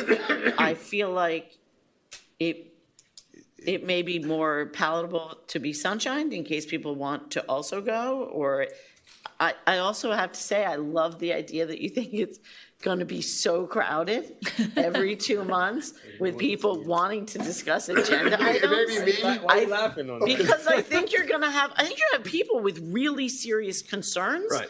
But I don't know that they're going to be about agenda items. I think they're going to be like, hey, Dog park cameras. or No, my really, I mean, neighbor never pulls in his garbage That's right. pails, and they're important things to hear, but they're not voting Huge agenda, on right. big agenda That's right. issues. And if I wanted to drop in and listen, or take sunshine a it. person over there who had a question, actually for me, it seems more like it's posting office hours that should be, that if you sunshine it, it could be office hours for all of us. Right. It's kind of the idea. We could all do it. So, all right. And if we can't go, we can't go. If you can't go one time, There'll be sunshine. Ignacio will be there to answer the by questions, time. Okay. I think we should know, though, if they're sunshined and more than 3 people show up, the 4th one can't talk. Okay. Is that true, Chad? We're creating all kinds of. Yeah. I think this I is, just was trying to communicate as with late people as more. it is and know, as tired as we are, I think this is an important totally get it. conversation. I mean, all I want to do is talk to What's the people more, and benefit? now all of it. It's benefit cost analysis here. I wish all that time that we have free, we can dedicate to things that are staring at us. like undergrounding and a lot of other things. Wait, I'm sorry, what? Sorry. What? My free time where I want to just talk to people? Is that what you're talking about? I'm not speaking about you, Mayor. I don't, it's very difficult to have a conversation with you without taking it personal. I am saying my energies, I would like to concentrate on actually working on things with forums where people like today, even though I disagree with them, that I can, because they're big, big decisions that have to be made. And everybody is working at volunteer, and I think that we're creating, well, I already said it. You obviously want to do it, it's fine. I don't think I don't support it. I think it's against the spirit of this council, how it was founded. And I think it's going to create more confusion that your intent to clarify. And your intent is to clarify, give input. We should do it together, the 7 of us. Together, either in regular meetings and 2 meetings or 3 meetings a year, where people can do a public forum and tell us what they want. We pretty much have our priorities lined up. We got our work ahead of us, and most of us with limited time. So I don't see the plus on it. And I guess I do, because That's respectfully, fine. I mean, I see it as an that's fine. opportunity Then we'll to communicate with residents in the community one-on-one. Anytime we can touch people one-on-one, I think we help them learn more, we help them engage more. I think there is a positive in that, and I'm just trying to offer another opportunity for them to engage. I think one of the things that I've seen, and I'm so jealous you're not in the chats, but one of the things that I've seen people talk about, and even we collectively received an email about, is people feeling in the community underrepresented, or that they don't have access, or they're not getting the information. I completely agree with you about your idea about we need to deal with getting the information piece from the village so that people have more information from us in that formal setting. But having worked in this community, specifically through the school, and what I learned is that there's simply not enough different opportunities to give people information for it ever to be enough for everyone to actually have And you're it. saying that we can't do it, the 7 of us, it has to be the mayor. No, he just said he was going to sunshine so and I we could don't- all go.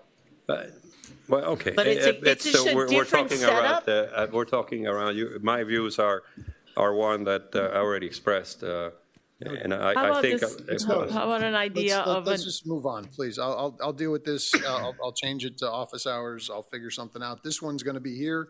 After that, I'll figure it out. But I think we've spent enough time on this right now. Let's move on to Mass Academy waitlist. The next item, Mass Academy waitlist, Vice Mayor McCormick. Okay, so we received our update on the address verification program, and I'm happy to report that it seems like it's really working and like it's really been worthwhile. So to just bring you up to speed with how they've implemented, just over the course of the year, the position was filled at just about the start of school, and the address verifier started with 7th and 8th grade, went through those grades. Let me get my actual numbers. They identified and freed up and subsequently replaced off of the wait list of Key Biscayne residents from doing those 2 grades, 34 seats. And we also received in it, the report includes like how many interactions the person had. In the first 2 quarters, she had 660 interactions at her actual desk with people, made 28 home visits. And I think by and large, it's been successful so far. So the next steps that they'll do, what they're doing now is going through the people who are currently applying and doing this more in-depth application of address verifying that they're able to do with this dedicated person. After that, she will go and do 6th grade, and then that will be completed before the close of school so that any seats made available at that time will be offered to the wait list before the next school year starts.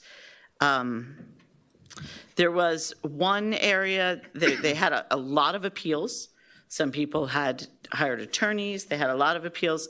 There was some area that I wasn't sure I agreed with the way the school district interpreted some things. I'd like to ask you guys, if it's okay with you, to ask our attorneys and manager to sort of pick up the charge now and talk to the school district to just make sure that we are all 100% on the same page as it applies to what's required and what it means, to make sure that we are truly getting exactly what we have asked for in our contract. And I didn't want to go any deeper into, like, it's clearly not my place to have conversations with their lawyers, but I also didn't feel comfortable just directing our attorneys. So I just wanted to ask you guys if you're okay, despite the success it's had, just to ask them to go ahead and make sure that we're getting everything that we asked. I've talked to Steve. He's great. He's on board. He knows everything, but just, okay. Well, I love to see you continue to lead us on this, lead me anyway, including developing relationship with school board members besides the administration, because I hope, Well, I really and speaking of office this. hours, we have our school board rep comes here once a month for office hours. I was with her last Friday. We had a wonderful meeting. I think the relationships that the Education Advisory Board has forged with the administration, not only at the school level, but through the school district, has really, really benefited our residents. And I think things are looking good. I was really, really happy because I know there was a lot of concern, like, is it worth paying for this position? But of a wait list that for the 3 grades had 91 people, to only go through 2 of them and eliminate 34 people off of the list, to me, that says it was money well spent. So I thought that was very encouraging. Well done. Well, thank you. That's great. So just to clarify then, so with regard to Councilmember Vice Mayor McCormick's request, are we directed to follow up with their attorney? I think so. Yes, I move it if you need a motion, yeah. Let's do it. Next item, Mayor's Art and Public Places Report, Councilmember Laredo. We did that already. Next item is the Oasis Cafe update, Councilmember Laredo. Well, maybe the administration can brief us on what happened, but we suffered a major setback on the unsafe board. Their appeal for a 75-day extension turned out to be 150 days. So that was an unprecedented decision. And since we had a lot of publicity, we've had a briefing before.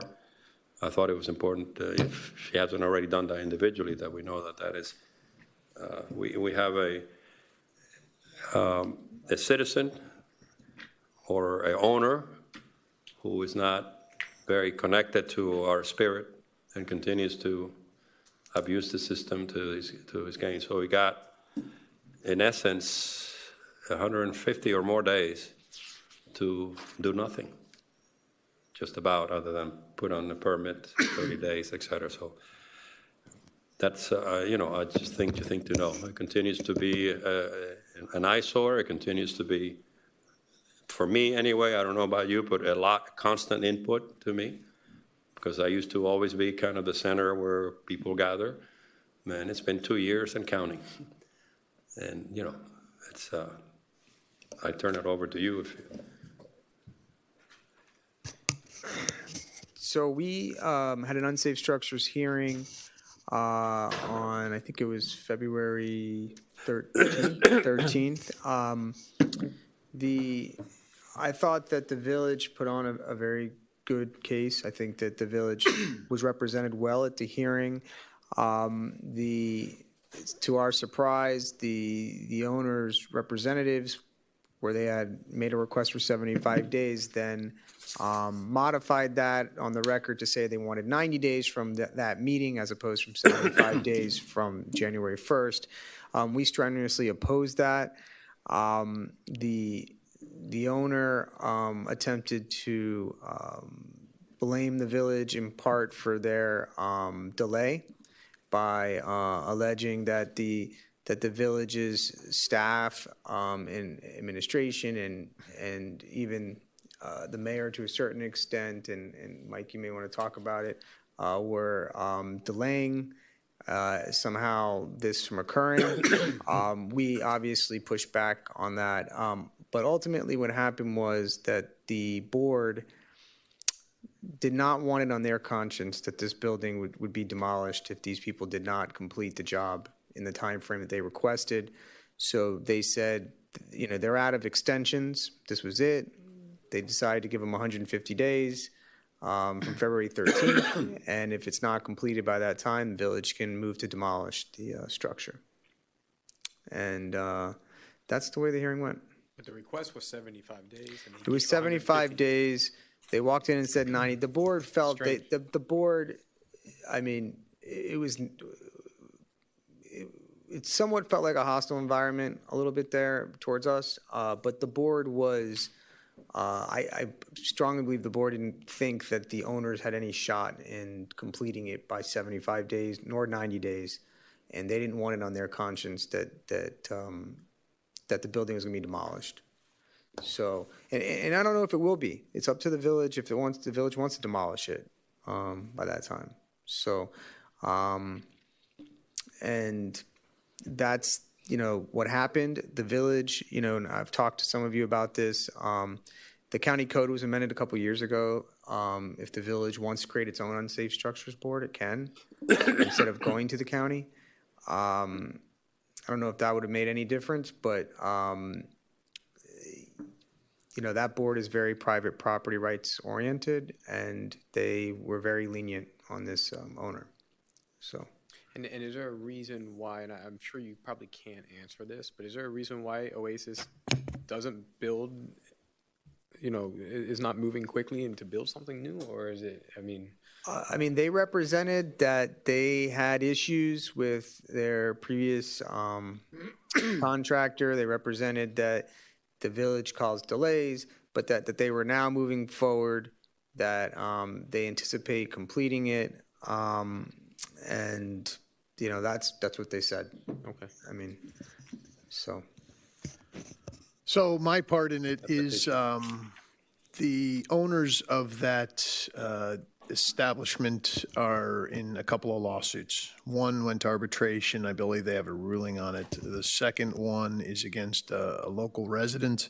I took the case back in late June. And, I'm a lawyer. So if somebody comes to me, they need representation. I took the case. Since that point, I have not discussed the Unsafe Structures Board. I haven't had any conversations. What they alleged was that because I was mayor, I was misusing my position as mayor to harass. I haven't seen the transcript yet. I've asked the transcript. I've now filed something with the ethics board to get a ruling as to whether or not my representation of this person is some conflict with my duties to the village. I don't believe it is. I don't believe that it, I think what the attorney said at the hearing was inappropriate. It was a lie. Nobody in the village, I don't believe anybody in the village even knew that I was representing this individual prior to the hearing. That said, I'm trying to determine what the ethics folks want me to do on this. And going forward, I'm staying out of it, but I was not pleased with this. I won't call him a gentleman. I'll call him a lawyer. What he represented and under oath at a hearing. So I will be dealing with him subsequently once I see the transcript. But that's where we are. So who did you represent again? An individual in the community who's being sued by the establishment over work that this person had done for them previously.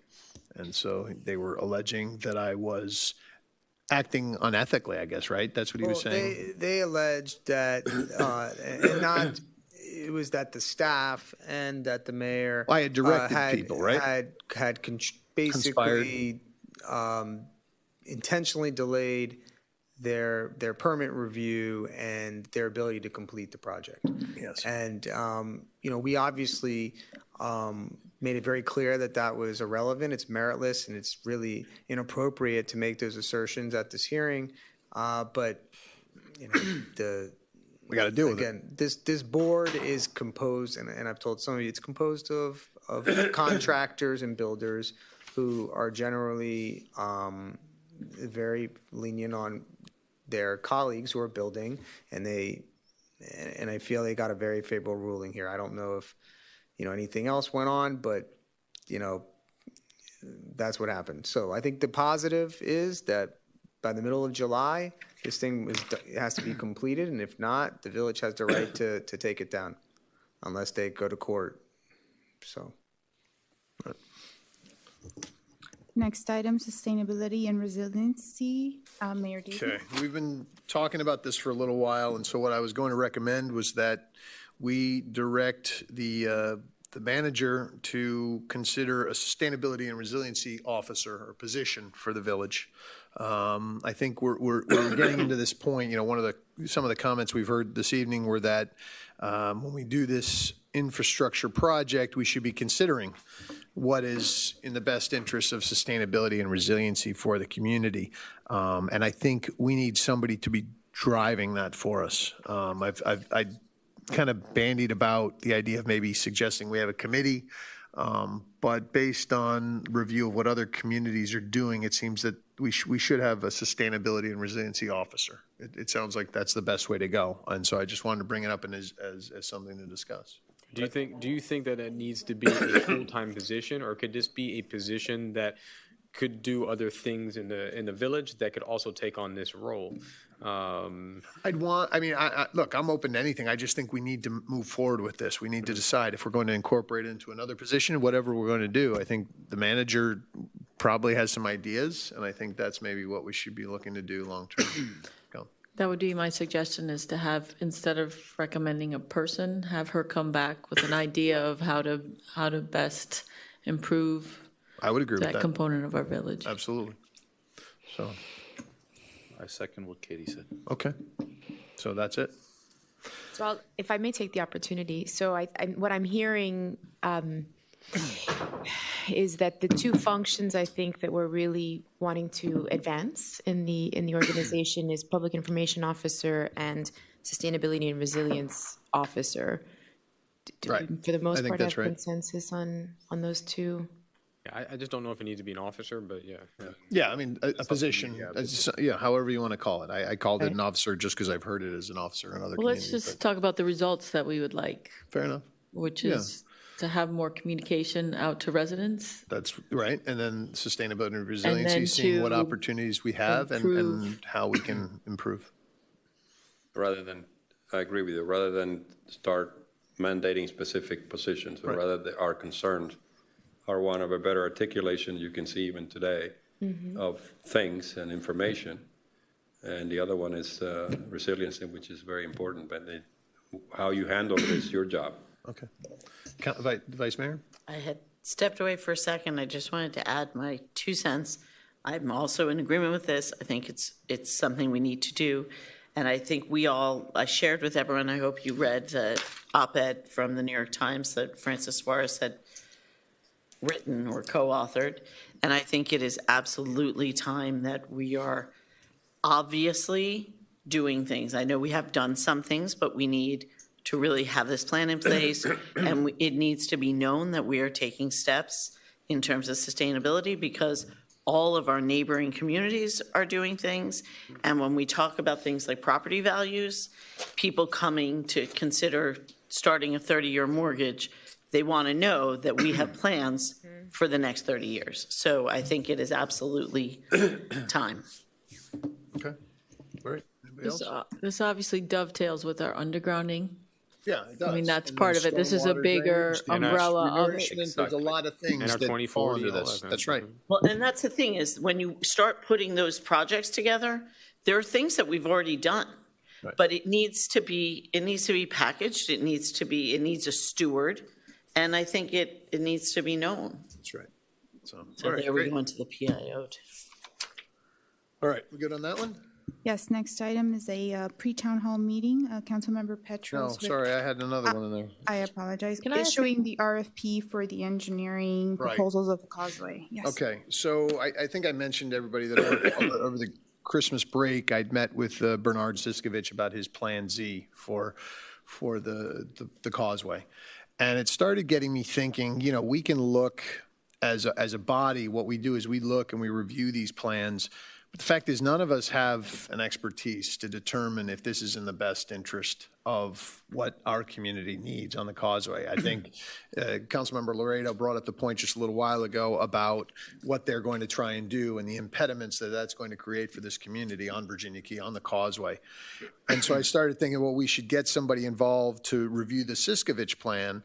And I still think that's a good idea. Get a firm. What is the Siskovich plan, the Plan Z? That's where he wants to redevelop, and it was very close to coming together. There's a plan to redevelop with a P3, meaning a public-private partnership, to redevelop the Causeway, and essentially his and elevate it. Well, part of it was to be elevated. There was all sorts of things, and that was kind of one of my points because I met with him, and it was a great presentation. I really appreciated sitting down with him, but the fact was it didn't meet all of what I felt our needs were, right? It didn't elevate the entire roadway. It kept us still down at grade where traffic lights are going to impede us.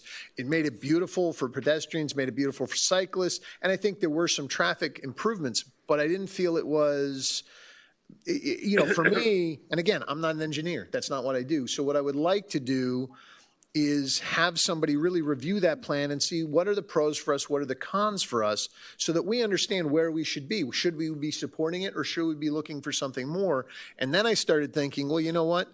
What's the optimal plan for us? What's the optimal plan for all of the stakeholders that have an interest in what goes on this Causeway? Because we have an interest, state park visitors have an interest, county residents who want to use their park have an interest, cyclists and pedestrians have an interest. So maybe at the same time we're looking at the Plan Z, maybe we should have somebody kind of reviewing and saying this would be the best way based on usage and based on assumptions that the city will continue to put more events on Virginia Key. This is how it would look in the best state for the village of Key Biscayne and for all the other stakeholders. At the same time, you know, one of the parts of the Plan Z is there's a finance component, right? They want to get financing for that project. And again, is that in the best interest of the village of Key Biscayne? Is that something? It sounded fine to me, but I don't have that expertise, and I want to make sure we're out ahead of this. So what I would like them to do is do an analysis of what they're talking about for the financing. They were very close. Before the FIU bridge collapsed, the P3 was essentially a done deal at the county. It was an unsolicited bid, and it sounded like it was going to move through pretty quickly. And we would have been left kind of holding the bag, trying to gain ground. And I see right now we sort of have an opportunity to get ahead of the game a little bit and determine, is that a good plan for us? Is it something we should oppose or we should support?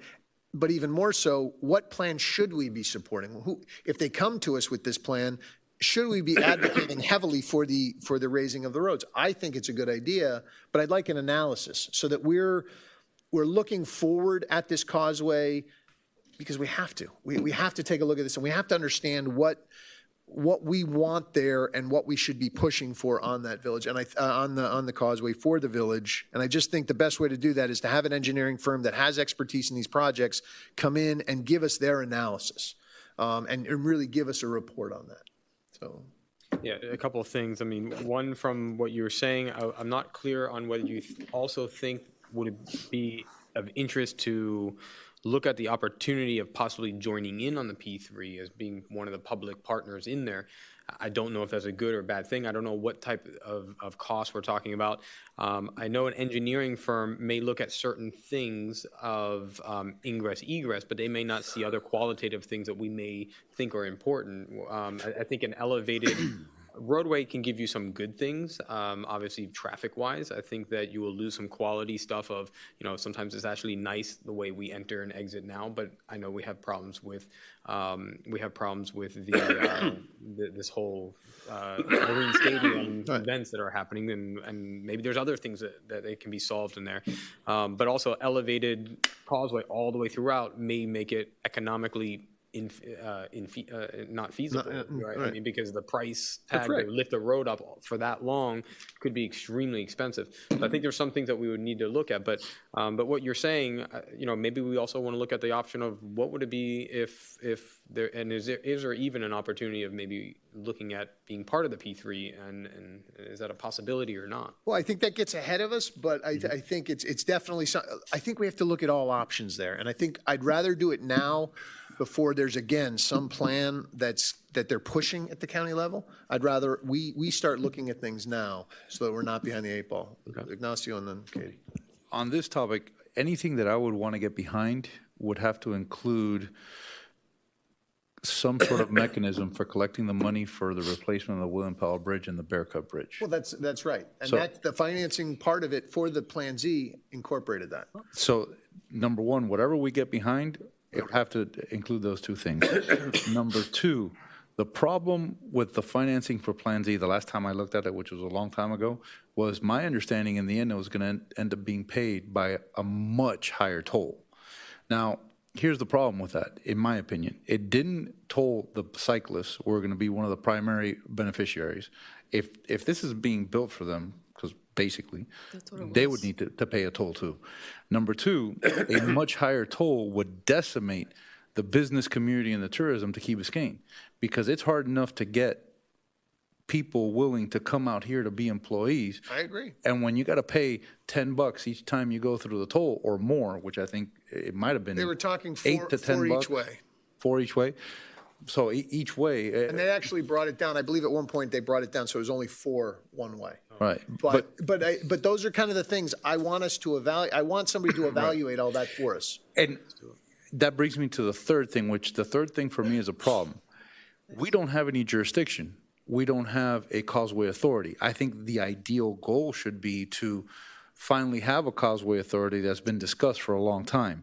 But whatever we get behind would have to sort of dovetail into that, because that's the only way to get a say in that. And a causeway authority would also roll into having a say in Virginia Key, any traffic plans, any environmental impact. So I'm with you, but it's a very big picture we got to look at. 100%. Okay, a couple of things. I feel like we don't have answers yet on why we would want that traffic study, because Virginia Key, to me, Key Biscayne has 2 potential goals. One would be to partner and really try to make sure that it becomes an environmental oasis, for lack of a better term. People have discussed it being the Central Park for Miami. And if we're looking to create that type of oasis, then we can still drive through it. And the other option is to avoid it and drive over it. The Z plan was, I think, entirely for bikers and pedestrians. And there really was nothing about traffic, and they had no... No, I mean, the updated one, if you've seen it, I haven't one seen the showed me updated. was, it incorporated some of the traffic issues. So to me, this is a little of putting the cart in front of the horse, because I don't know where we land on any of this. We don't have any authority. I don't know what we could ask. If we went to this engineering firm, what would we ask them to do? Would we ask them to bypass it, or would we ask them to help us reduce traffic on Virginia Key and keep our roads going through? Well, I think one of the things is just evaluate the Plan Z and its impact on us. I mean, they make it all bright and shiny, but we don't know what the real impacts are. And that goes to their design. But they don't. Because we think the Z plan's going to happen? It almost happened. It came very close to happening a year ago. So my concern is we have to know what are the real impacts. I mean, it looks very nice, but I want to know what the real impacts are, because I agree with you. I think cyclists should be paying for it. I think there are things that should be changed about it, but I don't have that engineering background, so I want somebody to come in and say, well, these are the things that are going to detrimentally impact. These are bonuses for Key Biscayne, but these are detrimental impacts for Key Biscayne. These are things that will enhance the environmental use of this land, the economic, the environmentally friendly things about it, and these are the bad things.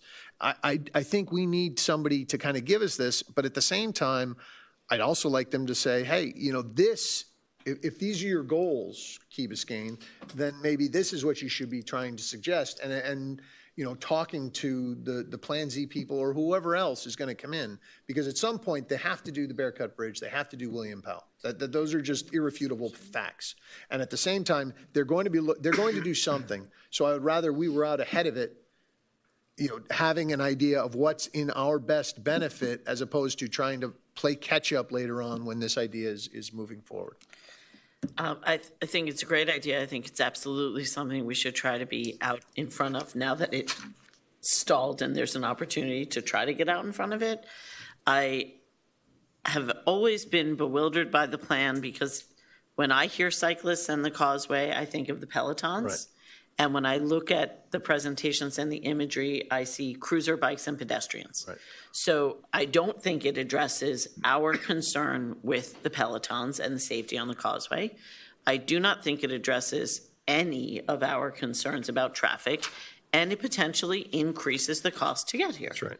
So we absolutely should try to figure out a way to be part of the conversation. And I am in agreement that at the same time, it would be nice to have somebody sort of not at great expense and not at great detail, but maybe trying to come, and we have people in our community, maybe we have architects, we have people that maybe would be interested in something like this, but to look at what would it look like if we came up with like the Plan KB instead of Plan Z. That's right. And then see if there's some way to marry them together. Yeah, please use it away. Just make sure you give me credit. But I think that, I think it's a great suggestion because it would be miserable to all of a sudden have the Pelotons still on the roadway with us and be paying more and also suffer through the construction. Right. That's just, I just feel like we have to It's get out of beautiful. this. Like, I love the High Line in New York. Like, this is beautiful, but we should really be a part of the conversation. Right, exactly. So I think we just need more information. Okay. So could we direct her to kind of just, and it'll all come back to us. There no actions taken by the manager before we review it, but I'd like to, if you could do that for us, that'd be great. Just a little clarification. Okay. So precisely, so. Okay, I'm looking for somebody, and it would be, and again, I'm going to need guidance on this. We are going to need guidance, but somebody who can who can do a review of the Plan Z, including all parts of the P3, meaning how they want to finance this thing, how the design is, but also how they want to pay for this, and what the possible impacts are to us. Because if they're jacking up our tolls, and they're causing people, I mean, this is one of the things I said to Mr. Siskovich was, look, I understand tolls for Key Biscayne are very low, and I get that, but if you start jacking those tolls up for county residents, I don't like that, because then they're not coming to the parks. Then they're not coming to Key Biscayne, and we want that. We want people coming up. So I'd like somebody to do a review of that whole project, and at the same time, give us what would be in the best, a realistic, what's the best concept for Key Biscayne? A Plan KB as opposed to Plan Z, if you will. And what they would, and rough, again, it's a rough concept. It's very, very rough concept. Right. And of course, also keeping in mind that with Key Biscayne Nice and the spirit of cooperating with all the municipalities around us, there could be a way to include Plan Z and Plan KB. Right, that's right. Maybe we can incorporate some of the things from Plan KB into their Plan Z, and we can all move forward together. Because, it's not about opposing them, but it's trying to work with them before we're seen as being opposed to them. Let's go forward with some proposals that are positive before we get to a stage where it's almost, the boat is sailing. And we almost got there. Yeah, exactly. There's another factor to this, I think, and it's my understanding, I think I've read in the newspaper somewhere, that the money that is collected at the toll is supposed to be kept for the eventual That's a replacement. different issue. But it's being diverted. That's right. That's a different issue with the county that we have to address. Because that money is what can and should be used for this, and it is not. And then one day, we're going to say, we need this, and they're going to say, oops. Well, when the Bear Cut, I mean, we talked about, but when Bear Cut, when we had the problems back in, it was December 31st, 2012, where they shut us down. 2013, that's when we found out that the monies, as you say, were supposed to be going just for the Rickenbacker, not the Rickenbacker. They were being used for the Venetian. They were being used for other projects. It was almost like they were just essentially using them as general funds. And you're right. We should try and get a determination of where those monies are going, but that's kind of a separate issue. But I'm happy to pursue that as well. I think we need to understand where these funds are going and why they're not, if they're being only used for the Rickenbacker Causeway. Mike? Yes. I think Andrea took a good first step by having Frank Rollison come here. Yeah. And maybe we could ask her to continue the conversations with other members in the county to get them before us so that we can get educated on all these issues. Yeah, I agree. I think that was great that Frank came here and the gentleman, I forget who's. Dennis Fernandez will be at the next meeting as well. So I think, I agree. I think that's great. Yeah, let's keep, no, we need to get more educated as a body about that causeway because it is critical to our lives. And if we ask the county to come, since this is our only way in and out, are they obligated to come here and start having this conversation with us as a body? No. No? You mean just talk about Plan Z or Plan?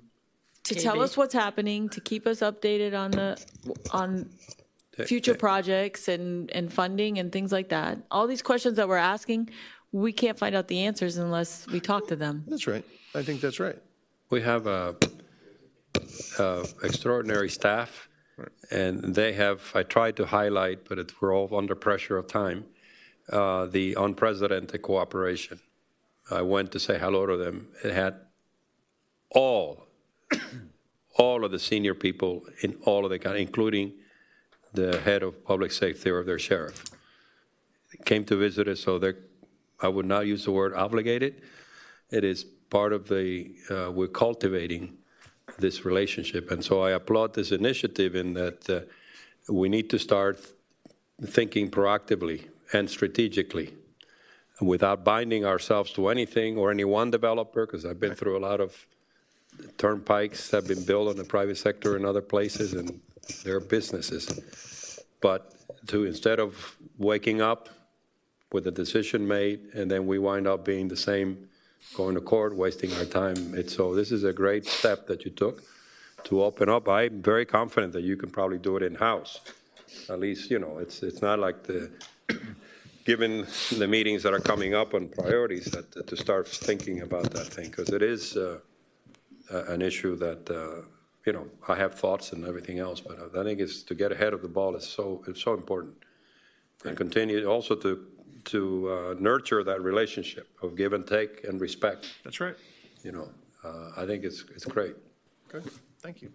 So what are we doing? Are we waiting for Dennis to present? Or are No, we doing an RFQ? I would like you to start putting an RFP together, please, on like what we're looking, did I articulate or, Yes, it's just that in the conversation went a little bit of in a different direction. No, I think that's a separate, that's a sort of a separate course of action.